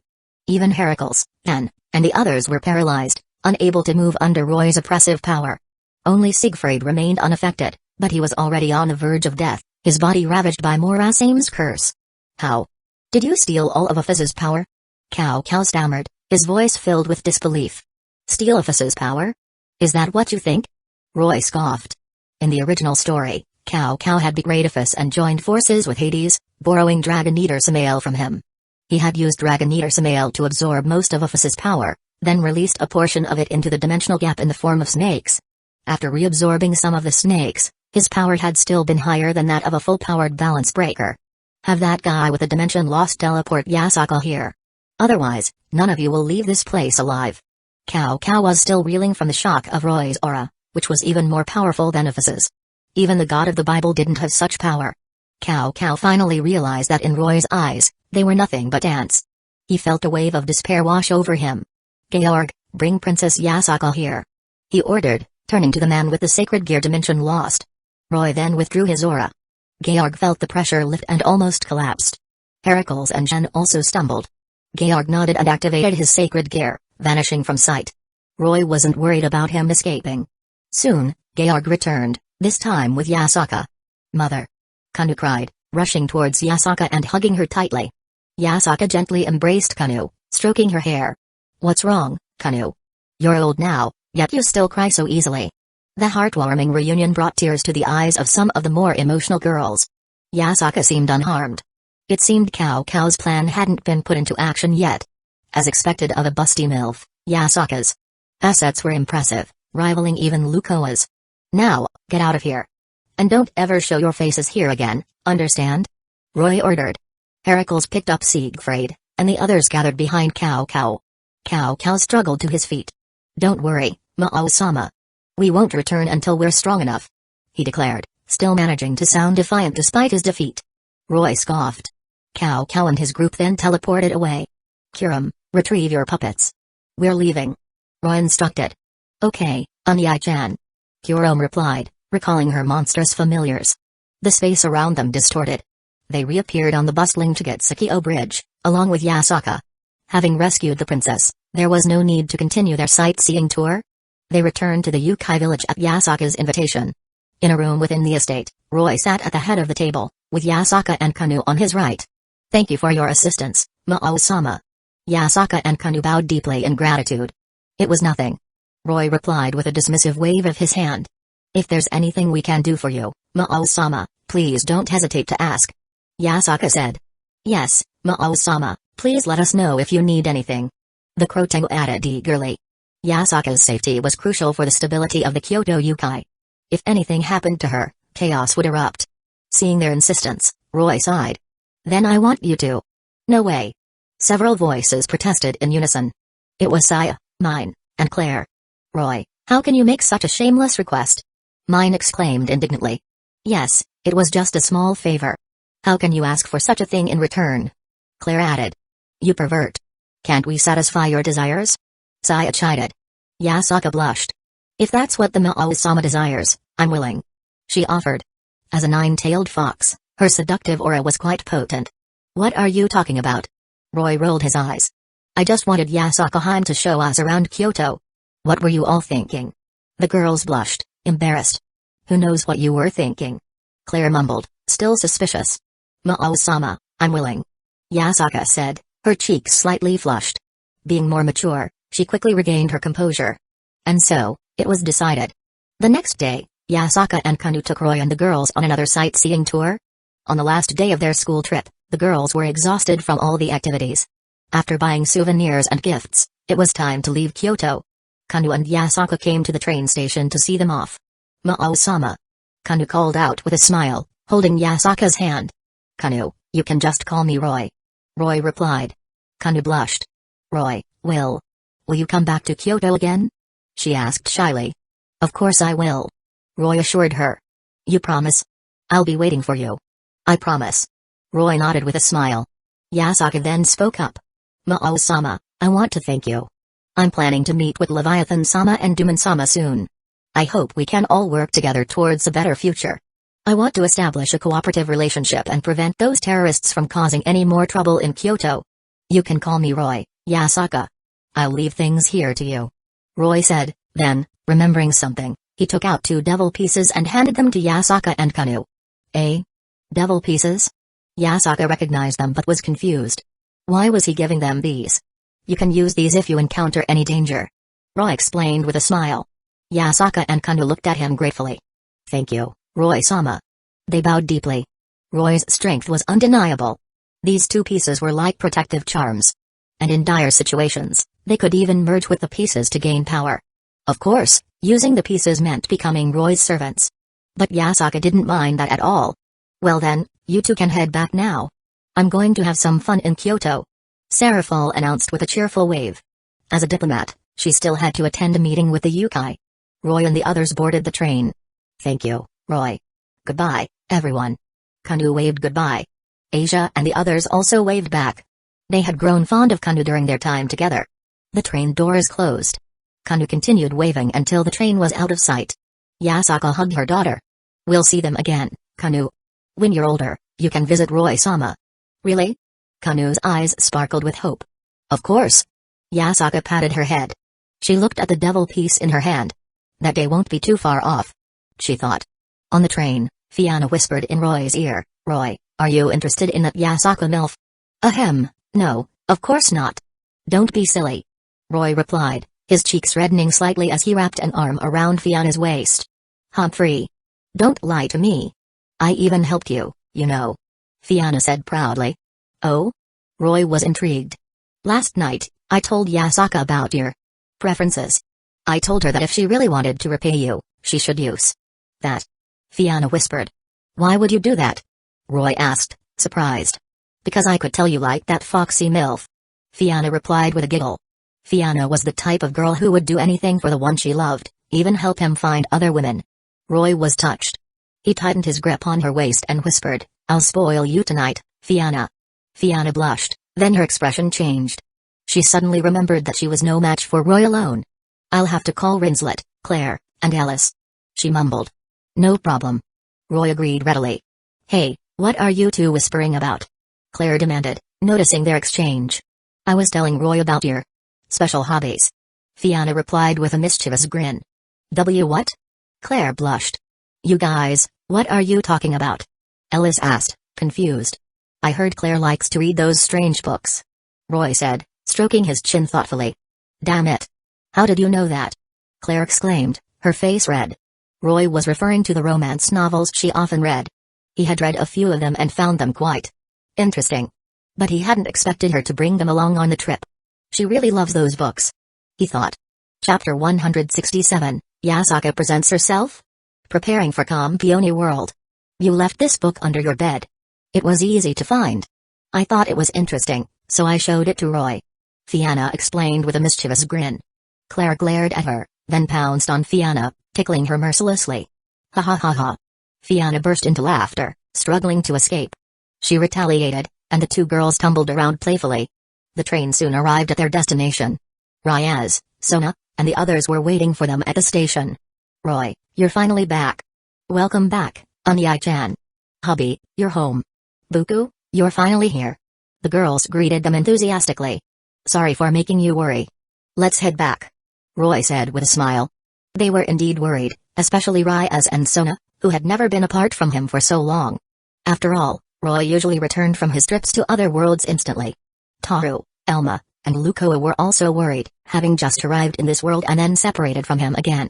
Back at the castle, Roy distributed the souvenirs and gifts he had brought back, easing their worries. That night, after dealing with Fianna and the others, Roy suddenly felt a strange connection. Someone had used one of his evil pieces. It had to be either Yasaka or Kanna. And considering Fianna's earlier words, Roy knew who it was. He activated a reverse summoning spell and vanished. He reappeared in an old-fashioned room. "Roy-sama, you've come." Yasaka's mature voice greeted him. He turned and saw Yasaka, dressed in a beautiful kimono. "Have you made up your mind?" Roy asked. "Yes, Roy-sama, I'm ready to become your servant." Yasaka replied with a respectful nod. "Do you know what it means to be my servant?" Roy asked, a playful glint in his eyes. Yasaka blushed. "Yes," she affirmed. Roy smirked. Life returned to its peaceful routine. But Roy suddenly remembered that he had promised to take Nezuko and the others back to their world. It had been over half a year. It was time for a visit.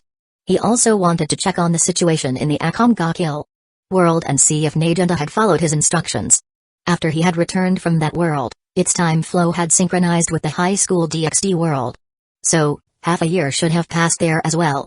Although the Tegu weren't very useful now, they would make nice gifts for his servants. Roy gathered the girls and told them about his plan. "Yay! I want to see Onii-chan again." Nezuko cheered. She missed her brother. "We want to see the Butterfly Mansion again too." Shinobu, Kani, and Kanna chimed in. It would be nice to visit the others. Mitsuri added. Even Mikamo wanted to see Sekonji Yorakadaki again. "Then it's decided.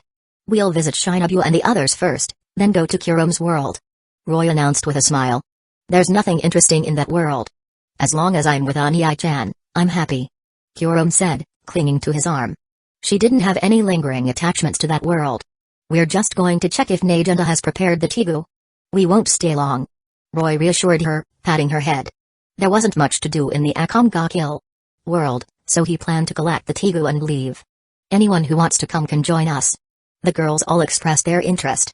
Even Ryas and the others were curious about the world Shinobu and the others came from. With a flash of light, they vanished. They reappeared in the courtyard of the Butterfly Mansion. "Is this the Butterfly Mansion, Shinobu-san? It's so beautiful," Asia exclaimed, looking around. "Yes, this is where my sister and I grew up," Shinobu replied with a smile. The Butterfly Mansion was indeed a lovely place. "I wonder how Onii-chan is doing," Nezuko said, worried about her brother. "Don't worry, Nezuko. Tanjiro is a smart boy. He'll be fine," Roy reassured her. Nezuko nodded, feeling a bit better. "Who are you?" A girl suddenly appeared, startled by the sight of so many people. "Are you from the Demon Slayer Corps?" Shinobu asked curiously. "Why you're Shinobu Kacho-sama, the flower Hashira?" The girl stammered in disbelief. "Yes, but there's no Demon Slayer Corps anymore," Shinobu replied with a nod. "Please come with me, Kacho-san." The girl led them inside. "Please have a seat," she said as they entered the house. However, there weren't enough cushions for everyone to sit on. The room was packed. The girl blushed, realizing the lack of seating. "It's all right. By the way, where's Tanjiro?" Roy asked. "Oh, he's out treating patients," the girl replied with a smile. "Treating patients? It seems he's putting his medical skills to good use," Roy said to Shinobu. Before leaving the Demon Slayer world, Roy had asked Shinobu to teach Tanjiro some medical skills. "Yes, he is," Shinobu replied, proud of her student. "When will he be back?" Roy asked. "He should be back soon," the girl replied. It was almost noon. Tanjiro should be returning for lunch. "Mikamo, how about we go get Sekonji-san and have a reunion?" Roy suggested. "Sure." Mikamo agreed with a smile. Roy, Mikamo, and Nezuko went to fetch Sekonji Yorakadaki. "I didn't expect to see you again, Roy-sama," Sekonji said when they arrived at the Butterfly Mansion. "Haha, Sekonji-san, you're still as lively as ever. We'll visit often," Roy replied with a chuckle. "That's wonderful.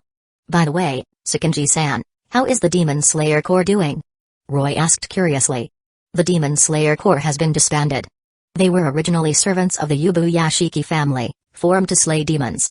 Now that the demons are gone, there's no need for them anymore," Sekonji explained. "I see. And how is Tanjiro doing?" "Tanjiro? He's doing well. He's become a reliable doctor." Sekonji was clearly proud of his student. And that little girl over there was sent by the former leader to assist Danjiro.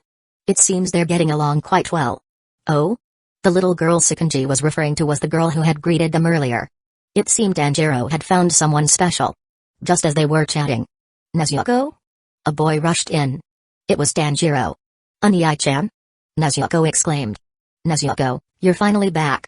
Danjiro cried, his eyes filled with tears. Nezuko was his only remaining family, and they hadn't seen each other in months. Roy didn't interrupt their reunion.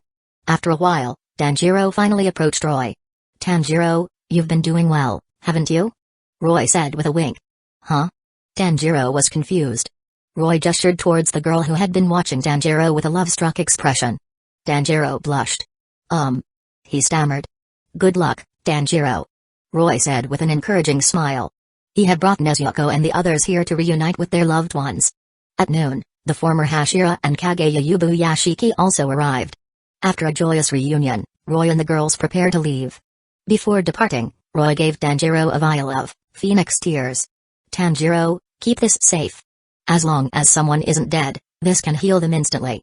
What? Tanjiro was shocked. Such a miraculous item. It was practically a potion of resurrection. Roy, this is too valuable. He protested. Just take it. It's nothing to me. Roy insisted. Tanjiro reluctantly accepted the gift. Goodbye, Tanjiro. Unai-chan, take care of yourself. Don't let that girl get away. They bid farewell to Tanjiro, who was blushing along with the girl beside him as Nezuko and the others teased him. With Tanjiro's reluctant gaze following them, they left the Demon Slayer world. Back in the world of high school DxD, Roy decided to go alone to the Akomgakil world.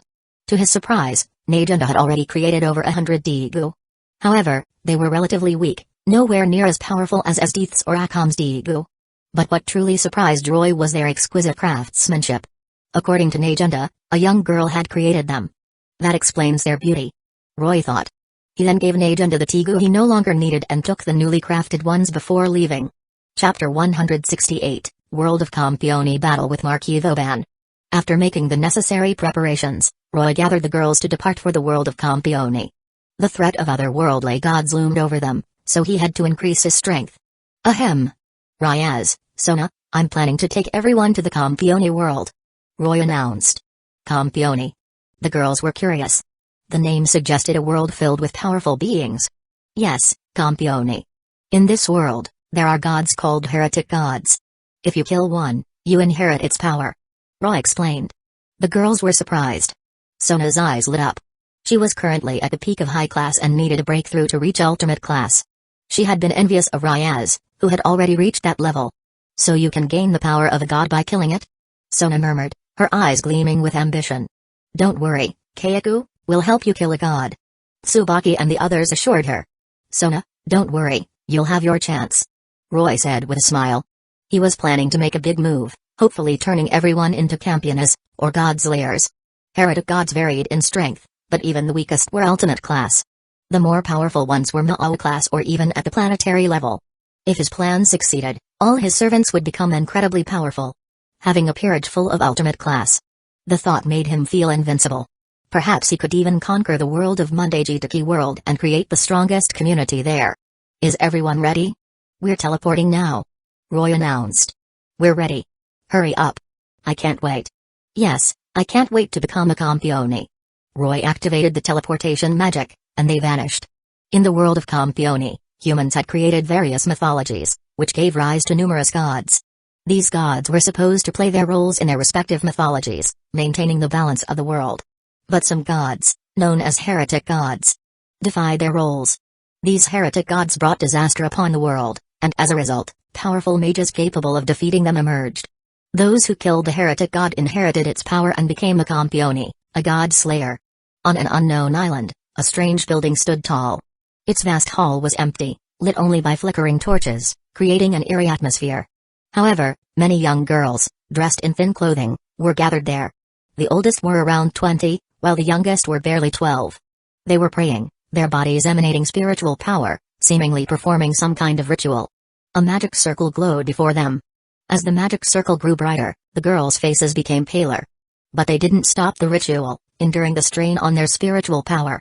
Even when some of them fainted from exhaustion, the others continued. All this was because of a figure standing near the magic circle. He looked like an elderly, wise gentleman. But he possessed a wildness, superhuman strength and agility, and a thirst for battle. He was cunning and unyielding. This was Sasha de Janstale Vauban, also known as the Duke Vauban. He was one of the most powerful campiones. He was a king among men, a human who had slain gods. He was arrogant and accustomed to giving orders. He would do anything to satisfy his desires, even destroy humanity.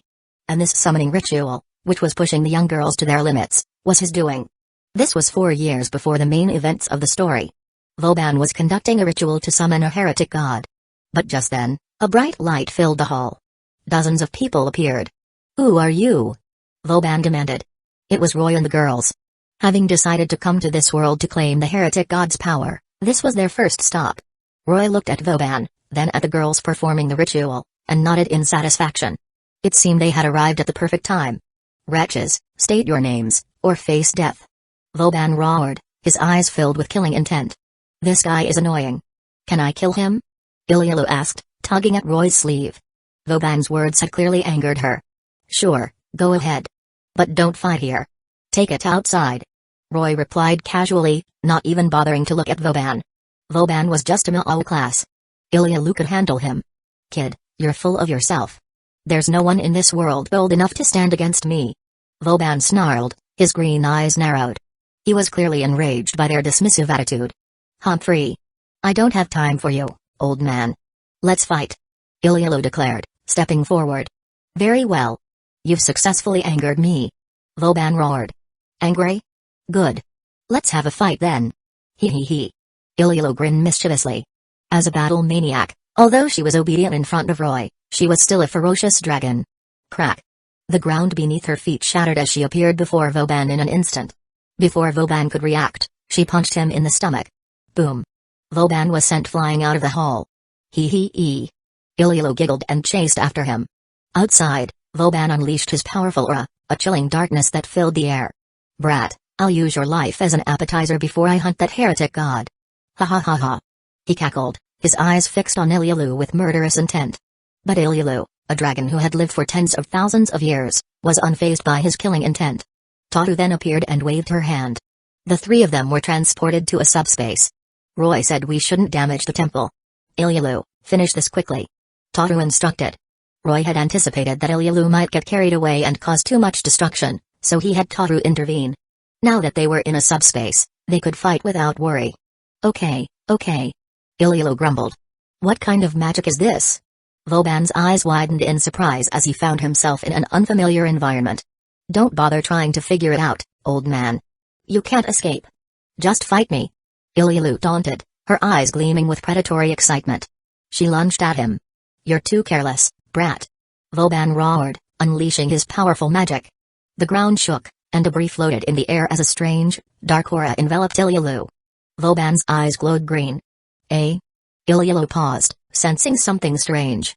It was the evil eye of Sodom, an authority Vauban had usurped from the Roman hero, Horatius Cockles. Any living creature he looked at would be turned to salt. However, Ilulu only felt a slight discomfort, then nothing happened. She charged at Vauban again. What? It had no effect? How? Vauban was stunned. Even gods and campiones would be partially petrified by his evil eye. It shouldn't have no effect at all. But before he could recover from his shock, Ilulu was upon him. Her claws raked across his chest. "Ah!" Vauban cried out in pain as he was sent flying, 2 bloody gashes appearing on his chest. Although the evil eye of Sodom seemed powerful, capable of seeing for miles, even through objects, and theoretically able to petrify an entire city, it was mainly a support ability. It wasn't very effective against truly powerful opponents. "I underestimated you, brat." "What are you?" Vauban asked, staring at the claw marks on his chest and then at Ilulu's claws with shock. Humans couldn't have claws like that. What was she? A dragon? Or something else? I'm a dragon," Ilulu declared with a mischievous grin as she flew into the air. She opened her mouth, her flame pouch glowing as she charged an attack. Then, she unleashed a barrage of fireballs. Dragon breath. It was a technique all dragons possessed. A dragon? Vauban snarled, his anger rising as he unleashed his power. He summoned a massive skull, over 60 meters tall. Wolf of Ragnarok? This was a new authority he had usurped from Fenrir, the monstrous wolf of Norse mythology. It could devour anything, A power derived from Fenrir devouring the sun during Ragnarok? Ilulu's dragon breath was completely absorbed by the giant skull. Damn it. It devoured my flames. Then you have another one. Ilulu roared, frustrated. She opened her mouth wide, gathering a massive amount of magic power. She was preparing a powerful attack. Chapter 169, The Death of Marquis Vauban slaying the King of Swords. Vauban's expression hardened as he witnessed Ilulu charging a powerful attack. As a campione, he could wield divine powers. But those powers had limitations. First, he needed sufficient magical energy. Second, he could only use each power once a day. He had already used the Wolf of Ragnarok and couldn't use it again. And he could sense the immense power behind Ilulu's attack. It was a threat to him.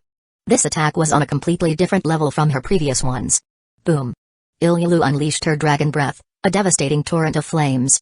Vauban also unleashed his power. Otherland's dragon. He activated the authority he had usurped from the ancient Mesopotamian goddess, Inanna. His soul separated from his body, transforming into a massive black dragon. He also unleashed a dragon breath, meeting Ilulu's attack head-on. Two beams of energy, reaching towards the sky, collided in midair. Boom.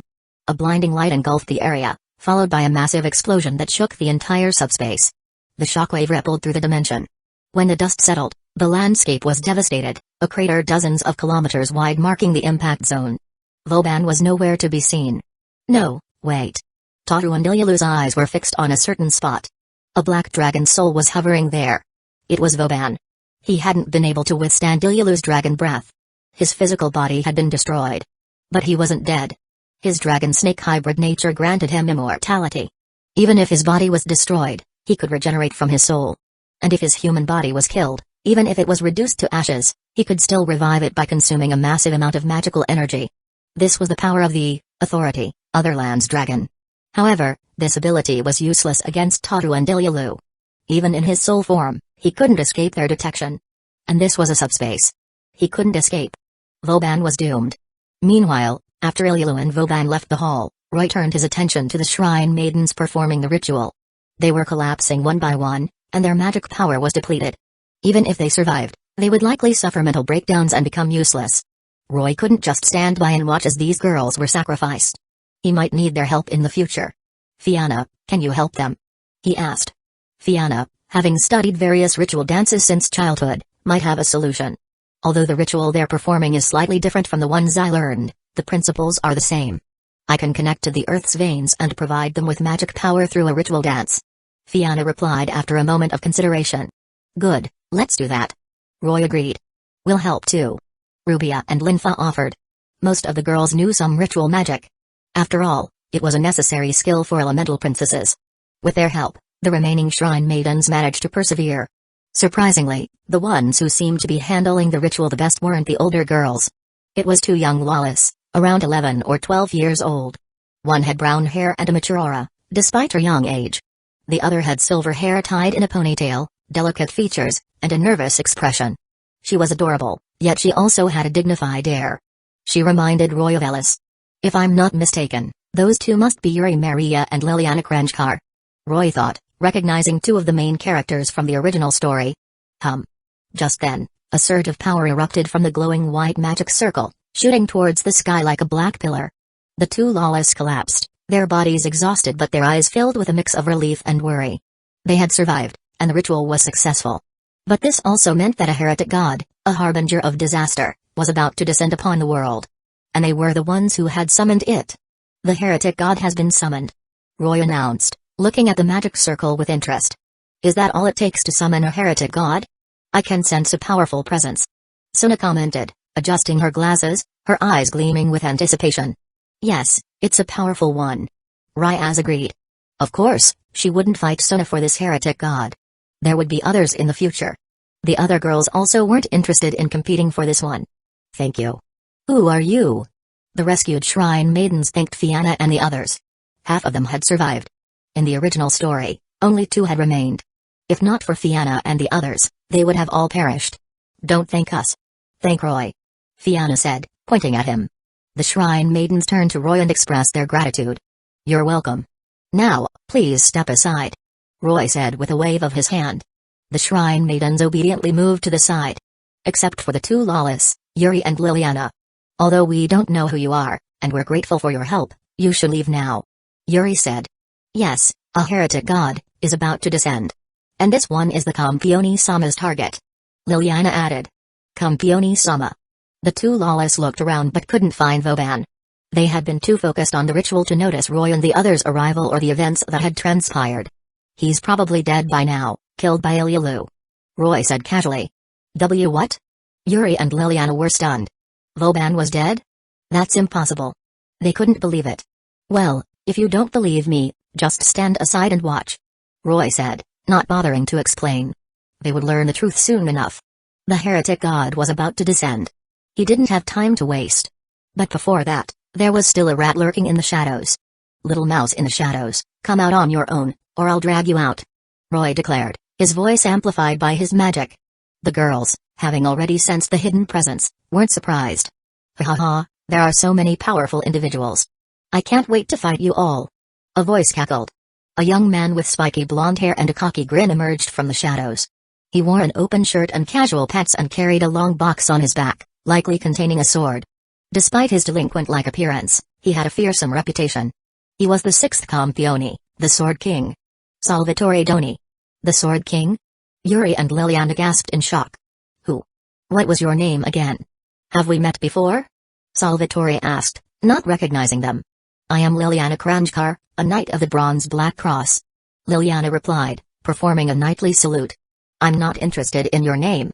I won't remember it anyway. Salvatore said dismissively, then turned to Roy and the others. I am here to kill this heretic god. Would you mind stepping aside? Although he could sense their power, he was a Campione, a god slayer. He had his pride. In this world ruled by Campiones, nothing could make them back down. You must be Salvatore Doni, if you don't want to die, get lost. This heretic god is ours. Roy declared. The shrine maidens in the hall paled. How could he have the audacity to anger a Campione? The last person who had done so had been annihilated, along with the entire city. They were terrified. Sword King Sama, please spare this country. Liliana pleaded, clenching her teeth. She was about to kneel and beg for mercy. But she found she couldn't.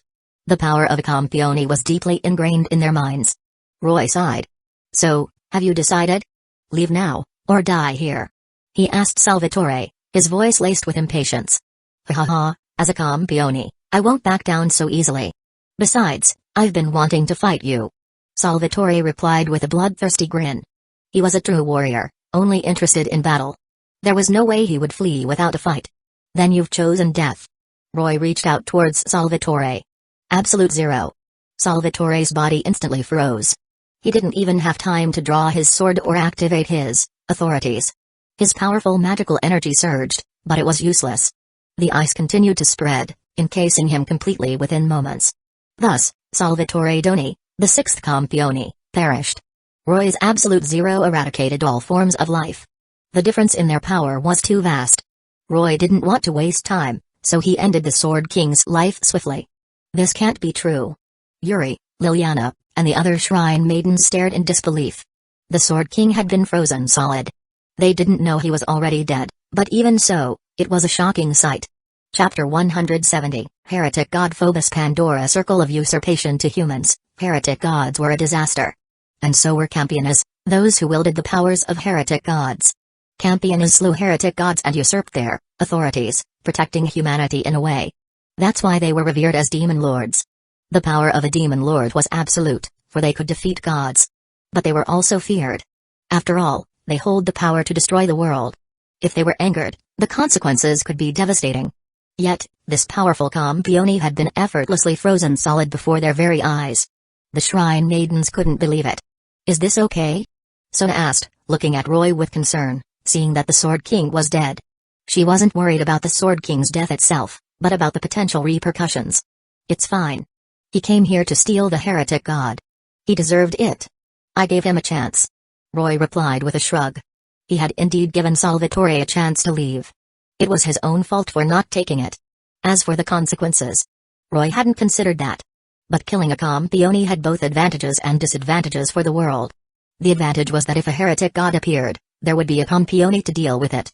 But the disadvantage was that if a Campione was angered, they could cause just as much destruction as a heretic god. It was a double-edged sword. But Roy didn't care about any of that. The heretic god finally descended. Did you summon me? A powerful aura erupted from the magic circle, and a figure materialized within the pillar of light reaching towards the sky. It was a muscular giant, hundreds of meters tall. This was Phobos, the son of Ares, the Greek god of war. In the original story, Salvatore Doni had slain him and usurped his authority. So this is a heretic god? He seems quite strong. As Deeth commented, her eyes gleaming with predatory interest. Phobos wasn't that powerful, only at the peak of ultimate class. He was a relatively weak heretic god. Don't worry, Deeth. There will be other heretic gods. Roy said with a chuckle. Of course. I'm not interested in this one anyway. I prefer stronger opponents. Deeth replied with a smirk.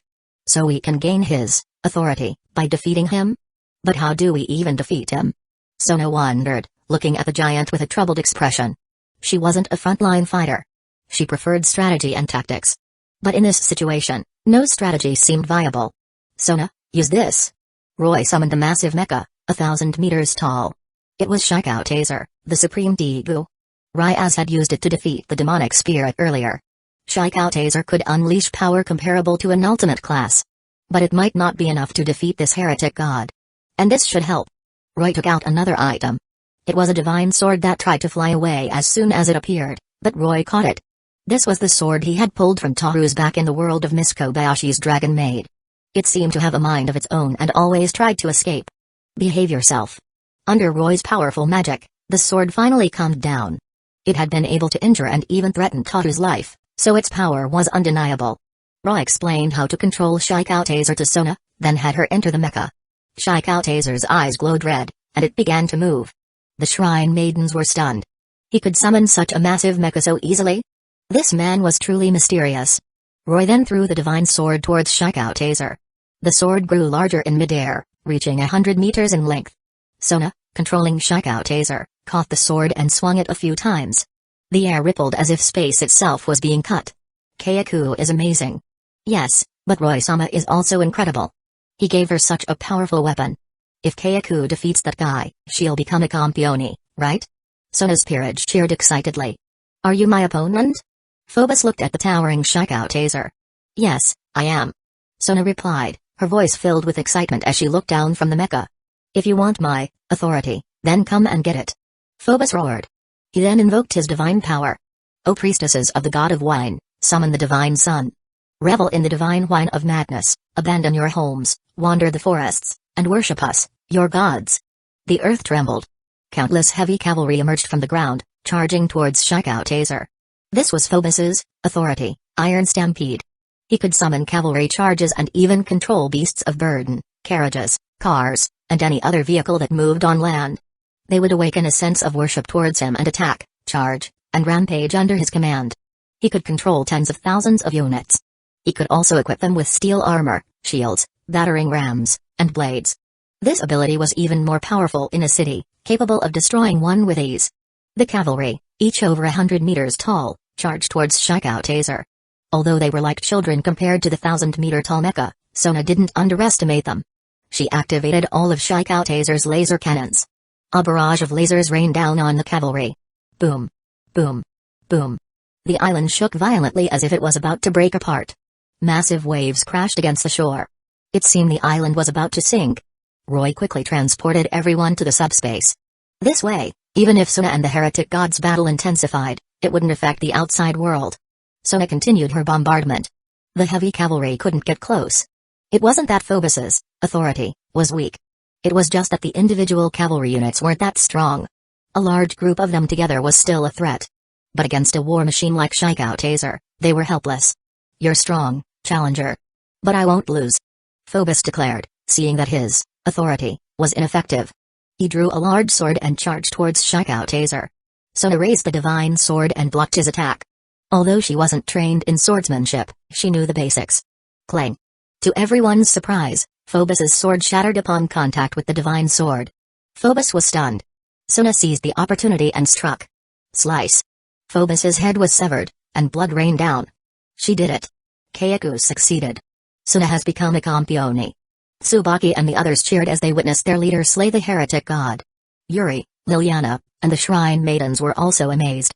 Another campione was born. After witnessing Roy effortlessly defeat the Sword King, They were once again awestruck by his power. Roy, I did it!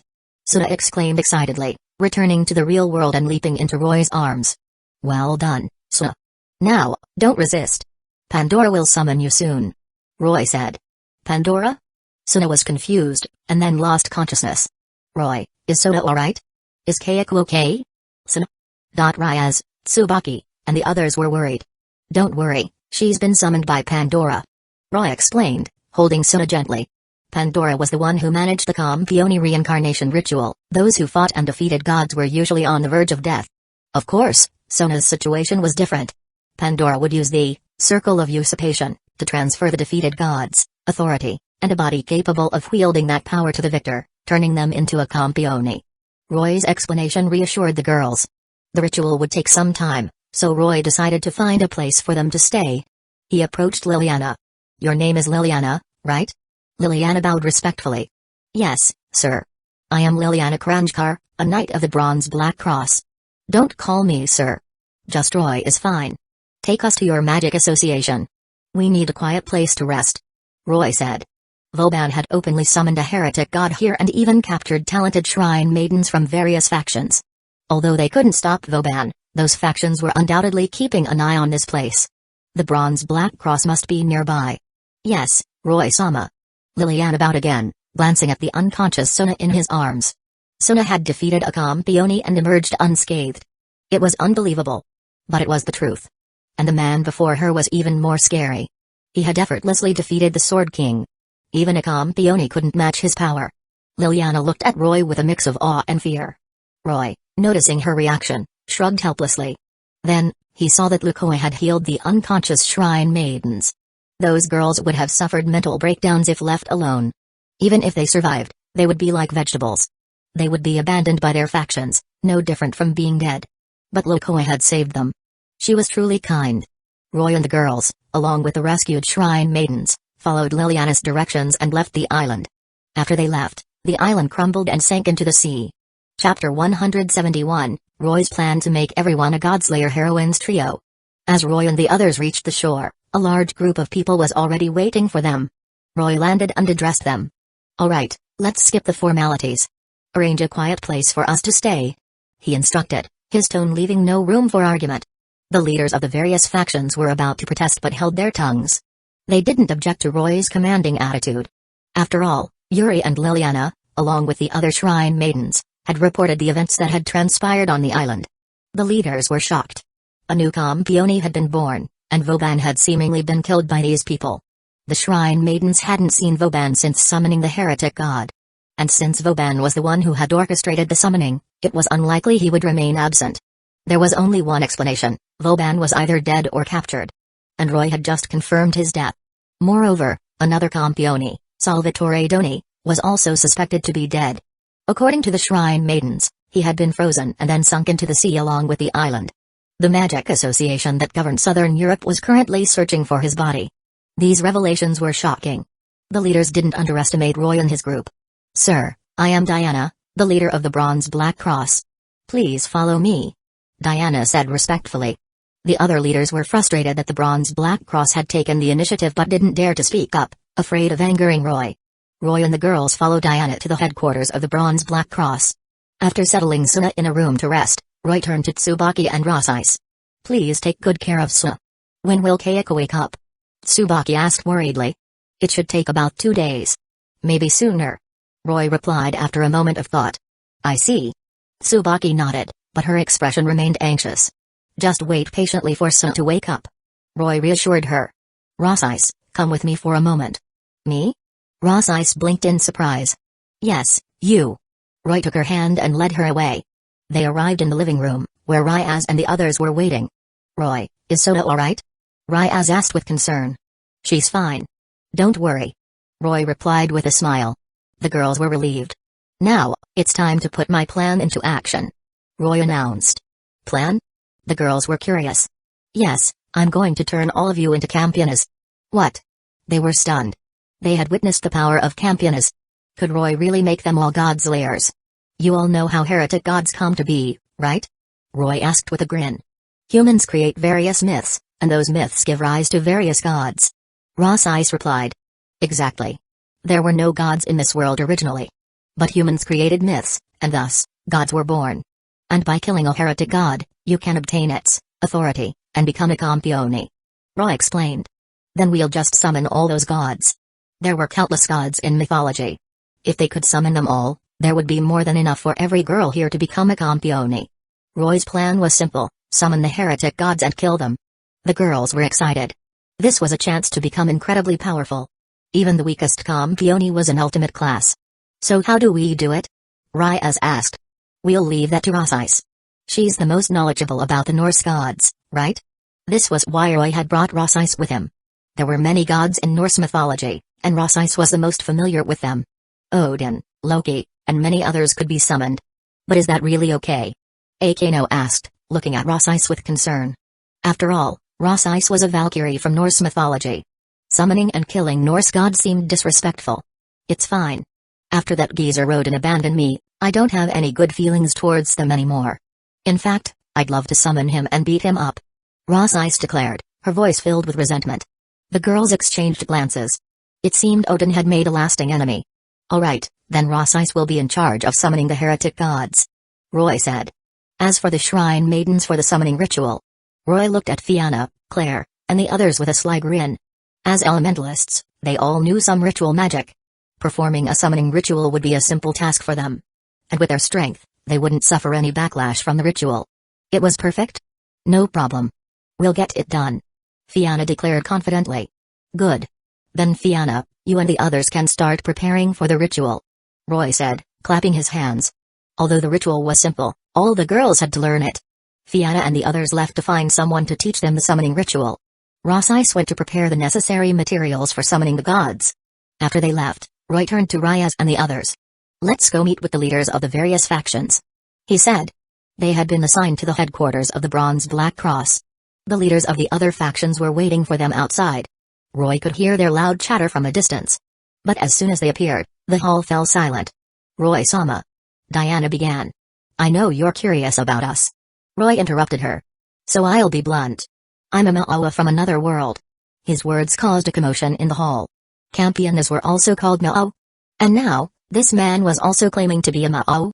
They didn't know if there was a connection, but anyone who could be called a Ma'au was undoubtedly powerful. Then, Ma'au-sama, what is your purpose here? Paolo blandly, the leader of the Copper Black Cross, asked respectfully. We're here to hunt heretic gods. Roy replied casually. His words shocked the faction leaders. Heretic gods, symbols of disaster, were being treated as prey? They couldn't understand this man. Ma'au-sama, that would bring disaster upon the world. Diana exclaimed, kneeling before him. Don't worry, just find the heretic gods who have already descended upon this world. Roy said with a dismissive wave of his hand. We'll take care of the rest. After all, those heretic gods will eventually cause trouble, won't they? Not all heretic gods were evil.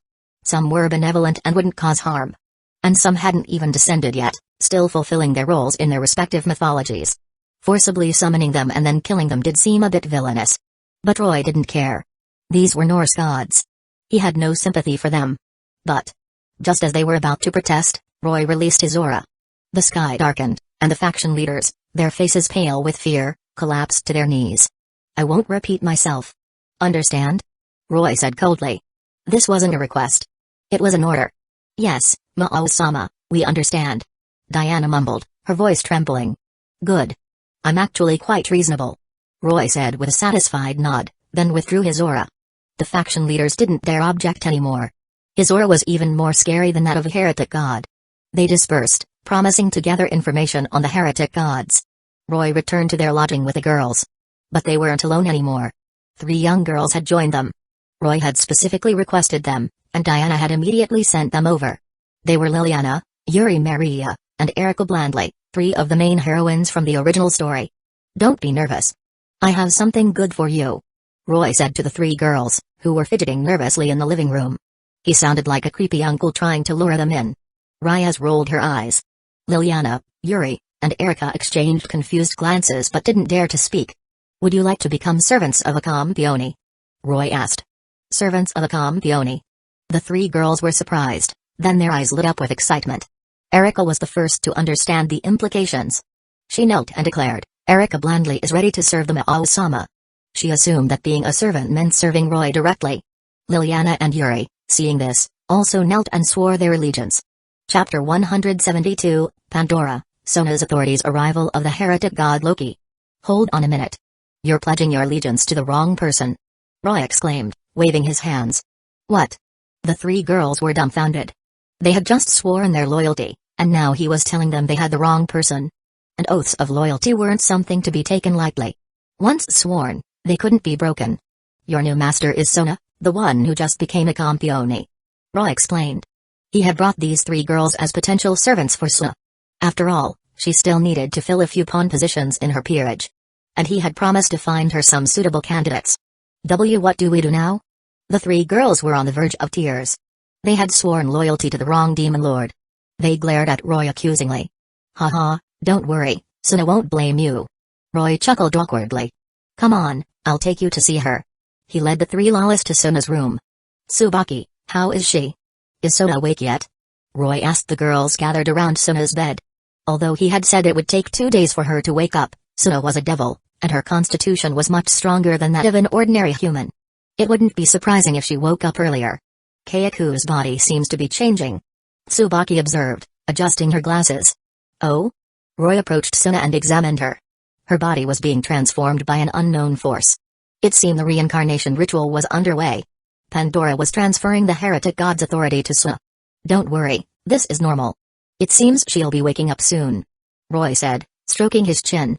As expected, Sona, being a devil, was much quicker at assimilating the god's power than a human. Tsubaki and the others relaxed a bit, hearing his words. An hour later, Sona woke up. Sona, how are you feeling? Roy asked, sitting beside her bed. How long was I unconscious? Sona asked, rubbing her forehead. Less than half a day. Roy replied with a smile. I see. Sona vaguely remembered what had happened after she fainted. She had met a girl named Pandora in a white space. And with Pandora's help, she had obtained the authority of the heretic god, Phobos. I'm a campione now. Sona exclaimed, looking at her hands in disbelief. Yes, you are. How about we test out your new powers? Roy suggested. Sona nodded eagerly. They went to the training grounds. Ryaz and the others were also curious about Sona's new authority, so they came to watch. Roy waved his hand, and they were all transported to the subspace. Sona, try out your authority.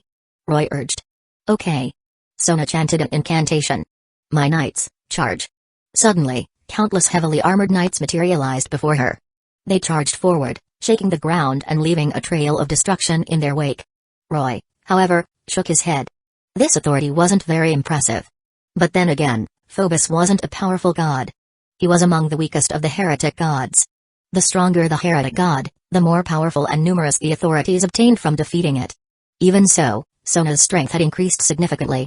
First, she had broken through to ultimate class, reaching the peak of that level. Her body had also become incredibly resilient. Even without using her powers, no one below ultimate class could harm her. And ordinary curses and magic had no effect on her. These were the benefits of becoming a campione. Sona was quite satisfied with her newfound power. This heretic god was a bit weak. I'll find you a stronger one next time, Sona. Roy said. Roy, I'm already happy with this. Sona replied with a smile. She was content with her sudden jump in power from high class to peak ultimate class. Don't worry, I'll arrange it. Roy assured her. By the way, Sona, these are the servants I found for you. He said, presenting the three lawless. Who are they? Sona asked, looking at them curiously. They're talented prodigies from various factions. They're more than qualified to be your pawns. Roy explained with a grin. Sona examined the three girls. Although they were young, she trusted Roy's judgment. Would you three like to become my pawns? She asked. Campione-sama, we are willing. Yuri, Liliana, and Erika declared, kneeling and pledging their allegiance. Sona smiled and accepted their loyalty, then used her evil pieces to reincarnate them as devils. Now, Sona's peerage was also complete. However, compared to Ryaz's peerage, Sona's was still weaker. After all, Yuri, Liliana, and Erika were still young. But they were all geniuses. Once they grew up, they would be just as powerful as Zenobia and Irina. Rosyce, Fianna, and the other elementalists were busy preparing for the summoning of the heretic god. And Diana and the other faction leaders were searching for information on heretic gods who had already descended upon this world. A few days passed. Rosyce and Fianna were the first to be ready. Rosyce had gathered the necessary materials for the summoning. and Fianna and the others had learned the summoning ritual. Roy didn't waste any time. He took them to a deserted island to perform the ritual. The bronze Black Cross had already made the necessary preparations on the island. Fianna, begin. Roy instructed. Okay.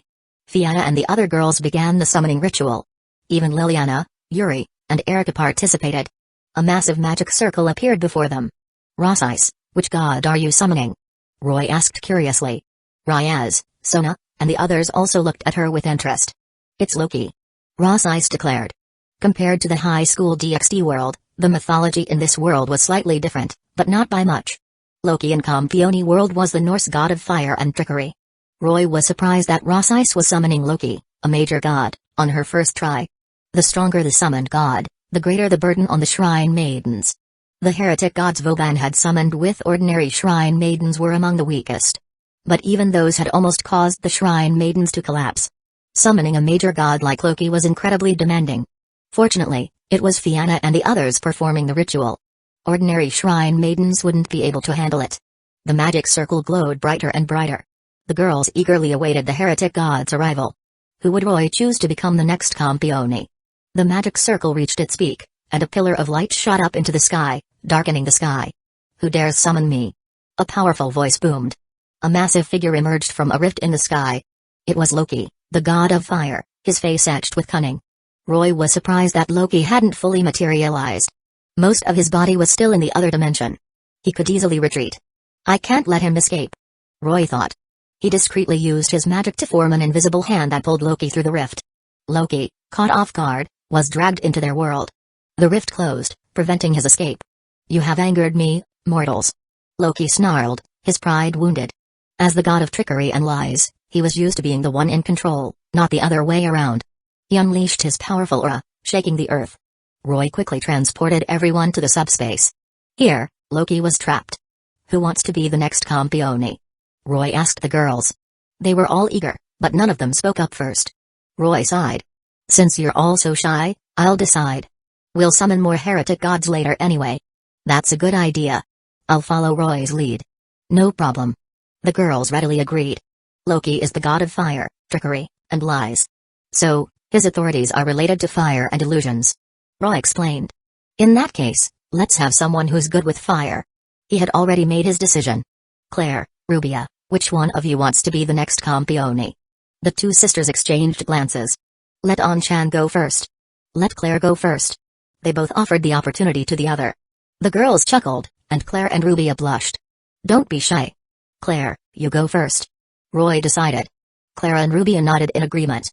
Chapter 173, Cult Leader Luo How Claire's Authorities. Meanwhile, Loki, who had been left to the side, was fuming. Seeing Roy and the others laughing and chatting, he unleashed a torrent of flames towards them.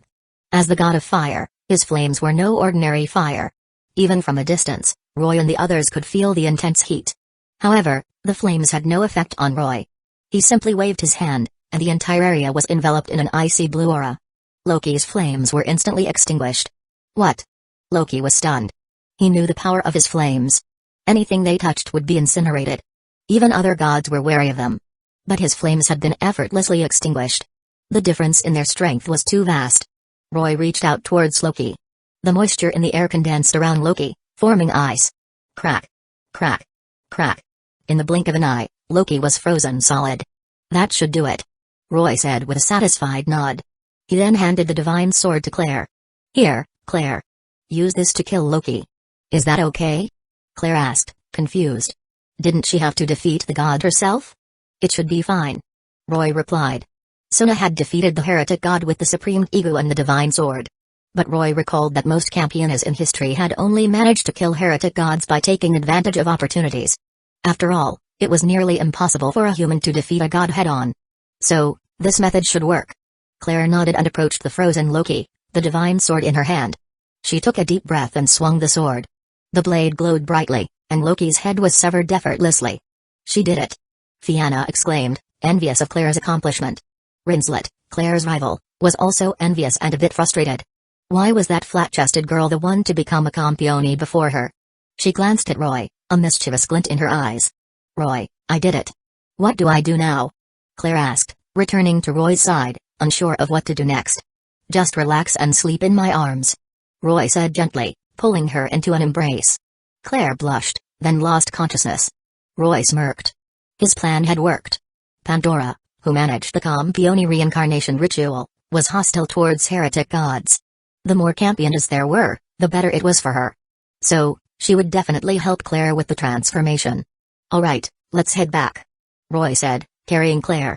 Back at their lodging, news of another Campione's birth spread quickly. The previous Campione had just been born a few days ago, and the various factions were still reeling from the shock. Now, there was another one. It was unbelievable. When had becoming a Campione become so easy? Even the other Campiones were surprised by this news. The leaders of the Southern European Magic Association were also shocked and terrified. They had just retrieved the Sword King's body a few days ago. But his body was frozen solid. Despite their best efforts, they couldn't break the ice. They had to accept that the Sword King was dead. Among the Campiones, there was one who was particularly interested in Roy and his group. In the distant land of China, a young girl living in seclusion in the mountains had heard about the deaths of Vauban and the Sword King.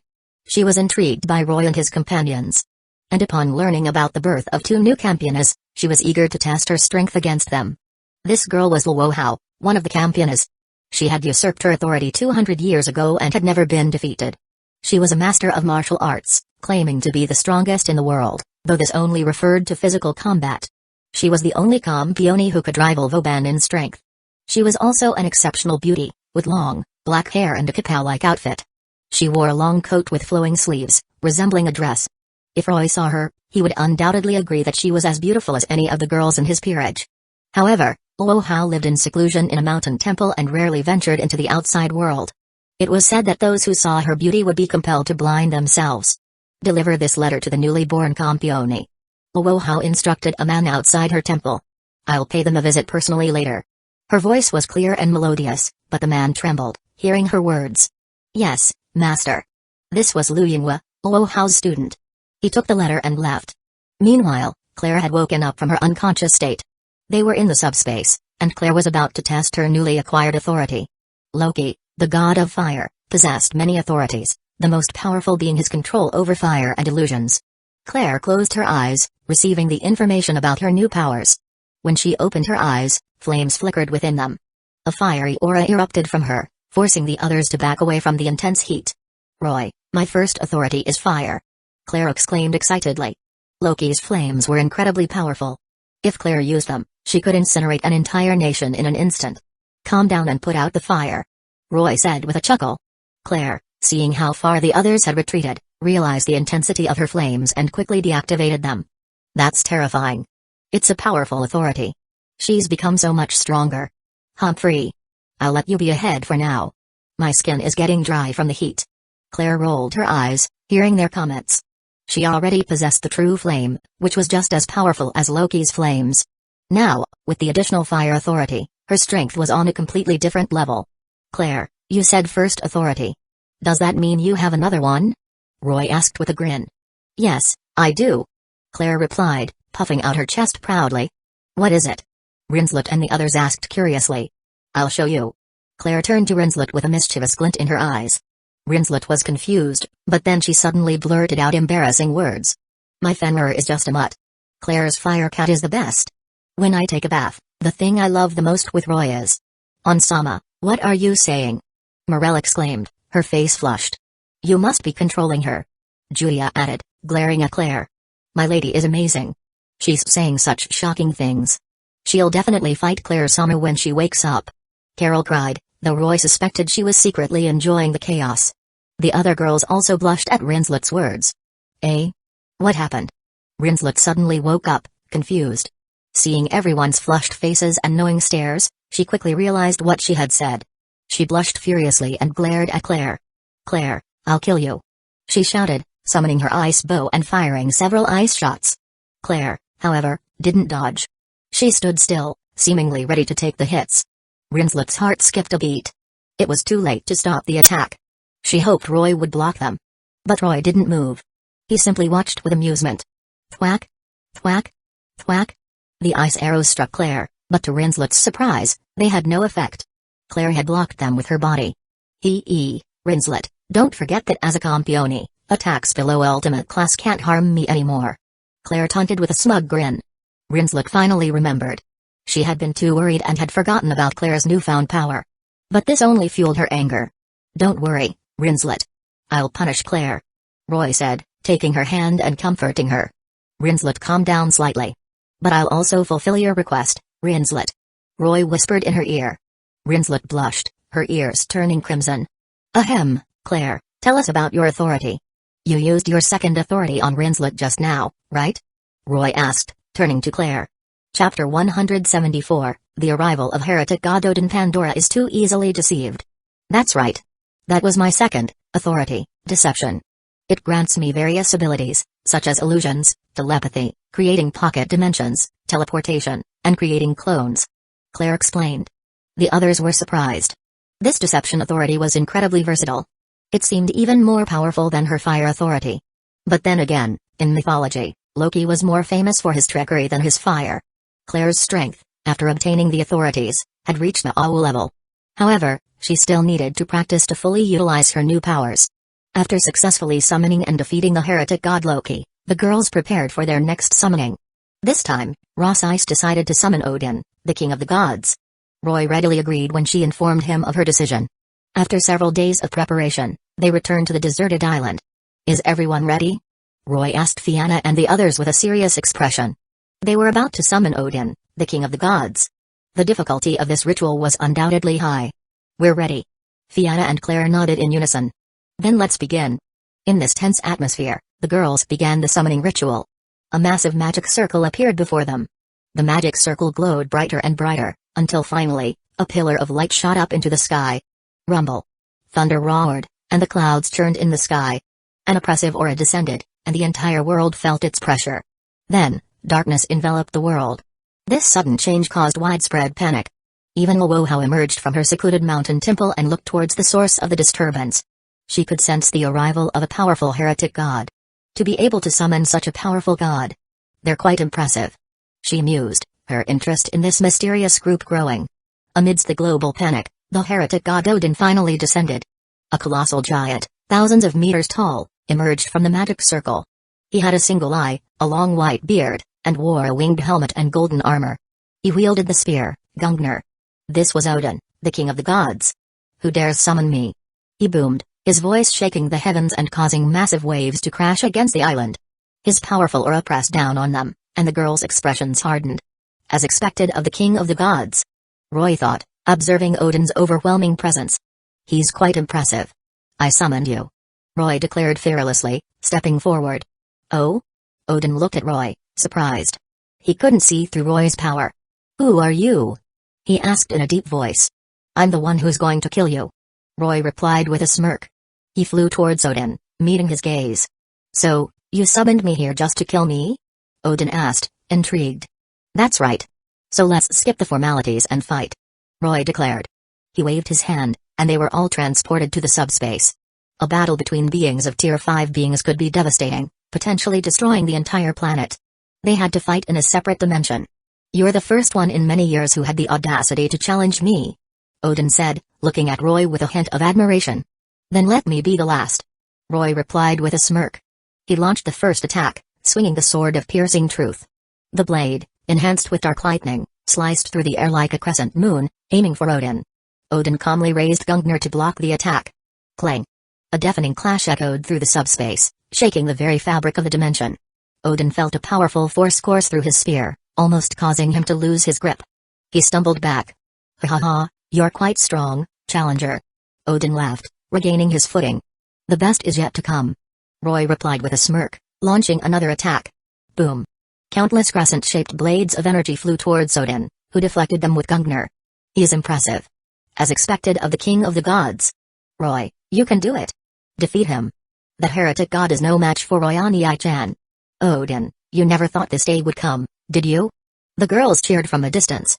Odin, as the king of the gods, possessed many authorities: prophecy, kingship, wisdom, healing, magic, poetry, war, and death. He was incredibly powerful. But his strength was only at the early stage of Tier 5 substellar. Once again, this is based on Versus Battles Wiki, it's comparable to Great Red and Great Aphis. Roy was also at the early stage, but with the Sword of Piercing Truth, formed from Renashdol, he could unleash power comparable to a mid-stage Tier 5 substellar. Moreover, he had various powerful and unique techniques. Mahapadma, Roy declared after exchanging a few blows with Odin. As soon as he uttered the word, time and space within the subspace froze. Roy approached Odin and extended his hand. Absolute zero. An icy aura erupted from his palm. Odin's massive body was instantly encased in ice. Roy tapped the frozen Odin lightly. Crack. The ice shattered, and Odin, the colossal god, crumbled into dust. The king of the gods, the most powerful heretic god, had been slain by Roy. Roy hadn't initially intended to become a campione. He believed that the authorities of heretic gods wouldn't significantly increase his strength. And using those authorities was troublesome, requiring incantations and having limitations, such as being usable only once a day. To gain a significant power boost, he would need to defeat a major god at Tier 5. He hadn't expected Odin, the god he had summoned, to be at that level. But since he was, Roy had taken the opportunity to kill him and usurp his authority. Just then, he felt a familiar sensation. Here it comes. The summons from Pandora. Roy said with a smirk. He didn't resist. He lost consciousness. The girls rushed forward and caught him before he could fall. In a white void, devoid of any features, a young girl stood before Roy. You're such an exceptional child. To achieve this feat in such a short time. You're truly amazing. A sweet, gentle voice praised him. Roy turned and saw a young girl with beautiful purple hair styled and pigtails and an adorable, doll-like face. She wore a thin white dress and had a surprisingly mature aura despite her small stature. You're Pandora, aren't you? Roy recognized her as the one who managed the Campione reincarnation ritual. Yes, I'm your mommy. Roy chuckled. Pandora, you're not suited to be a mother. Eh? Why not? Pandora was taken aback. Although many Campiones had questioned her, she was still curious about Roy's opinion. Because if you were a mother, you'd starve your child. Roy explained with a serious expression. Pandora blinked, then looked down at her flat chest. You can't tease your mommy like that. She pouted, trying to look imposing. Ha ha ha, just kidding. Roy laughed, then suggested, how about this? I'll call you mommy. And you call me daddy. That way, we both win. Okay. Pandora nodded eagerly, then her expression changed as she processed his words. She glared at him, her cheeks puffed out. Roy's heart melted at her adorable display. Ahem, let's not joke around anymore. It's time for the ritual, he said, clearing his throat. Pandora sighed, then prepared to begin the Campione transformation ritual. But Roy suddenly grabbed her hand and placed a strange chess piece in her palm. Hurry up and get ready. You can't perform the ritual without a piece. He chided. Huh? Oh. Pandora was confused. Aren't we starting the ritual? Yes, we are. Roy confirmed. Then, Pandora, would you like to become my servant? What? Pandora was dumbfounded. Wasn't she supposed to be performing the ritual for him? Why was he asking her to become his servant? So, will you become my servant? Roy repeated, leaning closer to her face. Huh? Oh, okay. Pandora nodded instinctively, caught off guard by his honest expression. Great. Then let's begin. Roy smirked and started the devil transformation ritual. By the name of Roy Lucifuge, I command thee, Pandora, to become my servant devil, reborn as my queen. Before Pandora could react, the ritual had begun. The devil piece in her hand merged into her body. A powerful energy surged through her, preventing her from resisting. After a while, the transformation was complete. Pandora opened her eyes and glared at Roy, her cheeks puffed out in anger. She had unknowingly agreed to become his servant. This was ridiculous. She was supposed to be the one performing the ritual for him. Roy chuckled inwardly. He had taken advantage of Pandora's naivety. And it had worked. Pandora was so easy to deceive. You mischievous child. Tricking your mommy like that. She huffed. I didn't trick you. You agreed yourself. Roy retorted with a shrug. No, no, no. I'm supposed to be the one performing the Campione transformation ritual for you. Pandora insisted. Well, that's not a problem either. Roy said with a grin. Chapter 175, Abducting Pandora. Heretic God Poseidon appear. Pandora was speechless. Roy chuckled inwardly, enjoying her flustered reaction. But he couldn't tease her too much. Pandora. Ahem, Mom. Don't you want to see the outside world? If you come with me, you won't have to stay in this empty void forever. Roy said, trying his best to sound persuasive. Pandora was tempted. There's a lot of delicious food in the human world. I can take you there, how about that? Roy offered, taking out some snacks from his storage magic. The delicious aroma filled the air, and Pandora couldn't help but swallow. Having lived in the border between life and death, she had never tasted human food before. Want to try some? Roy asked, taking a bite of a roasted chicken leg. Pandora, unable to resist the temptation, also took a bite. Her eyes widened in surprise, and she began devouring the food with gusto. After all, Pandora was still quite childlike, having never experienced much of the world. Otherwise, she wouldn't have been so easily deceived by Roy. Food truly is a universal language. Roy thought. So, Pandora, are you ready for the Campione transformation ritual? Roy asked with a smile, seeing her enjoying the food. Yes, let's begin. Pandora replied with a nod. The ritual commenced. When Roy regained consciousness, he was back in his room. Roy, you're awake. How are you feeling? Ryaz asked, concerned. Ryaz and Sona were sitting beside his bed. How long was I out? Roy asked curiously. Sona and Claire had only been unconscious for half a day. But it seemed like he had been out for much longer. You were unconscious for a whole day. It's already evening. Sona replied. Roy was surprised. He hadn't expected to be out for so long. He must have spent some time chatting and playing with Pandora before the transformation ritual. But he didn't dwell on it. He closed his eyes and focused on the authority he had obtained. Odin had many authorities: prophecy, kingship, wisdom, healing, magic, poetry, war, and death. And Roy had inherited half of them. Although it was only half, it was still an incredible gain.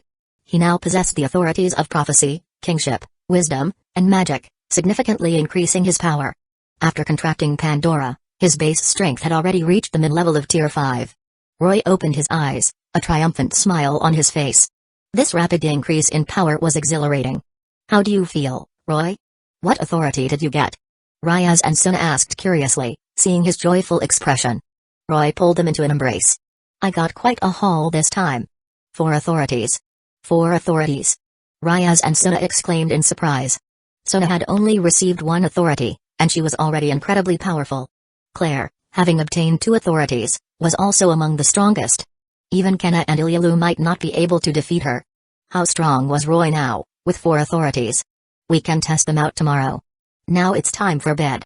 Roy said with a mischievous grin. Ryaz and Sona blushed. The next day, Roy gathered the girls in the living room. Roy, what's the matter? Why did you call us all here? Ryaz asked, confused. She was still exhausted from last night's activities. I want to introduce you to someone. Roy announced with a mysterious smile.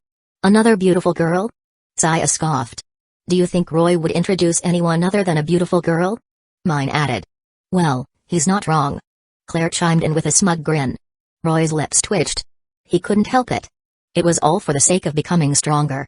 Roy, just bring her out already. Akano said with a giggle. Roy shrugged. They were all his girls anyway. If any of them misbehaved, he could always punish them later. Ahem. Then I'll summon her. Roy activated the summoning magic. As his servant, she could be summoned or reverse summoned regardless of her location. A nice blue magic circle appeared in the living room. A petite girl materialized within the circle. Pandora? Sona and Claire exclaimed in surprise. The others, although unfamiliar with her, could tell from Sona and Claire's reactions that she was someone important. You naughty girls. You should call me Mom. Pandora huffed. She had told them so many times, but they never listened. Mom? The girls were confused. Sona and Claire explained that this was Pandora, the one who had performed their Campione transformation rituals. But why did Roy summon Pandora? Sona asked, looking at Roy curiously. Because Pandora is also my servant now. Roy replied with a smug grin. The girls were surprised. He had even managed to win over Pandora? He tricked me. Pandora admitted, embarrassed. Tricked you? Roy-senpai, that's not very nice. Konko said, approaching Roy with a frown. Konko-chan, it's not what you think. Roy said awkwardly, patting her head. Although he had indeed tricked her, it was for a good cause. He was saving her from a boring life, after all. Pandora, don't say things that could cause misunderstandings. Roy chided. Humphrey. You should call me Mom. Pandora retorted, puffing out her cheeks. Roy rolled his eyes. There's no way I'm calling her Mom in front of all these girls. He thought. He approached Pandora and pinched her cheeks playfully. Pandora, if you're not a good girl, there will be no snacks. Wha? Okay. Pandora relented. Having been won over by delicious food, she couldn't resist Roy's threats. Roy then took Pandora and the others to the food street. After tasting the various delicacies, Pandora declared that she didn't want to go back to her lonely world anymore. Roy and the girls continued preparing to summon the next heretic god. Diana informed them that they had found a heretic god. Roy and the girls went to the meeting room, where the leaders of the various factions were already waiting. They looked at Roy and his group with a mix of awe and fear. In less than half a month, 3 campionas had been born from Roy's group. It was frightening. They suspected that Roy's ambitions were far greater than they had initially imagined. After all, campionas were wary of each other, often even becoming enemies. And it was unheard of for several campionas to get along so well. Roy sat at the head of the table and turned to Diana. "Tell me, Diana, which heretic god did you find? And where is he?" "Mao-sama, please look at this." Diana turned on the screen in the meeting room. A beautiful image of the ocean appeared on the screen. But that wasn't the main point. A massive shadow was swimming beneath the surface. It was over 100 meters long. "Is that a whale?" "No, it must be a shark. Sharks aren't that big. But whales aren't that big either. Could it be a sea dragon?" "No way, it doesn't look like a dragon." Tohru, Ryaz, and the others discussed the mysterious creature with curiosity. "Diana, is that whale the heretic god?" Roy asked, confused. "No, we believe that's the divine beast of a heretic god. We don't know who the god is yet." Diana replied with a wry smile. After discovering the divine beast, the various factions had searched through countless records but couldn't identify the heretic god. "It doesn't matter. Any heretic god will do," Roy said dismissively. He just needed a heretic god, any heretic god. He then had Diana lead them to the location. They soon arrived above the area shown in the picture. The sun shimmered on the beautiful ocean surface. But beneath the surface lurked a massive shadow, a chilling sight. "Is that the divine beast? I wonder what it looks like." They couldn't identify the heretic god because they didn't know what the creature looked like. "I'll catch it," Ilulu declared with a mischievous grin. She transformed her hands into claws and plunged into the ocean. The water churned violently. A moment later, Ilulu emerged, dragging the divine beast by its tail. It was a giant dolphin. "It's the divine dolphin," Erika exclaimed, the first to recognize it. "Erika, do you know this divine beast?" Sona asked curiously. "Yes, Keiku," Erika replied. After becoming Sona's servant, she started calling her Keiku. "If I'm not mistaken, the heretic god here must be Poseidon." "Poseidon?" The girls gasped. "Another major heretic god." Chapter 176, Seraphal Authority is a courtesy from Luohao. Poseidon was the Greek god of the sea, one of the 12 Olympians. When he rode his chariot across the sea, the waves would come, and dolphins would follow him. That's why Erika, seeing the dolphin, was certain that the heretic god was Poseidon. "How do we lure him out?" Ryaz wondered. "I don't think we need to worry about that," Roy said, pointing towards a disturbance in the ocean. A massive whirlpool was forming, and a giant figure emerged from its depths. He wielded a trident and rode a golden chariot. It was Poseidon. "Wretched dragons, you dare capture my divine beast? Do you know your crime?" Poseidon's voice boomed across the sea. "Oh, this fish is yours? Here you go then." Ilulu grinned mischievously and tossed the giant dolphin towards Poseidon. "Damn you, dragon. You killed my divine beast." Poseidon roared, slashing at the dolphin with his trident. The dolphin was cleaved in two. Even Poseidon had to be cautious when facing a creature thrown with Ilulu's strength. "Hey, you're the one who killed it." "It's none of my business," Ilulu retorted with a sly grin. "Ha ha ha." Poseidon's anger turned into a chilling laughter. He unleashed his divine power, shaking the ocean and the sky. Tsunamis raged across the sea, and underwater volcanoes erupted. It was a scene of apocalyptic destruction. In an instant, Poseidon caused disasters all over the world. Fortunately, Roy reacted quickly, transporting everyone to the subspace before the world could be destroyed. "Who are you trying to scare, old man?" Ilulu scoffed, looking at Poseidon with disdain. She then unleashed her dragon breath, a torrent of flames shooting towards Poseidon. "Humphrey! Is that all the power you dragons possess?" Poseidon sneered, raising his trident. Dozens of water pillars erupted from the sea, blocking Ilulu's flames. The flames were extinguished by the water. "Try this then." Ilulu, not giving up, unleashed another, more concentrated blast of flames. This time, it pierced through the water pillars and struck Poseidon. A cloud of steam filled the air. "Did we win?" Asia asked with a worried frown. "No, it can't be that easy," Ryaz replied, shaking her head. They stared at the spot where Poseidon had been hit. A wave of heat dispersed the steam, and Ilulu grinned. "Don't play dead, old man. I know you're not finished yet." Suddenly, a waterspout erupted from the sea, spiraling towards the sky. Poseidon had finally retaliated. Ilulu was caught off guard and swept up into the waterspout. But she quickly tore through it and emerged, unleashing another barrage of flames. Although Poseidon was one of the 12 Olympians, he wasn't at the planetary level. Roy didn't intend to intervene in this fight.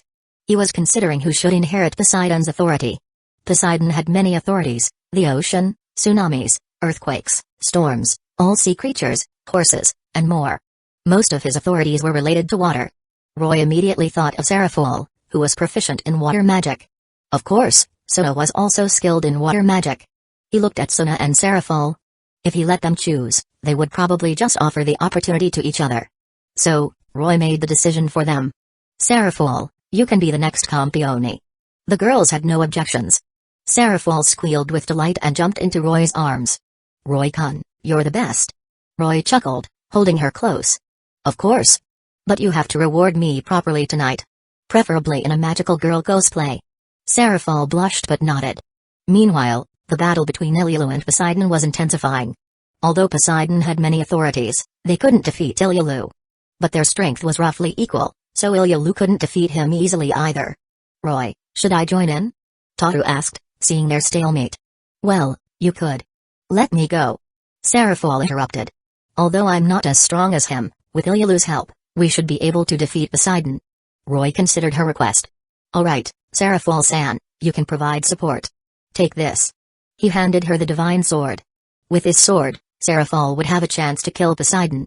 Otherwise, she might not even be able to injure him. After all, there was a significant difference in their power levels. Seraphol took the sword, then kissed Roy on the cheek. Thank you, Roy-kun, she said with a smile. She then joined the battle. With their combined efforts, Poseidon was finally slain by Seraphol. Roy-kun, I did it. Seraphol cheered, hugging Roy tightly. Roy patted her head, then turned to Pandora. Pandora, it's your turn. Honestly, I told you to call me Mom. Pandora grumbled, munching on snacks. Pandora's love for food reminds me of Kurum. Roy thought. Pandora approached Seraphol. Get off him. How am I supposed to perform the ritual like this? She demanded. Pandora, aren't you going back to the border between life and death? Roy asked, surprised. Why would I go back? Are you tired of me already? Pandora retorted. Of course not. But can you perform the ritual here? Of course I can. Pandora nodded matter-of-factly. She was the one who managed the Campione transformation ritual. She could perform it anywhere. Roy was speechless. Pandora then began the ritual. Diana watched in disbelief. The powerful heretic god, Poseidon, had been defeated so easily. And a new Campione was born right before her eyes. She couldn't believe it. They waited a while for the ritual to be completed. How do you feel? What authority did you get? Sona asked. The other girls were also curious. I got the authorities of the ocean, tsunami, and storms. Seraphol explained, having received the information about her new powers. Roy clapped his hands in delight. Those were perfect for her. Did Pandora help her with that? He wondered. But that was unlikely. The authorities one received from the ritual were completely random. Regardless, Seraphol was now a Campione, her strength boosted to the super devil. She was now one of the strongest among them. A few days later, Fianna and the others prepared to summon another heretic god. This time, it was Frigg, the queen of the gods and Odin's wife in Norse mythology. She was also the goddess of the sky and earth, marriage, and family. As Roy's first wife, Ryaz naturally received Frigg's authority. They continued summoning heretic gods every week, giving Fianna, Claire, and the others time to rest in between. During their breaks, Roy took the girls out to explore and have fun. One day, Liliana approached Roy, saying that someone wanted to see him. Many faction leaders had requested an audience with Roy, but he had refused them all.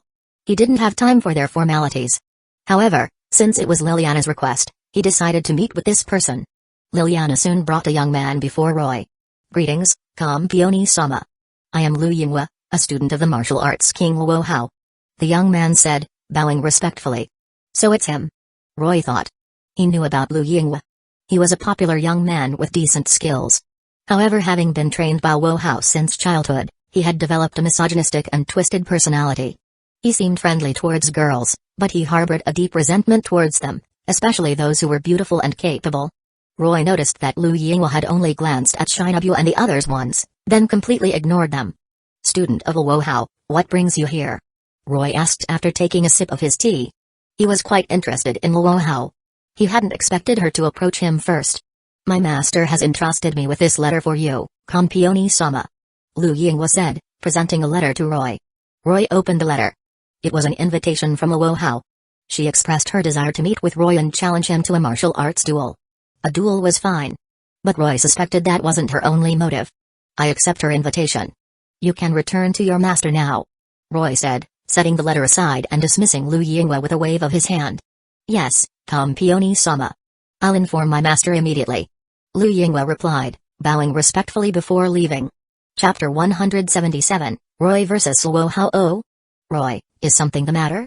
Ryaz asked, noticing the departing young man and walking over to Roy. A Campione is coming to visit. Roy replied casually. A Campione. The girls exchanged surprised glances.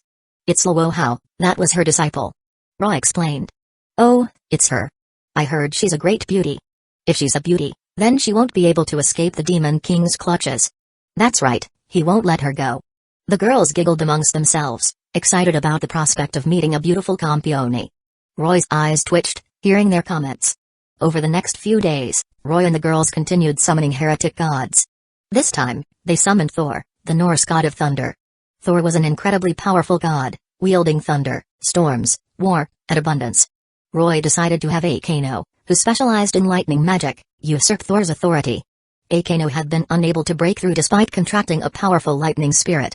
Although she had overcome her issues, she had missed the best opportunity for a breakthrough. This had left her feeling guilty. Now, presented with this valuable opportunity, Akano was overjoyed. She hugged Roy tightly, her gratitude overflowing.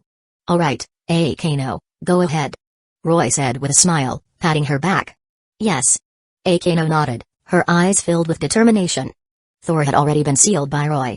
Akano approached the immobile god, and with a single strike of the divine sword, she ended his life. That's cheating, Pandora complained. No Campione had ever helped another become a Campione before, so she hadn't considered this possibility.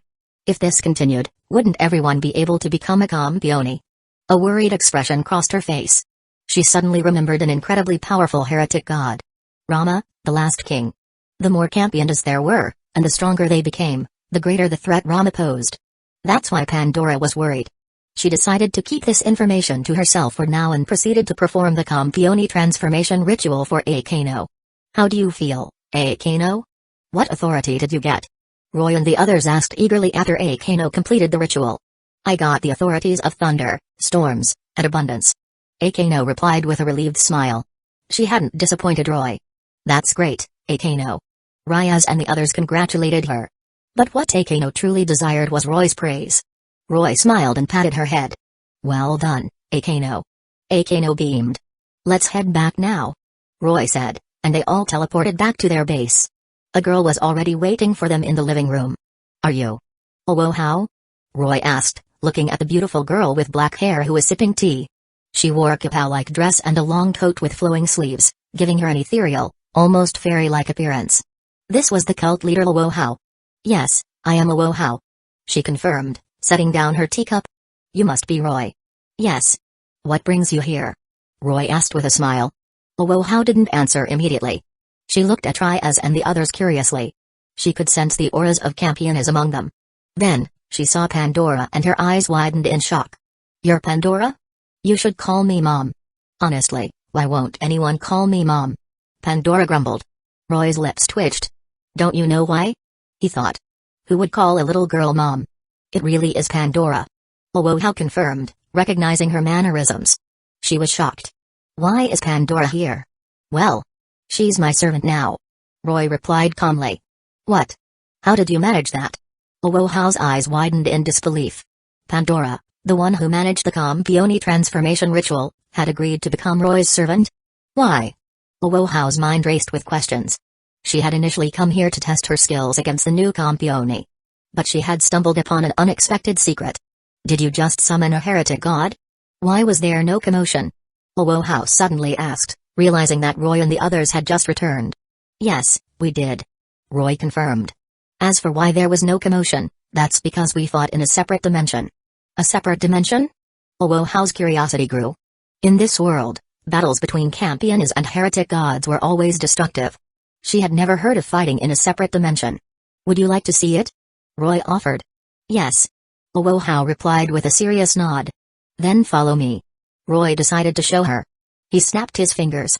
They were instantly transported to the subspace. It looked similar to the real world, but Luo Hao could sense the difference. No matter how destructive the battle here, the outside world won't be affected. So we can fight freely here? Luo Hao asked, her eyes sparkling with excitement. Yes, that's right. Then I have a request. Luo Hao said, looking at Roy with a smile. Oh? I want to have a martial arts duel with you. A duel? Sure, but... Roy said, stroking his chin thoughtfully. But what? There has to be a wager. Roy had a plan. Luo Hao considered his words, then nodded. Alright, what do you want to wager? If you win, I'll summon a heretic god for you. A major god. Roy offered. Luo Hao was surprised by the generous offer. And if I lose? If you lose, you become my servant. Roy declared, revealing his true motive. Servant? Luo Hao didn't quite understand the meaning. It's similar to a wife. Roy explained. Wife. Luo Hao blushed slightly. So, what do you say? Do you accept? If you become my servant, you'll be able to break through your current limitations. Roy tempted her. As a campione who excelled in martial arts, Luo Hao craved powerful opponents and battles. She also desired greater strength. A campione's strength wasn't solely determined by the number of gods they had slain. Luo Hao had killed far fewer gods than Vauban, yet their strength was comparable. And the other campiones were much weaker than them. So, it was difficult for Luo Hao to further increase her power.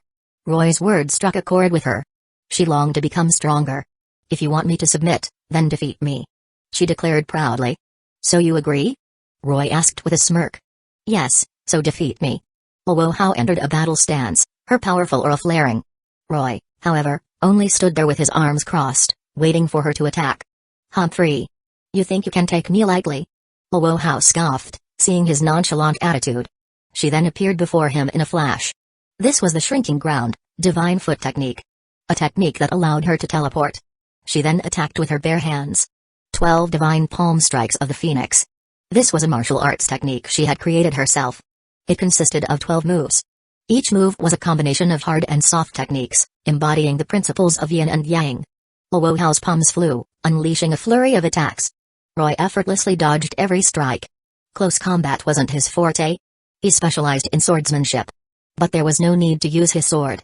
He could defeat her with his speed alone. After all, the difference in their strength was too big. After unleashing all 12 moves, Luo Hao paused. Why aren't you fighting back? She asked, frowning. Well. Roy hesitated. He couldn't tell her that he was holding back because he could end the fight with a single attack. Humphrey. Luo Hao scoffed, realizing he was still underestimating her. She activated one of her authorities. Divine Might of Vajrapani. This was an authority she had usurped from the Indian god Vajrapani. It granted her immense strength and allowed her to summon 2 Vajrapani to fight for her. 200-meter-tall Vajrapani materialized, their powerful auras shaking the ground. Roy was a bit surprised. These 2 Vajrapani were at the mid-level of Super Devil. They were quite strong.